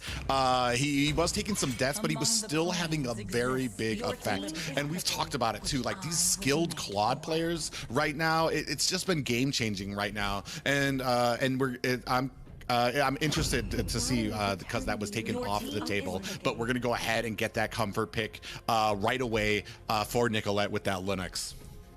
Oh, are we teasing here the triumphant return of Mr. Magic Man, half of the magical boogeyman duo, alongside Julian, who is in the first phase bans? Interesting. The real threat here, when it comes to Savior, is the range. So now that they banned the Eve, and they see that it's a Lunox that Sexy is drafting here, it shows that they have to force out. They have to force out something that can close the gap, unless it's now, we just hyped something that's not gonna happen anyways. I hate it. I'm sad. Just kidding. Savior is not in the meta for a reason. All right, we do see Sirius picking up that Beatrix. Man, I know they did take the L for the last game, but Sirius had such an effect on that last game with his marksman there, and we do see him picking up this Beatrix, such a skilled pickup as well. And this Annie on this Masha, there is a lot of harassment that you can provide there right now, especially in this early game. And on the side of Sexy, we only see kind of scaling heroes right now. Oh, And as I say that, I'm gonna have to correct myself there. We are teasing this Franco into Grok, and we don't. I'm not even gonna say anything here right now because I think they're playing with my emotions. But last match, the Grok was banned out, so there wasn't. They wouldn't have the risk for it. But Warrior's gonna go ahead and pick that up now, as we are waiting for that last pick on the side of Team Meta here. That's gonna take us. That's gonna pave the way for us to get into this second going to that Lunox again. And we are just kind of waiting here. I do like the Grok pick just because of the early of how much it can provide. He does kind of, for me personally, I feel like there is a bit of a hole or a little bit of a crack in the armor now that he does not provide that magic defense. So you're gonna have to buy that out yourself. And then we see Howl picking up this Balmond. Yeah. So the fact that Howl took away best players, Balmond, maybe puts best player here at a mindset where, okay, so what do I play now, right? He did so well on the Balmond game 1 earlier. It took a while, yes, but they won nonetheless. Now, Balmond is on Meta's side, and they might have a better go at the early to mid game. My question is, or what this shows us is, possibly Meta might not want the game to go so long. Meta might want to have a cleaner game, because I think that's what happened in game number 1 is both teams were just so eager to give team fights back and forth, and eventually Meta learned from that. It's like, no, that's not how we should go. We can't outgun Team Sexy, is what I'm saying. Yeah, and that's a good point too. If you try, like, especially because these longer games, it becomes, unfortunately, like once you, especially last series, a 30-minute match. Of course, it's coming down to who's going to make the first mistake that the people are going to be able to capitalize. Especially when you get up to this tier, this level of playing, it always comes down. It's always going to be those crisp teams versus another crisp team. So it's going to come down to who makes the first mistake there, and they're trying to kind of close that gap. They don't want it to go too much later there. I do like it. It's starting to look like a lot more of an early game comp on the side of Meta here versus kind of a scaling from the side of Team Sexy. So we're going to see how well that they can answer this here right now. It's time to go to the Average team. The answers are slowly closing up. What kind of mid laner can they get Bruno open, that like will go toe-to-toe with Nicolette, since they did take out the Sicilian and the Lilia? Are they gonna play a little bit, take a page out of New Wave's book, mid lane Alice? I think not. Selena now I kind of like. Again, you mentioned earlier how Grok no longer has that defense, magic defense with its passive, which was previously called Ancient Blessing. Now it's called Earth and Force. It's all about physical defense now. The Selena might be good. I don't know. Oh, are they hearing me? Meta, if you hear me, pick Selena. Well, the interesting thing though about Selena is once Grok gets that magic defense, if he does get that magic defense, especially early, that passive that he has when he's next to a wall, he's going to be able to block a lot of those abyssal arrows from Mikasa. Right. Yeah, he's gonna be able to block a lot of it. So it just depends on how well we're gonna be able to play this, or if it's gonna come down to those two, Mikasa and Warrior, and how they kind of fit into each other's plans here. Early game, I feel like there's gonna be a little bit of a problem for Grok being able to go in there and probably trying to dodge those abyssal arrows. But man, a Fanny pick. This is the first of the night. And I know best player is great on Fanny, and this is a nice. I like the early game advantage. This is rounding out the composition with the scaled heroes that we see, and then the early game that you'll be able to see from best player. It just depends on how well he's going to be able to play into this comp, as we do see a little bit of a tease over this Franco, which could very easily be able to shut down a Fanny. I think they're just choosing between Kufra and Franco. I would have preferred the Franco, a much easier bite down, like punish best player much more. But I see why they don't. It sucks to hook a Grok or Koopa, so they'd rather just shrink that margin of error and just play the Kufra. So I get it. It's an okay answer to the Fanny, and I'm looking forward to how Team Sexy is going to play around that. Given that they played the Fanny Gambit and they want to go for the sweep here, they want to send meta home. We'll find out. I'm wondering how best player is going to rotate around the map. Yeah, especially The Selena because is what I I'm feel looking like Kufra forward does to be provide a honest. little bit more team, a team setup, team To see sets what they can do for with his the team Selena. rather than that Franco. I mean, you do get the hooks, and like you said, there are targets, especially something that they can't choose. If Team Sexy just decides to throw somebody else in front of there, I mean, there's nothing you can do to stop it. So a good choice, good pickup of the choices that were available there. I mean, a decent pickup for them. But we are here. Game Selena, two. we don't see It is often do or at all. die time for Team Meta and Team Sexy right now as we are moving into what could possibly be the last game of this series. And not just that, but the last game for Meta in NACT Summer. So it's super crucial for them. The stakes have never been higher, especially for Meta. Team Sexy as well, they're going off of momentum. Again, a loss at 32, a win at 25. Hold up! Oh, he got burst down.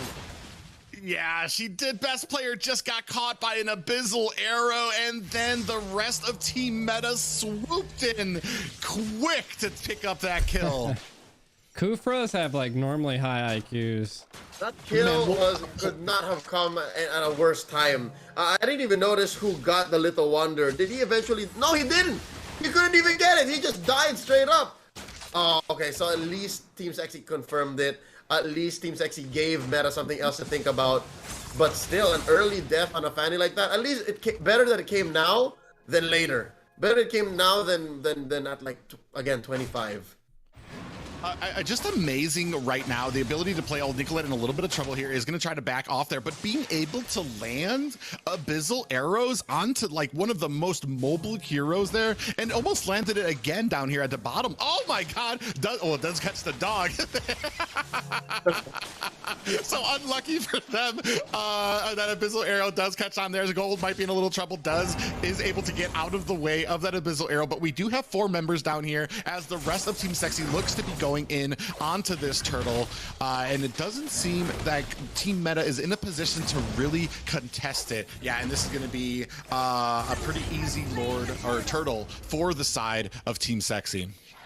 Yep, and so far again, that first blood on to best player. Really, he's shaking it off, doing well to recover. 1v1 against Warrior. These roamer fights. Wild Charge forcing out Sirius to not even spend his flicker, just roll out of the way. I'm wondering what Warrior's mindset is. Sexy has so much good CC, but now look, there's no Wild Charge to help confirm the kill onto Sirius or 6. I guess they have to buy time. Another arrow hits best player! Yeah, what? An arrow still able to get it onto best player, and looks like Hal is able to pick up the kill. Nicolette is going to spend that brilliance and flicker out of the way. Warrior in some trouble, is able to get out of the way, but taken solo using that flicker to go ahead and catch some boots to get out of the way. Bro, right now, this Selena is on fire. The fact that he's able to land it on the most mobile hero of like the entire roster is absolutely amazing to me.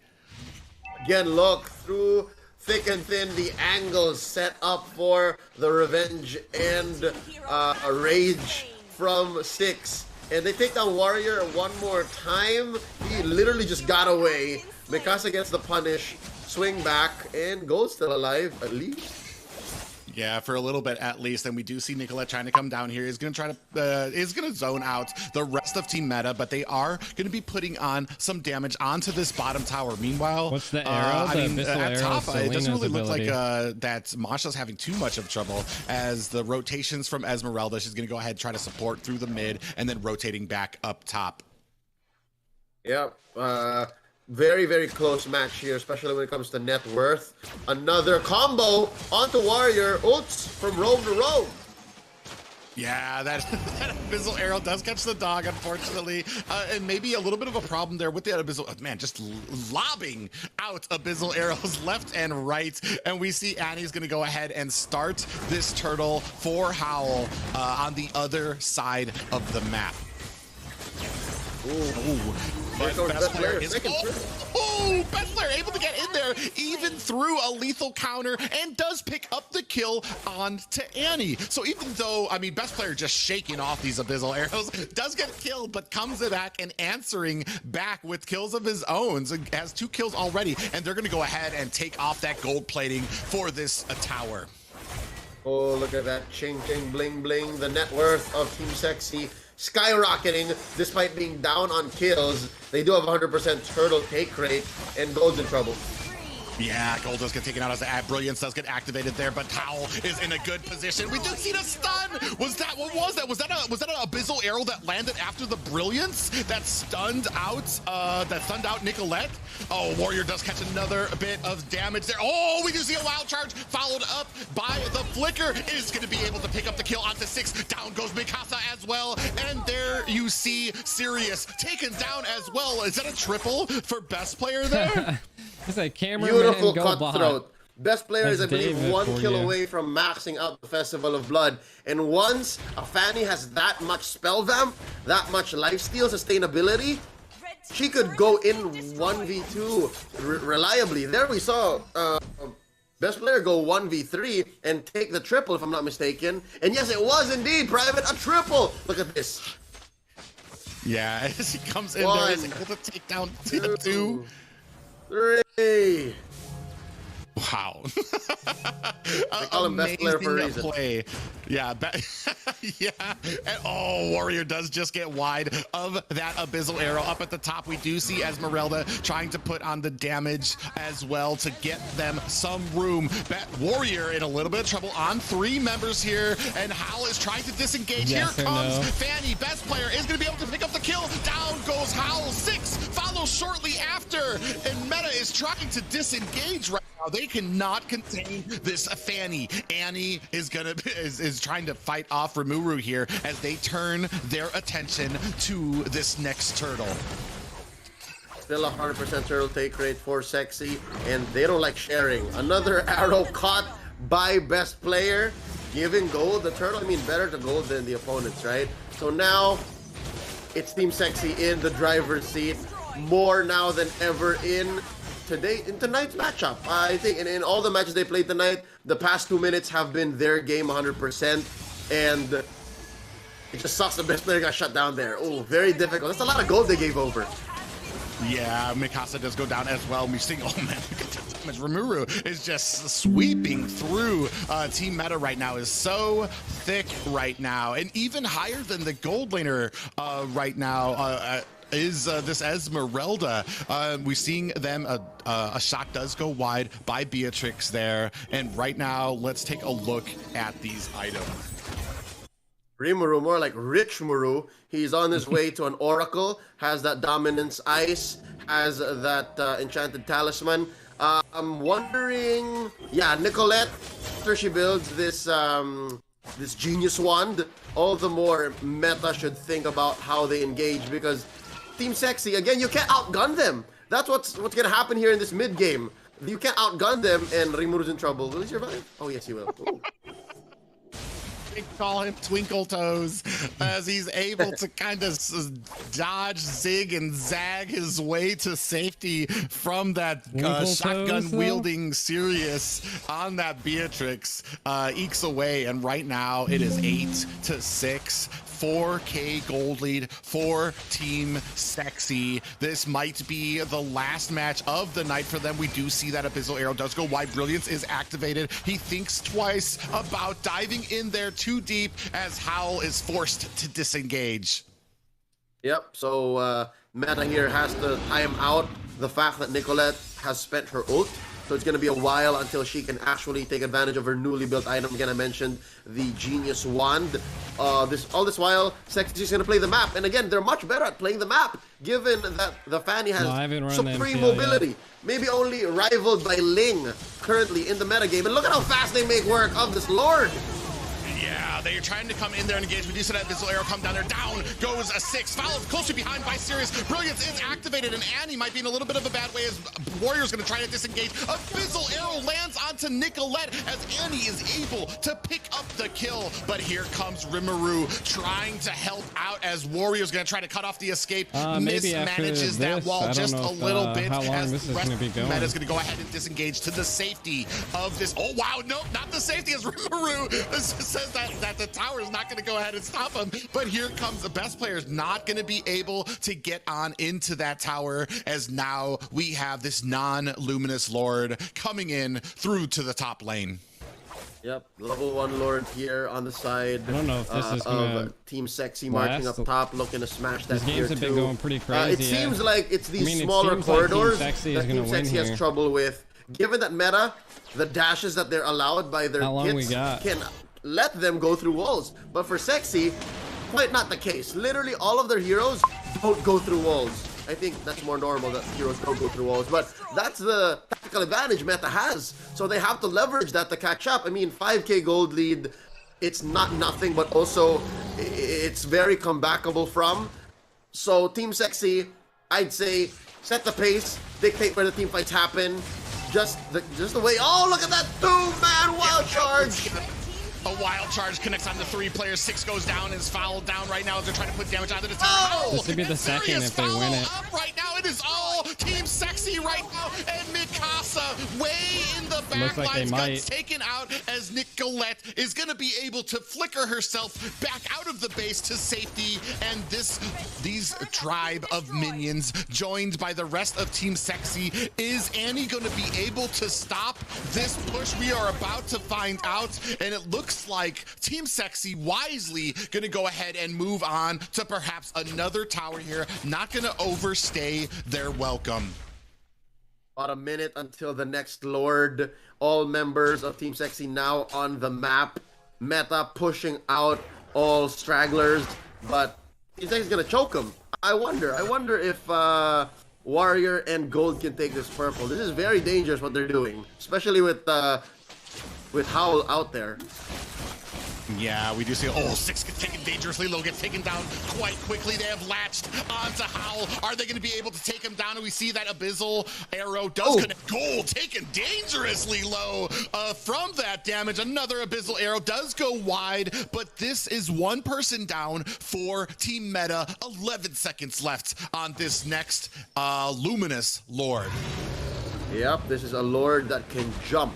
There's only 1 more level before the Lord can gain another skill, which is the lightning, so additional AoE damage.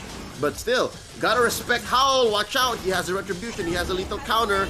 Oh, still too fast though. They're still going for it. They're so fast, even for a Belmont. Then you see Howl going down, thinking twice about that. Anna, in a very bad way, is so low, getting chased down by best player. Is he gonna be able to catch him as 6 is trying to fend off? The rest of the team does spend that flicker to get himself to safety. I love it. Meta was so close for the punish, but it started off with Warriors. 2-man wild charge, and that's all she wrote. I could have sworn I heard it.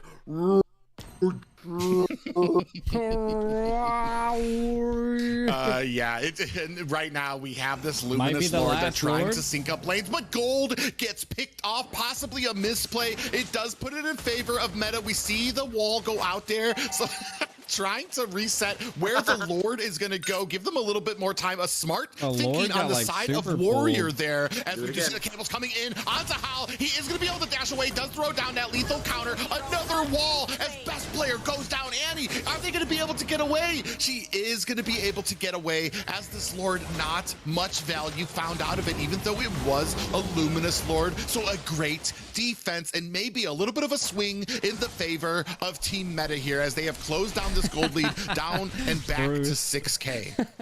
Yep. I wish I was Meta just casting. kicked I'd them out definitely say of their that. base and said, "Thank you, sir. Come again." It's literally a kill and a successful defense. Lord didn't stand a chance. And we're seeing here slowly now how not only in those tight corridors wherein your hero can't go through with those cables for best player, but we're in even more open Kyle should spaces not play in Magic the Tech. absence of a wild charge and well-placed jumps by Rimuru and Nicolette hitting everybody with a brilliance.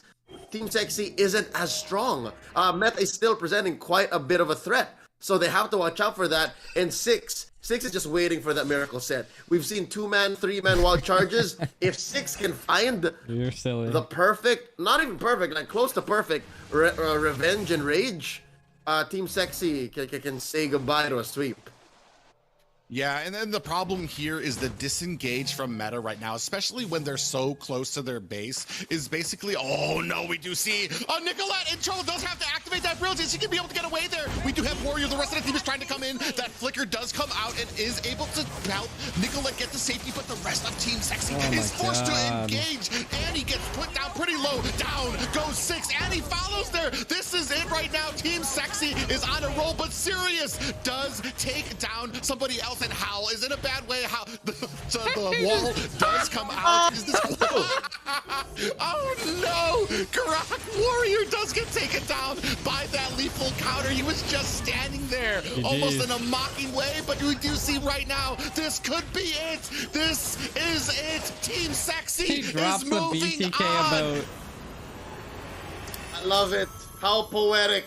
You can't take out what built this scene, and Team Sexy still in this. GG, well played. 2-team meta though. In this matchup specifically, representing the New Bloods. Fanny, I guess that's though. what the upper bracket finals is all about. The We'll see. NACT You is just can't a kick us 4-0 out group, just bro. yet. Team Sexy still here and reppin'. Very poetic. They use that BTK sticker from M3 just to show that, hey, we're here on your behalf, all right? It's not over just yet.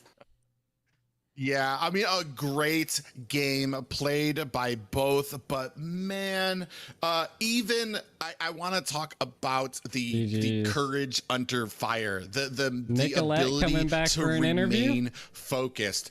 Even best player just getting caught, abyssal arrow after abyssal The Lunox arrow, is just taking those, but so still key. coming back strong, So acting like key there was in this nothing. meta right now. Just shook it off, coming back with 2 kills of his own, and then the whole of Team Sexy coming off of a loss, which probably was devastating for them to have to move down to the lower brackets, but man, still able to keep that momentum and use it to have, especially that last game, a very dominating pass for them. Yep, and the fact that Warrior, as you mentioned, Private, what's the best way I can put this? Warrior is a hero, is a player that Sexy needs to step up. Let's just put it at that, right? Here tonight, he just did that. Specifically in the moments wherein his wild charge bought the game. And I think, if I may, that last moment wherein he was going toe-to-toe against Howl and died underneath the turret to the lethal counter, I think that was worth it all the more because the lethal counter could have been used to clear the wave. Lethal counter could have been used to kill more members, but he sacrificed himself. So again, Warrior is going before our eyes. Warrior is earning all of our love. NAMLBB, acknowledge Warrior. He's doing his best, and with his help and the rest of Team Sexy, they're staying and they're finishing in at least third. We only have 3 teams left.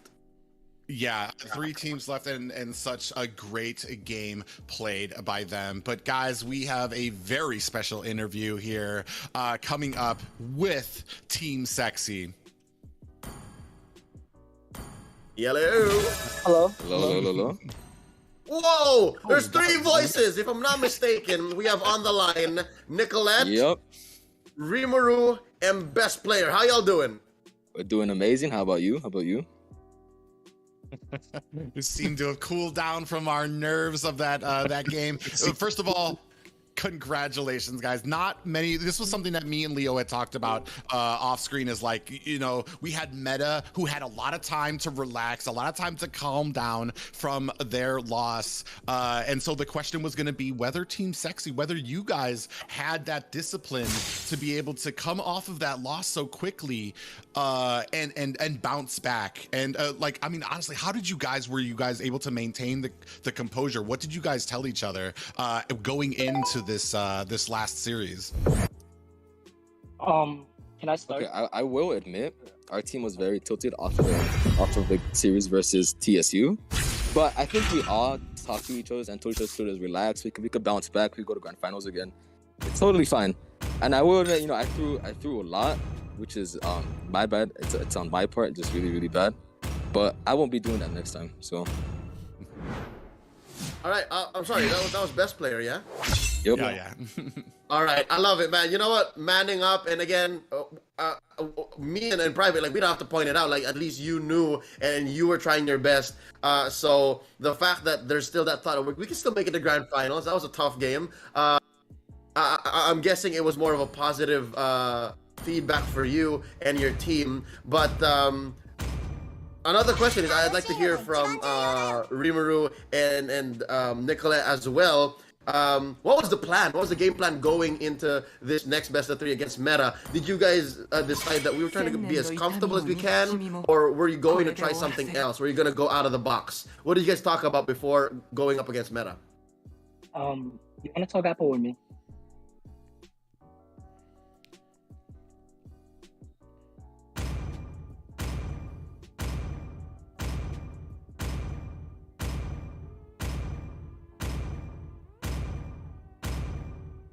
Oh, okay. Okay, I'll just go. So, I really realized that our game against New Wave, we weren't playing comfortable heroes. That's why we were struggling a lot. Me and Thamos, I haven't been practicing a lot as much as before.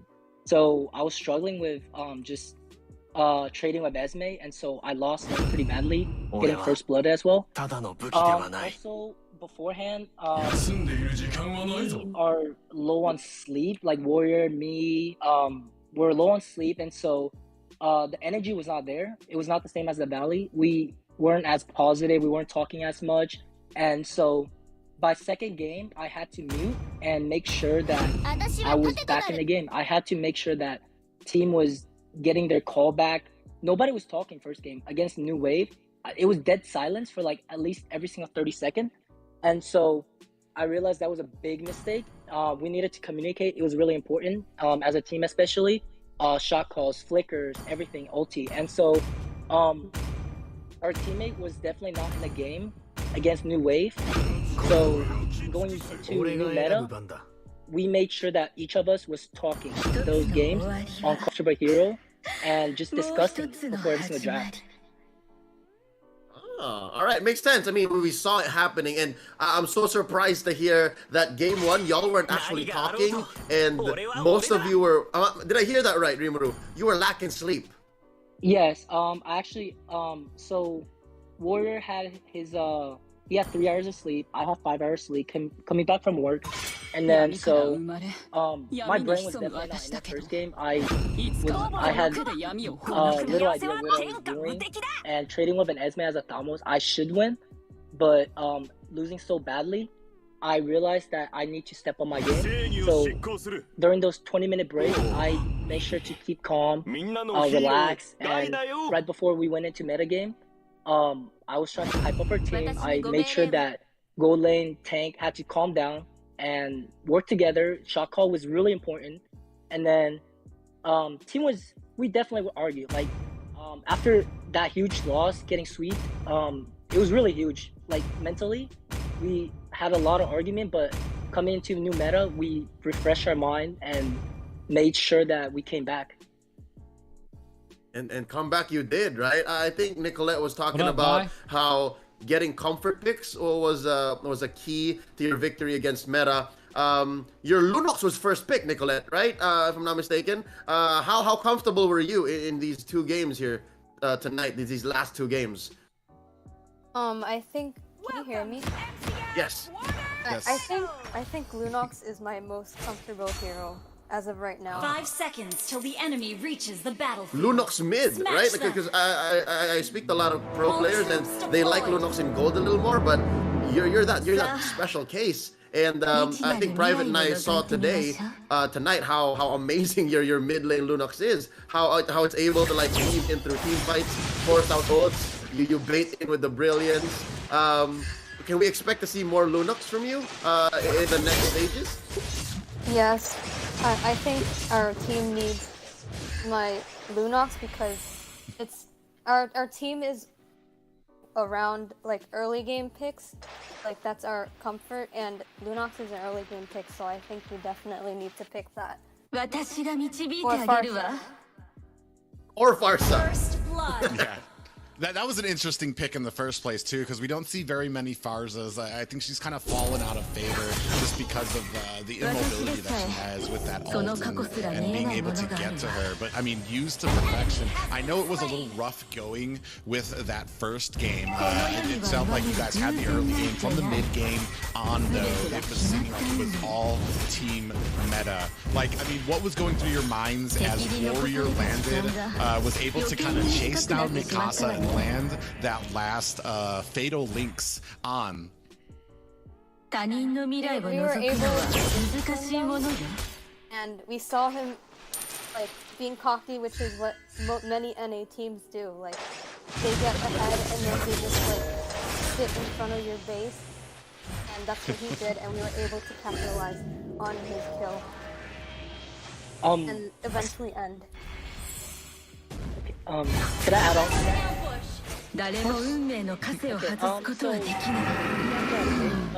At the very end against the Yudi, right? We got Yudi and Claude, and I think Claude accidentally be in there by accident, and so it was definitely a little bit of luck. We can't say because Warrior was definitely invested, and so getting that last pick, I feel like it was definitely lucky because no team should do that. They get such a huge lead. They should just be playing safe, freezing lane and stuff like that. And so, although I'm really happy that we won against them, I'm not really happy by the way we won because even though we won against Team Meta 2-0, I feel like we trolled a lot. Like the game could have been a lot cleaner. We would have not been yelling as much in DC, saying do not troll, do not do this, and stuff like that. But we'll make sure to not throw the same mistake in the grand final if we make it there, and especially in the next game, because it's really crucial. Small mistake like this cannot be like a bypass, especially since it's NA. I feel like it can be, but at the same time, it shouldn't be because. I'm playing MCL right now. To like sea level, small mistake just ends the game, like how Mikasa did right there. Wise words, especially when it comes to like the discipline there at the end. I mean, great game played by you guys. Like I said, it's been a journey watching you, especially with the I talked with you guys a little bit earlier about some of the roster changes you've gone through, and it's just been something that's that you explained. It's part of NA going through these roster changes. It's something, especially for how long you've been in NA competing here. So you basically adapted to that. You've done with roster changes what other teams aren't able to do with their main roster, and with on Team Meta, in the active Team Meta with a coach as well. So I mean, congratulations on that, and I know, and it's very humbling to hear that, like, even though you guys 2-0'd swept them, you still realize there are mistakes. You're able to own up to them and realize that there is still work to be done. This doesn't mean that you guys are at your peak. You guys still have some cleaning up to do. So congrats. Before we wrap up and throw over, before we let you go, Nicolette, Rimuru, and Best Player, I have one question. You could potentially be facing off against New Wave again, or Team First Blood. Who would you rather drop to the lower bracket and face off against? Ult is not ready. I would say it doesn't really matter as much to the team, but we do want our revenge on TSU. I think I think we could have definitely put up a way like a much bigger fight than we did those other 2 games. And like Rimuru said, those games were not perfect. We weren't talking. There's a lot of issues that I hope we can fix as a team. We have tomorrow, right? It's tomorrow, right? Tomorrow night, yes. Yeah. So I hope they get some sleep at least, and we play as a team, we communicate, and we execute our ideas. All right, love it. So for best player, they want a revenge. They want round 2. All right. How about Nicolette? Nicolette, who do you want to face off against in the lower bracket final? I want to face off Team First, but Oh my god, I couldn't get out of there. Again, but in the final. That magic damage fucking ridiculous right now. He went with penetration. It actually matters. Holy shit. I did not suspect that much damage. That big drama out of it into the grand finals. I don't understand why the fuck they're in my lane so hard. Rimuru, no drama. You know, it's kind of funny because I was talking about that too. When we 2-0'd meta, I was like, this is the redemption story. You feel me? Like, we're gonna go to grand finals. We're gonna take it off. All right. How about Rimuru? Who do you want to face? Me personally, I just want to face whoever's the better team because getting first is not good for me. I feel like we're gonna win this. It has to be like the right way. We have to face which team is stronger. If TSU loses, it just means that TSU wasn't the best. So and then we want to win, and we're gonna be the best. Makes sense. Makes sense. Yeah. The best victory is when you grow. So I'm looking forward to how Team Sexy evolves and grows in the next few nights, especially if and when you guys get into the grand finals and maybe take home this season's NACT title. All right, congratulations again, Team Sexy, and thank y'all so much. You guys are amazing. Thank you for having us here. Have a good day. Have a good day. Awesome. Private, they're great. Everyone we talked to tonight had so much to share.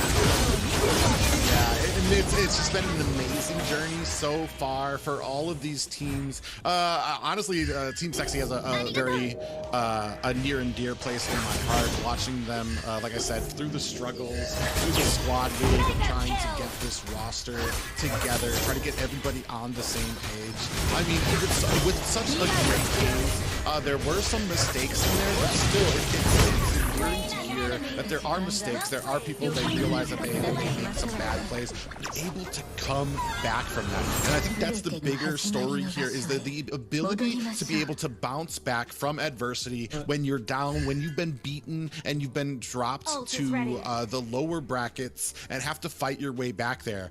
Even in the case of best player, getting hit with those abyssal arrows early game, not just shaking them off like a duck, the water rolling off of his feathers, coming back in such a dominating way on that Fanny. And then before that, a little trouble and some frustrations from Warrior on that Atlas, getting caught a lot, but then at the very end, able to kind of pick it back up, catch the team maybe getting a little cocky, and able to rally his team behind him as he gets a great pick off. I mean, it doesn't get any better than that right now. Yep, and all the more, one of my favorite pickups from our little talk with Team Sexy is the fact that it's their XP laner who's super aware of what's going on. Like, it's a Rimuru who actually shared with us, right? Like, oh yeah, we weren't talking much in that first series, and a lot of us were lacking sleep, and I made sure to check in on folks, and that's super important. And there's very few XP laners I know that are actually good communicators, and they're very strong when they do kick in. So I'm hoping to see how Team Sexy bounce back tomorrow night. And maybe again, it's so poetic that a team as long running as Team Sexy, with names and players as prominent as them in the NA MLBB scene, are still here making a difference. I think that's significant. Yeah, it is an amazing night of matches that we've had here. I'm gonna tell you, they might have trouble sleeping, but I'm not, because man, I am worn out from the excitement tonight. But it doesn't end here. We still have the second half of the finals tomorrow night, where you guys can catch us at 6:30 Eastern Standard Time. You're gonna see me and Leo's beautiful faces again tomorrow. So many of us that just died right there. These matches. But for right now, we're gonna turn it over to the wonderful, sexy, waiting, and patient Assassin Dave. Wow, what an interview, guys. That was incredible to see Team Sexy, a lot of teammates in the team actually, like, and I go way back with a lot of members here, and to see them obviously having a rough first best out of 3 series against Meta, against the New Wave, and then come in against the take it on Meta and show the difference. Obviously, in game 1, we see a lot of mistakes being made, and you hear Mumu recognizing those mistakes, and they're able to readjust their posture, readjust their mental in the game when the game is happening. It's just actually really good. Now, obviously, another thing that you have to understand is when those kind of pro players play in the game, they're really pressured, especially in our tournament. This game after game after game after game, you can see how the tournament is structured. So the pressure is really high, and I see them obviously overcoming all the difficulties and challenges, and able to win and get to tomorrow. That's just fantastic. But still, nonetheless, big shout out to Meta for making the incredible upset in this entire tournament so far, taking out the team that nobody thought that he had a chance against, but obviously showing that NA is so much more than the last tournament, right? NA has progressed so much more. But ladies and gentlemen, remember, NACT Summer is just the beginning. NACT Autumn season is coming up too, to determine who will go to the NA qualifier for M4. And then that is going to be more and more exciting. North America Esports Mobile Legends has just gotten started, so make sure to like, subscribe, and turn the bell on to all notification bells so you can follow all the future tournaments, so you can really follow everything that's going to be happening in the North America Esports arena. So with that being said, that's about to wrap it up for all of us. Make sure to follow our incredible casters, Private Dancer, as well as Leo, so you can follow their future adventures on the Land of Dawn. With that being said, this is gonna be us saying goodbye. Have a wonderful night. We'll see you guys tomorrow for the second half of the final stage to determine the 2 grand finalists next week. It's gonna be so exciting. I cannot wait for it. But just like Best Player was saying, get some sleep if you're in North America. If you're like Leo in the other side of the globe, maybe have a wonderful day. But I will see you tomorrow. The damage from this Julian is just fucking retarded, bro. Triple kill. Friggin' tank over here with this popo. Your team destroyed a turret. Battle spell ready. Not ready.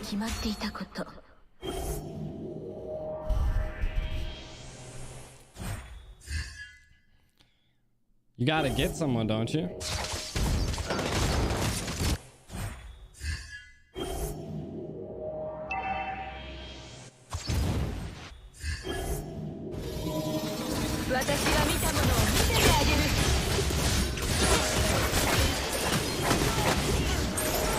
Oh, they pushed me all the way in.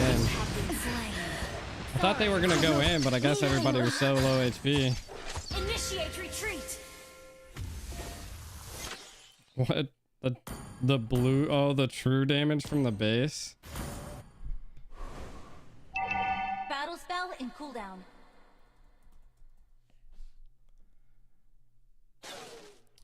I thought they were gonna go in. Ult is ready. I like shit on that Clint too.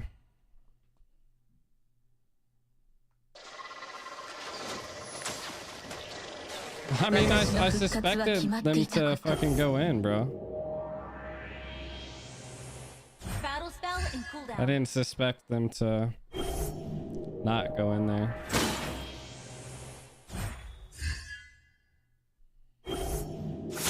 Monster kill.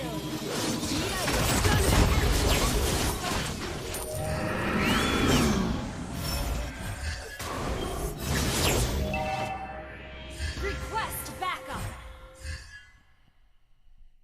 Attack the Lord. And Launch attack. Ult is not ready.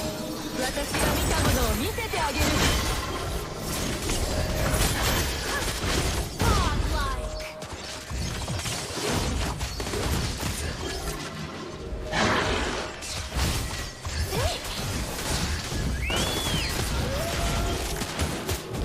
go. Have been slain. Fucking tower locked, but it didn't even matter. Victory! Welcome to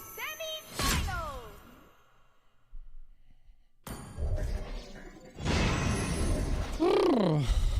I was having a rough time there. Maybe I should have went with like Uranus or something. That Julian and that Xavier were just eating me alive.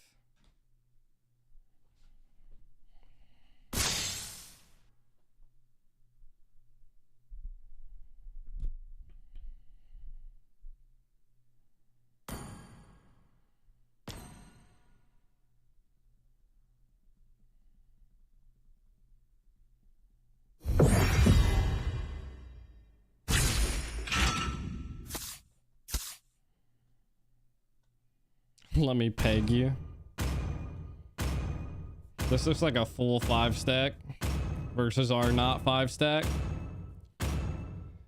First, so the next round would be what, New Wave versus Team First Blood. Whoever loses that then faces Team Sexy, and then whoever wins out of that then refaces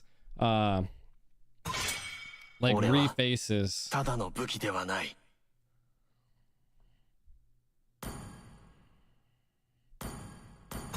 千年の痛みも憎しみもこれで終わらせる。 Sorry. So whoever wins versus Team Sexy versus the other side, they'll end up fighting the winner again. So say it's Team First Blood, New Wave. New Wave loses, Team First Blood loses, they face Team Sexy.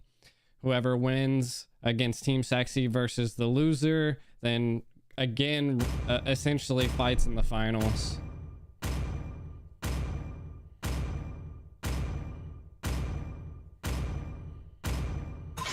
何があろうと、俺は俺だ。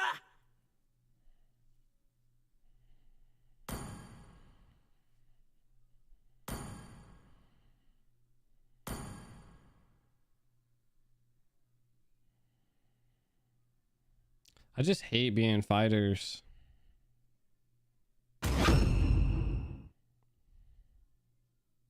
生きるとは死神を欺くということだ。 I have a 33% win rate with this guy. 我々は海で生まれた。いや、我々が海そのものだ。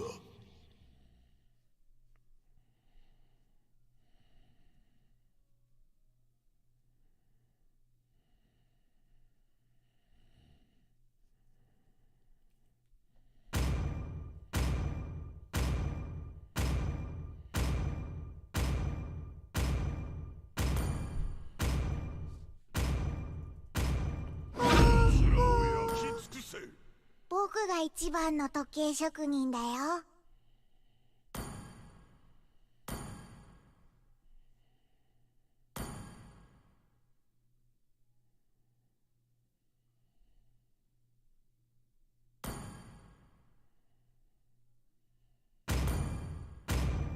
一つの終わりはもう一つの Is that my team? Is that your team? You got a team that's called Let Me Peg You?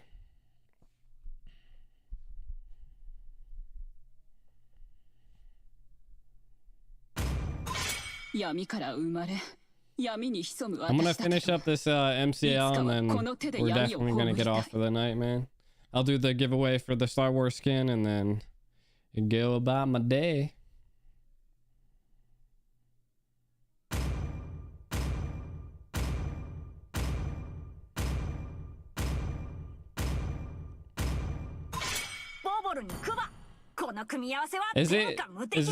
Is my emblem wrong? Is that what's going on? What emblem is Esme supposed to have?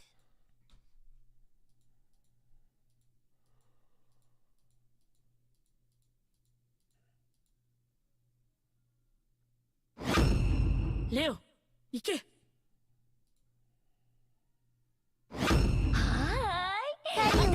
か。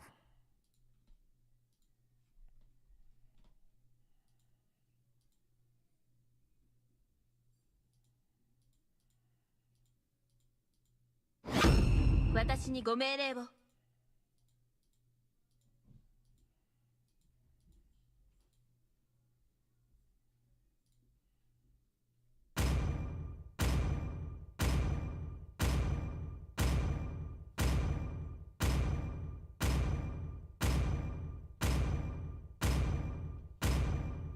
That's what I thought.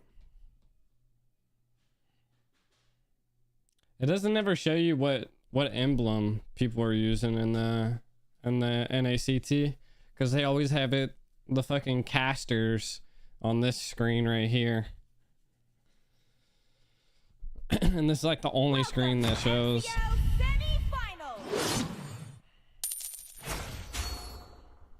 5 seconds till Look the at her, enemy like, reaches float. the battlefield. Smash them. I like her hair. All troops deployed. I think I just gotta put more damage.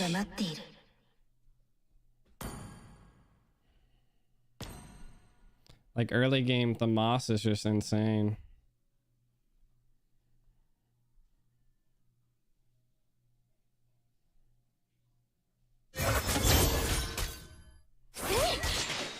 Oh, they don't even. What is the moth? The jungle? あなたに破滅を。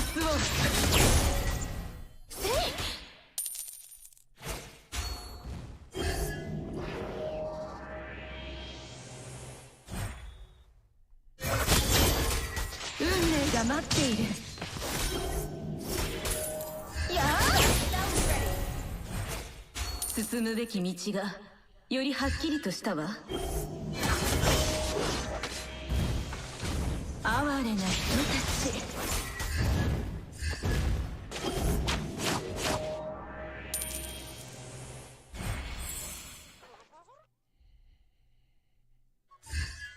Flying as me.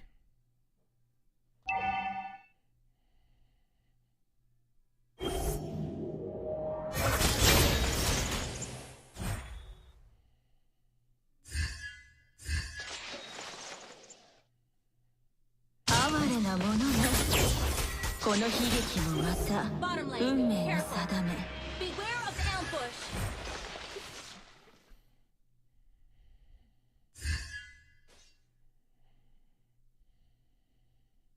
未来について考えないものに未来はないわ。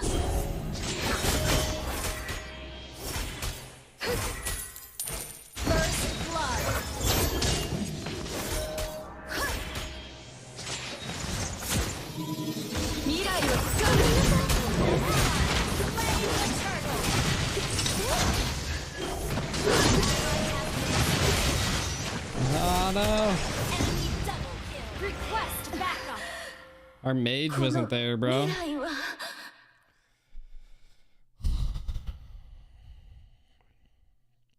私の復活は決まっていたこと。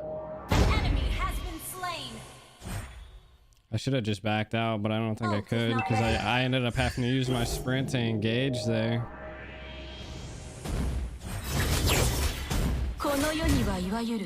I just gotta focus on getting XP here. I'm not like super focused on roaming.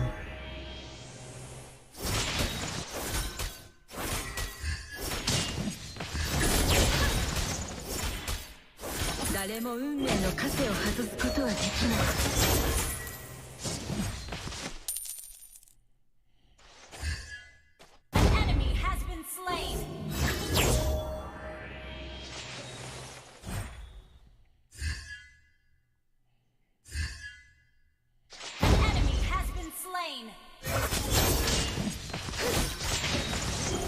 私は見たものを見せてあげ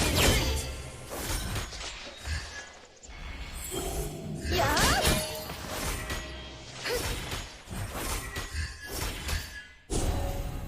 見えないところから影は迫ってくるものよ。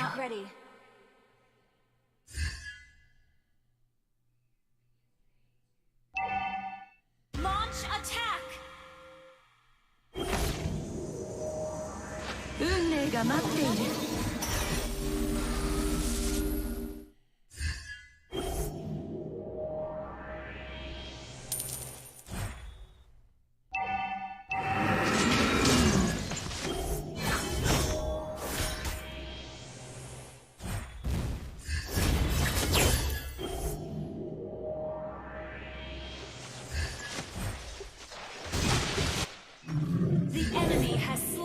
the turtle.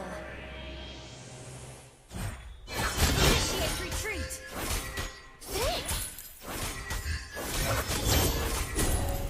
敵に残された時間が余計に短くなってしまったわね。私でさえその過去すら見えないものがあるわ。And he can't move.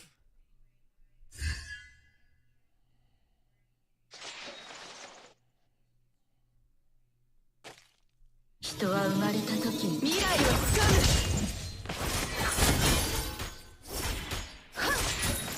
Ult is not ready.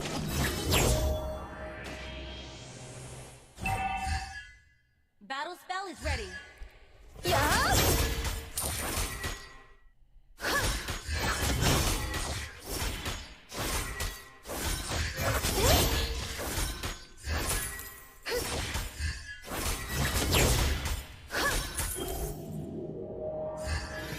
Aware なものね。私が見たものを見て。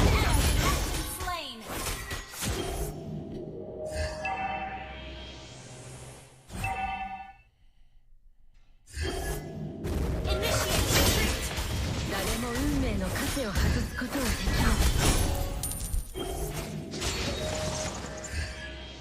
Initiate retreat.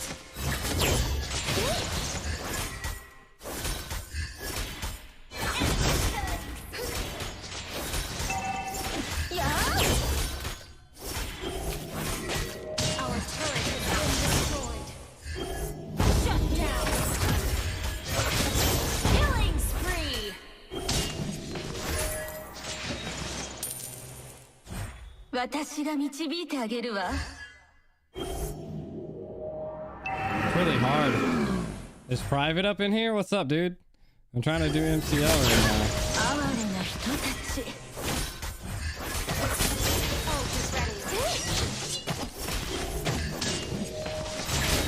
This Ruby is just heals way too fucking much, bro.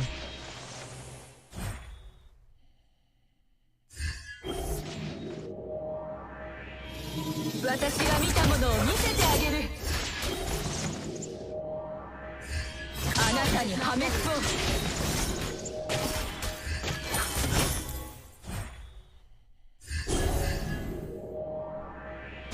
An ally has been slain. The enemy has slain the turtle. Killing spree.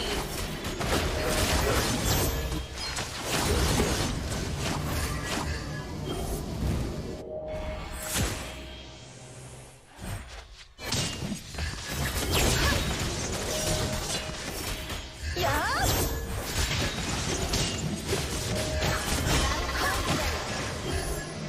未来をつかむ。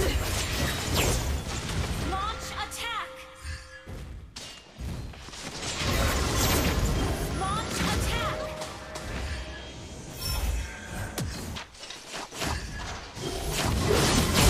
Slain an enemy. はっきりとしたわ。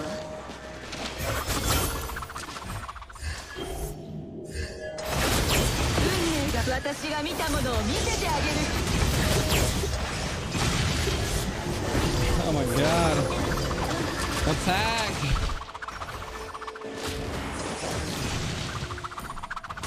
Your team destroyed a turret.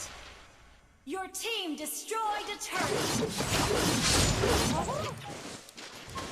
Oh, Jesus. Barely able to make it out of there. We did take the top. I got Dom Ice now. この可能性も見えていたわ。Ult is ready.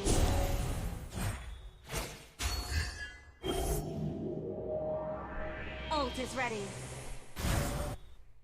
You like the glasses, Private? 一緒に明るい未来へ進みましょう。Ult is ready.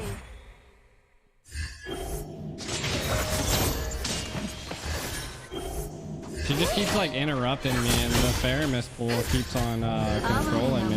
未来をつかむ。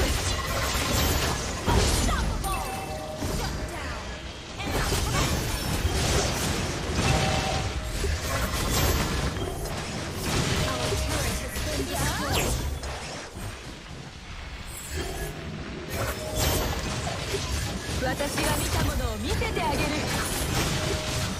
God, they're all here.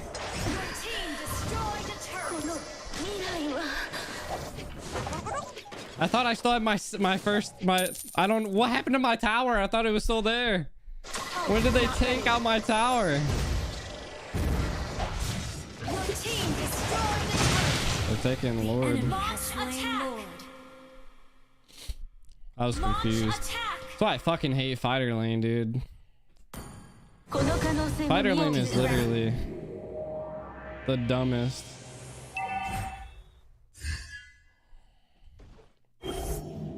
Battle spell is ready.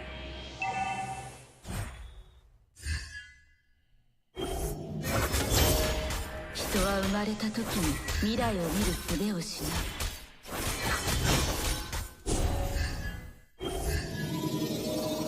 未来をつかむ。見えないところから影が迫ってくる。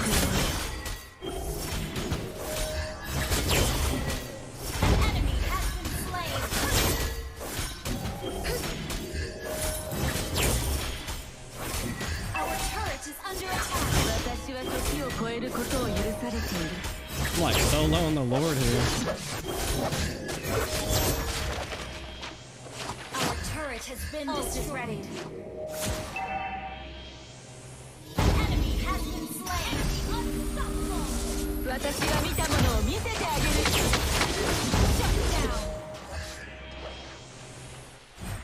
Ult is ready.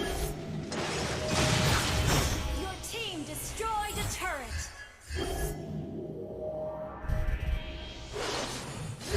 What's up, 7KT? 未来について考えないものに未来はない。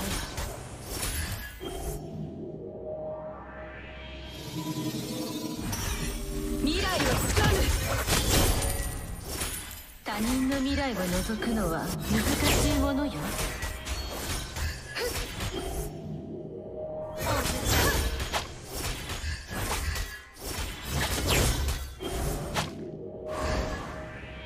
誰も運命の枷を外すことはできない。私が見たものを見せてあげる。 Oh my god, I'm just not thick enough, bro. Every time I go in, I die. I don't know how fucking people play Esmeralda.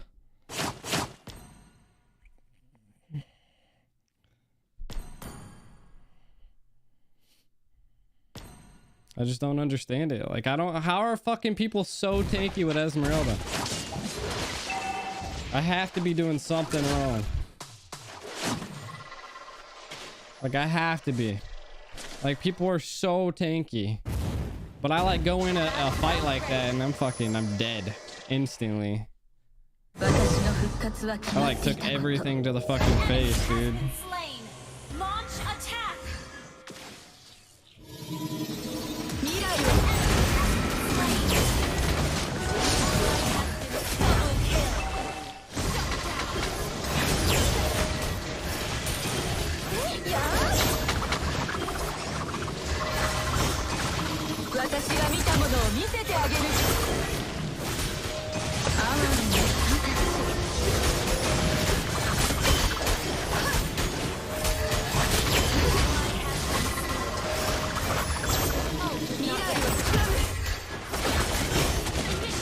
Where's my team, bro? I guess everybody fucking died.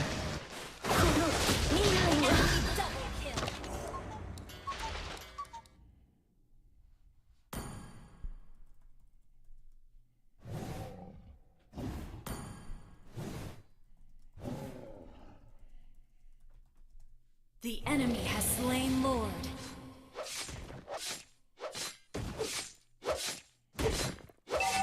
Our turret has been destroyed. How did we? I swear to God, we killed Bia. How the fuck she escaped? I literally dived in on her, bro. Like, what do you mean she fucking escaped?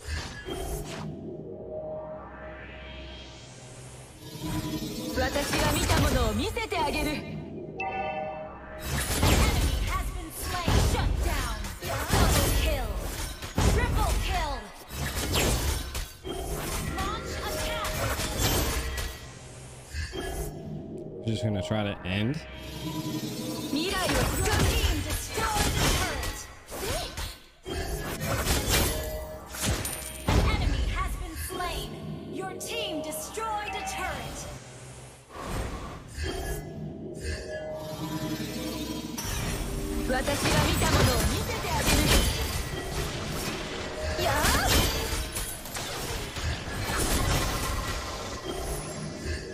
Initiate retreat.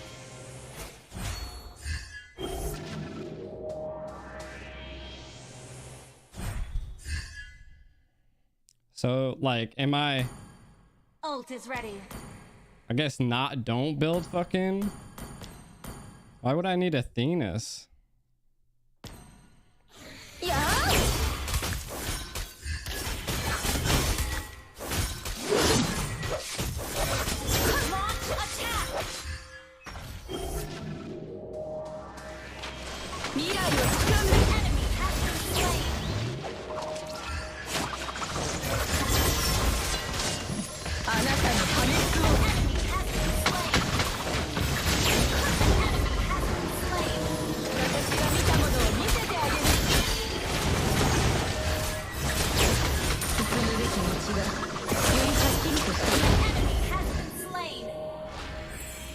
Ult is not ready. Well played.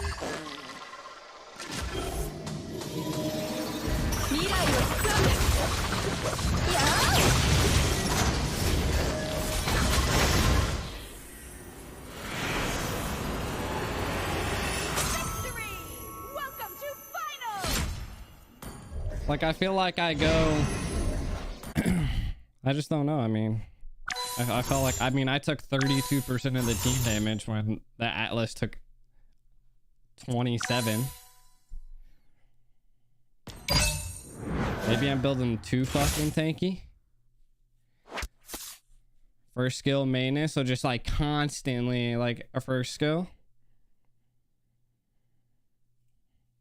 Our Fanny was like AFK for quite a bit of it, but I mean, like, not quite a bit of it. Like, she was putting in some work.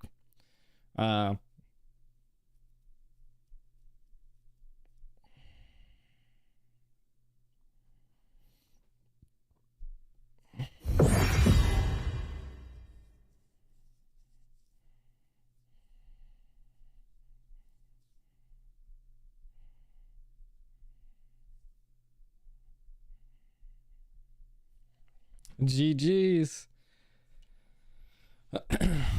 Is the support emblem what I should build? I don't feel like we've ever been snowballing, you know?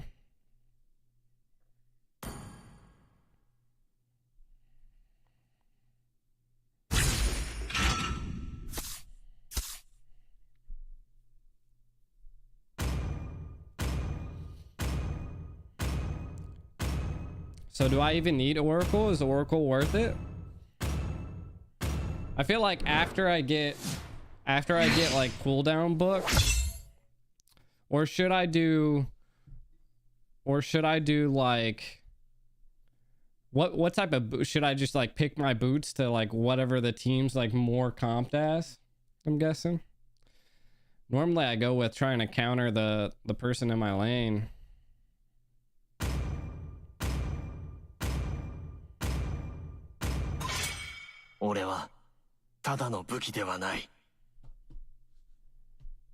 I'm also super confused.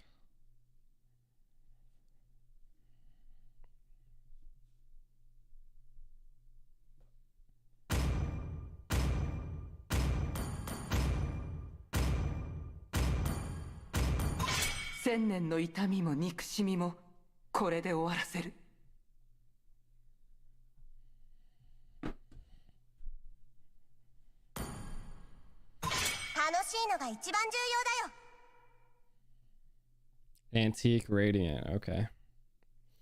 I feel like definitely I just, it's so hard to make it to fucking your third item though, bro.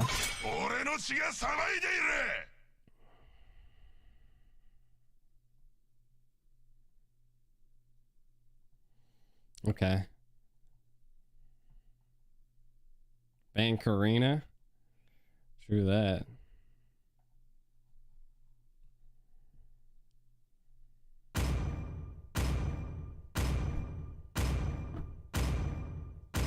Fuck. Maybe my emblem is just feud too much.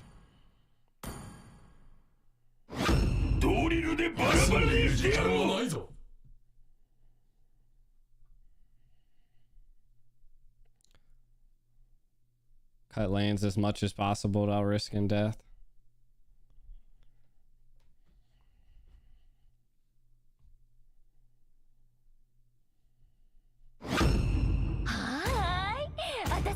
It's always a fucking beer, bro.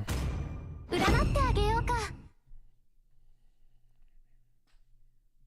got a lot of burst damage here.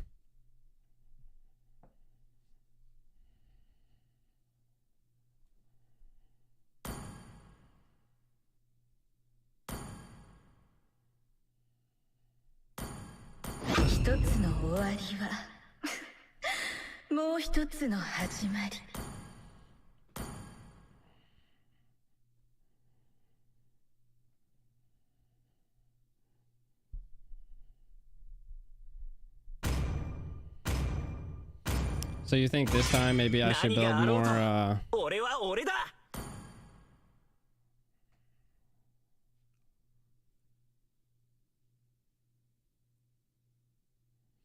it's a lot of burst from the enemy team.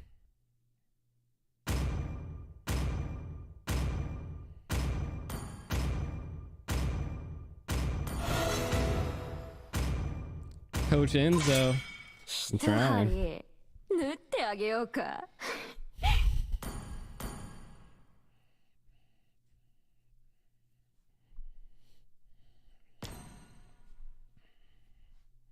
Yeah, I know. I think I got like shitted on by the B last time.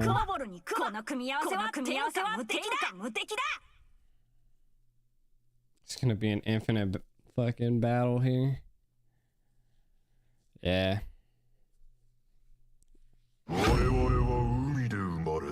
This is gonna be rough, boys.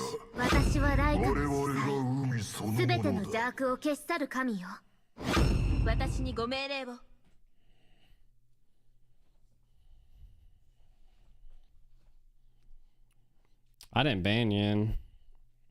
I think it was Tank that bans Yin.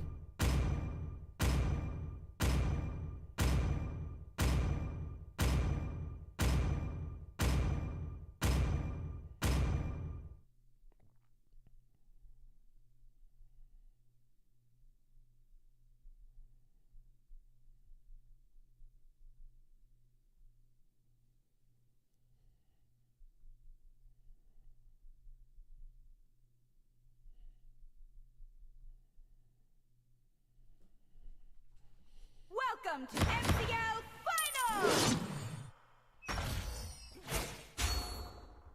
5 seconds till the enemy reaches the battlefield. Smash them! All troops Edith deployed. can catch Fanny. I mean, they're full stacking right there. Edith is going to be XP lane. They got a lot of defense.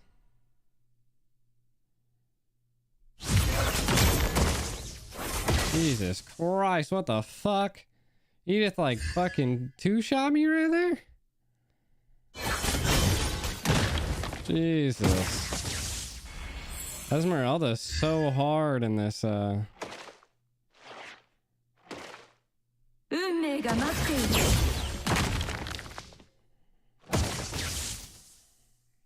the fuck is Edith doing so much damage, bro?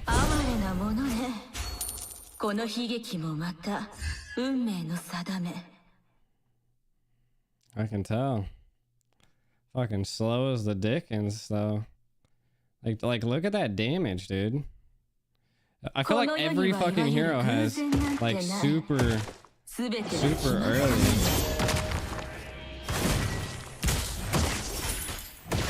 Like, what's up with that? What's up with that fucking passive, though? Like, she just randomly strikes me with lightning like she has a built-in fucking Winter's Trenchian. It's crazy.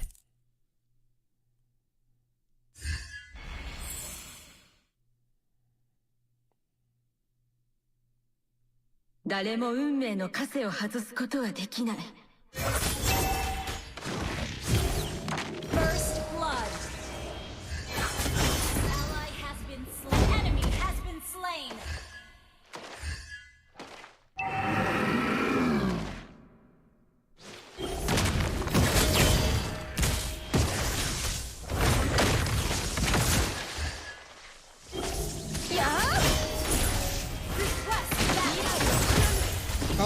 god, the fucking damage from her is retarded.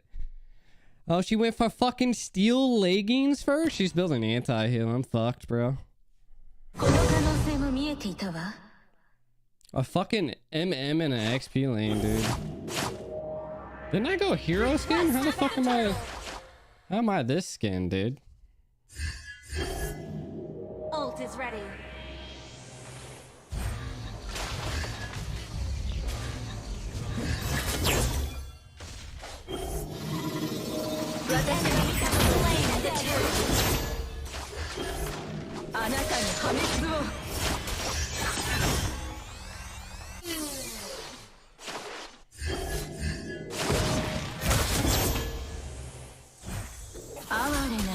Ult is not ready. Ult is ready. She just does so much damage, bro.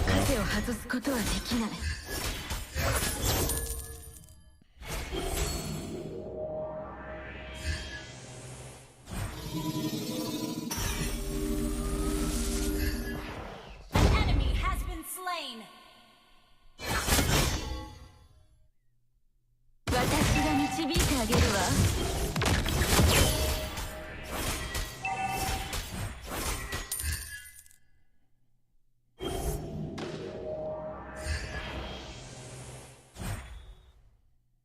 Ult is not ready. Ult is not ready. Request backup. Ult is not ready. I wish I could fucking ignore her. She just does so much fucking damage, bro. You get caught by one of her CCs and fucking GG, dude. Like, look at that. Like, I can't fucking dodge that stupid ass shit. I have 17 MS, dude. You think I'd be able to dodge it? But somehow her CC still connects.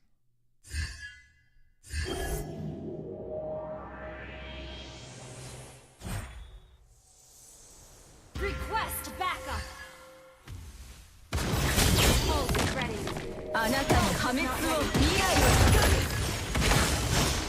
Look, like, bro, she just half HP'd me. Get the fuck out of here. An ally has been slain. What is that damage? Like, dude, she's already level 7. She's already a whole level higher than me. Like, how is it? Like, is that the turtle? Like, what the fuck gave her so much? Not ready. All she keeps doing is fucking hiding in a bush and dashing out, dude. And somehow just able to do so much fucking damage, bro. Killing spree. Request Like, what is this fucking electricity that keeps coming off of her? Attack the turtle. Why the fuck don't I have a passive like that?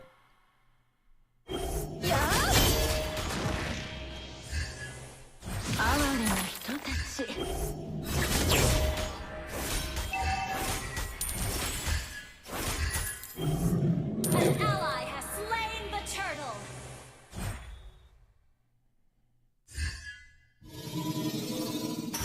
An ally has been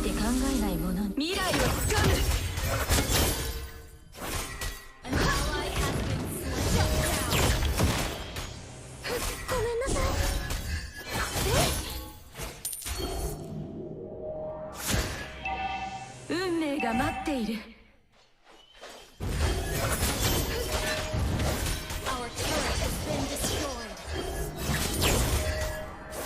Okay.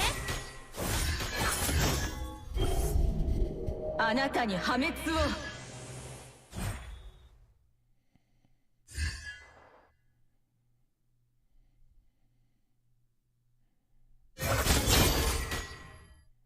気をつけて。危険が潜んでいるわ。Initiate retreat. An enemy has been slain. An ally has been slain. An enemy has been slain.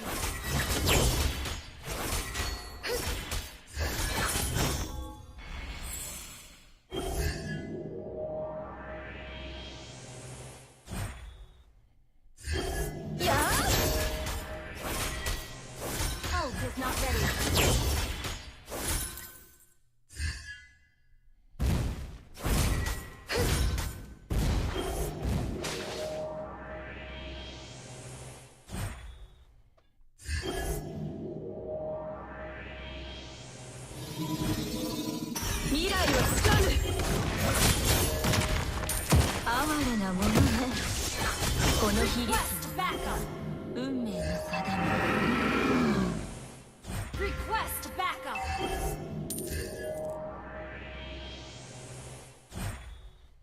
他人の未来を覗くのは難しいものよ。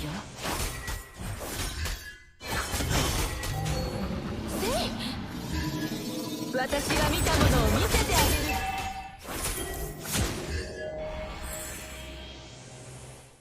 私でさえその過去すら見えないものがあるわ。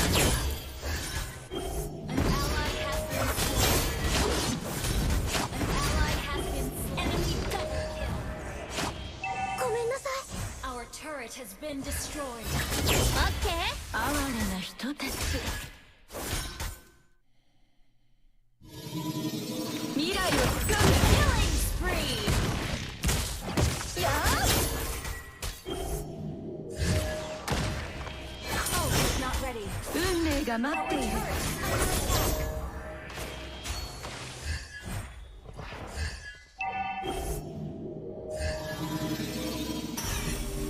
私が見たものを見せてあげる。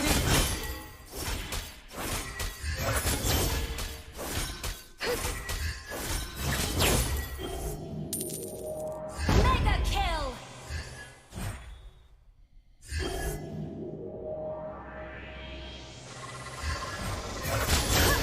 この世にはいわゆる偶然なんてない。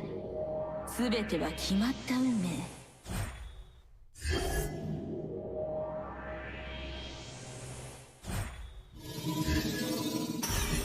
私で未来をつかむ。 An enemy has been slain. Shut down. やあ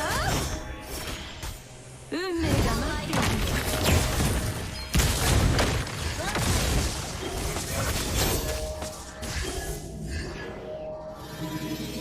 私が見たものを見せてあげる。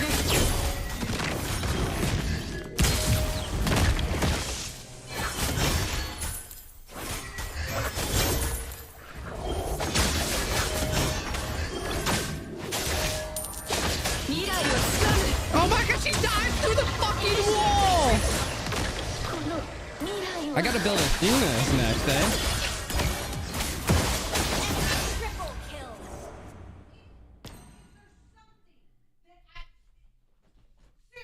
Our turret is under attack. Our turret has been destroyed.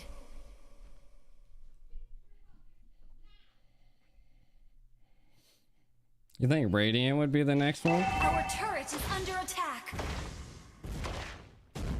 この可能性も見えていたわ。 Our turret has been destroyed. Launch attack. 誰も運命の盾を外すことはできない。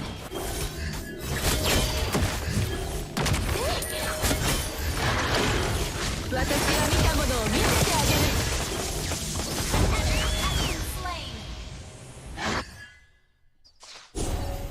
私は時を超えることを許されている。 Not ready.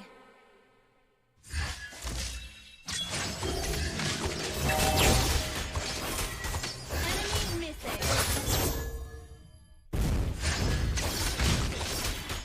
Your team destroyed a turret. Our turret is under attack.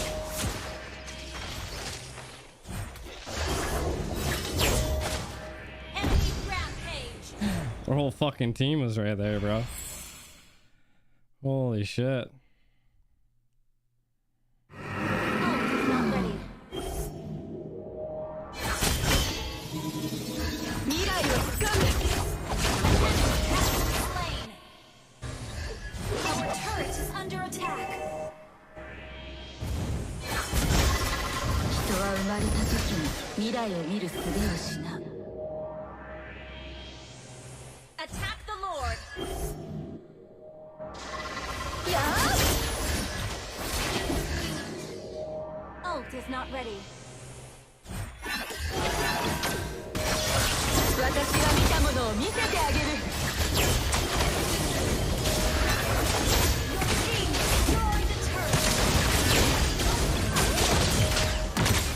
god, there's just no one there. Did Edith do 7,000 damage to me?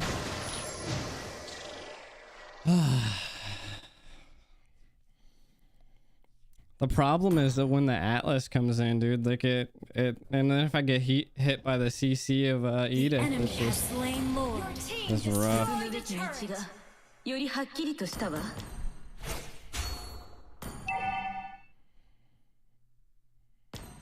Like I gotta get into team fights now.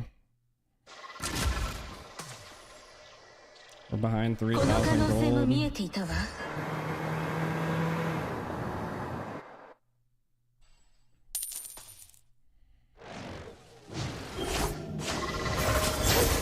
私が導いてあげるわ。未来を作る。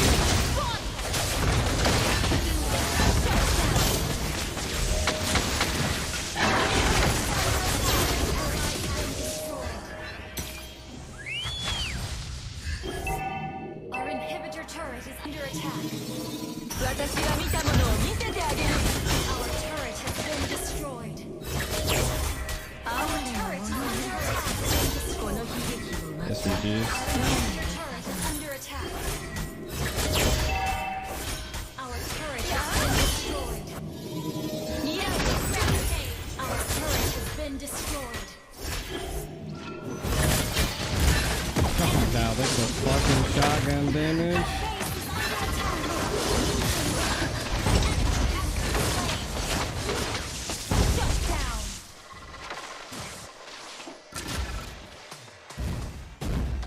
Stop the minions, bro.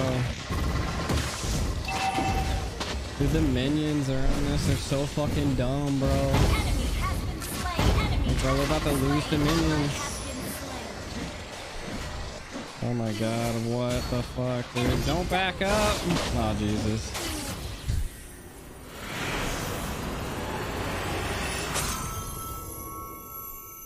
Defeat. How did I... Bro, what are you... I had 10,000 fucking gold. I did 22% of the fucking damage on our team and took 31% of the damage. What do you mean fucking a 4.8?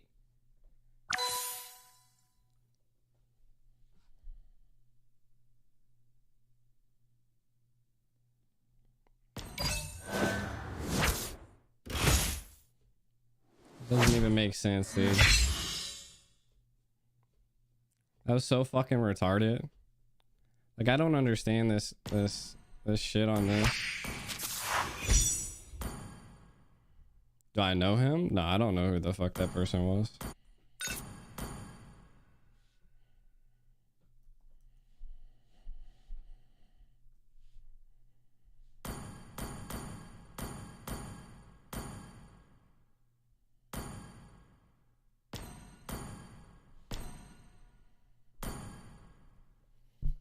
I just don't understand how I get fucking beat in the lane, bro. Like, I literally had the most gold on the team, the most damage taken, almost the most damage, and they give me a fucking 4.8, bro. Like, what is the ranking system on this shitty game, dude?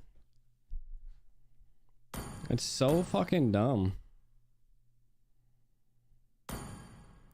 That's why I hate being fighters, dude. Like,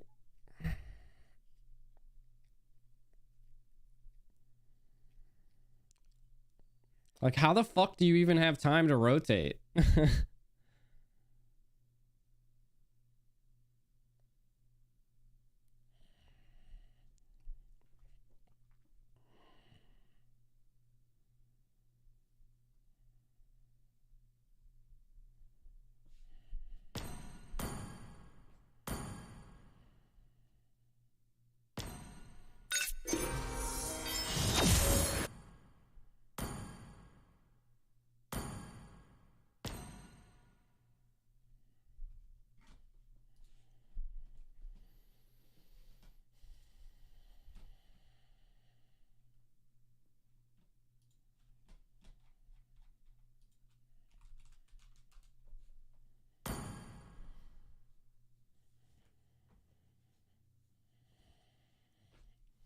All right, chat. Let's do the giveaway so I can get the fuck off of here.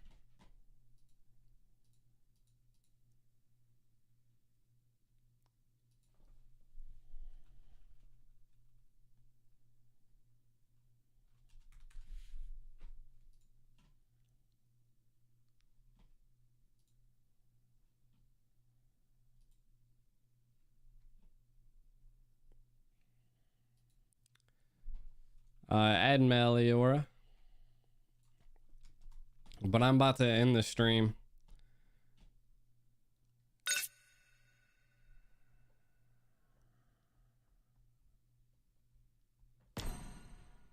It's been like 5 hours and I got like other stuff I have to do, but I can like host a scrim and kind of do those other things. Do you have a full team, man?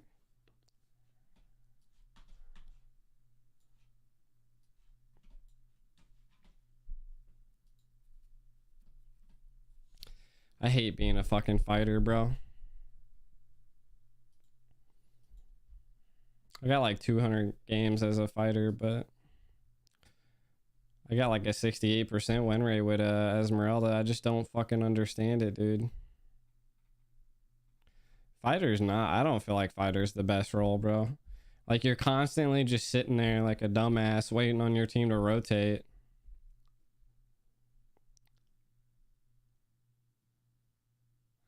And then we had a Johnson that like did nothing.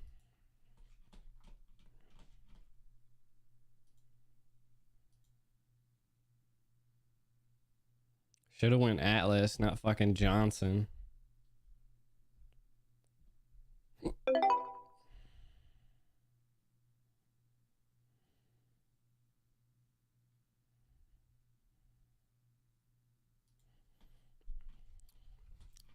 Jesus.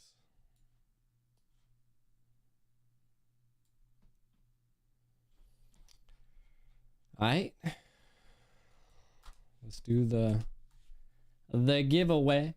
There was about half the people entered into this one.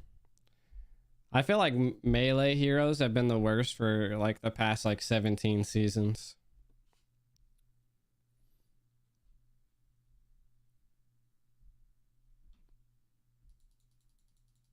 Like I just don't even understand how you fucking rotate fast enough. Yeah, we're doing the last giveaway here. Oh, well, second to last giveaway, and then I'm ending the stream.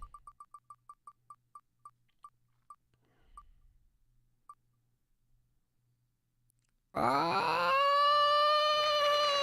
dude, that was so close.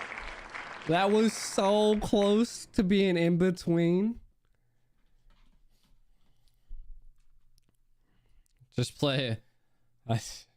I'm telling you, I just don't understand how people play Esmeralda and why she's even close to being the best. I think it's mainly because every time I get into a team fight, like all of my fucking team's dead.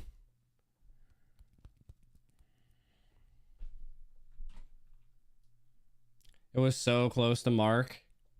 It was like literally like right there.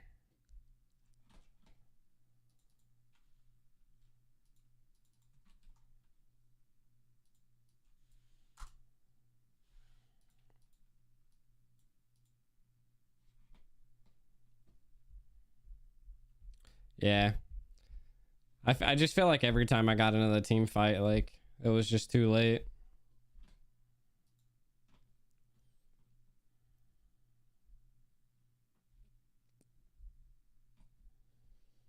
It was too late to apologize. I do giveaways on YouTube, Doja. Doja. Esme's team dependent. Yeah, I guess that's why she does so well in maybe that's my problem. An Aiko fanboy? Law. I was looking for something. I think it's this. No, it's definitely YouTube, which is probably why I can't find it. Take ults and run away. I'm just not used to it, you know. I'm used to like being able to constantly watch around and then pop in, but it's not that easy.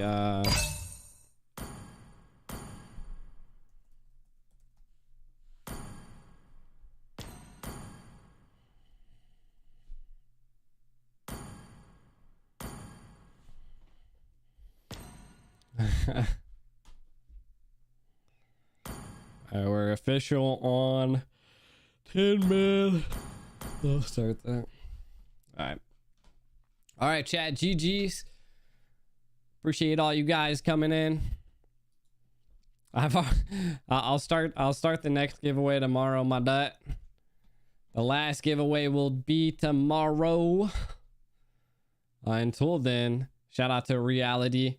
I'll end up getting everything going here. No, there's gonna be one tomorrow. He said I can enter it now. Yeah, that's what the wheel was right there on the screen. We got one tomorrow though. I'm doing technically 6 of them now. But GG's, man. GG's. I'll have one tomorrow, and I'll see you guys then. Flex out, homie. Stay humble.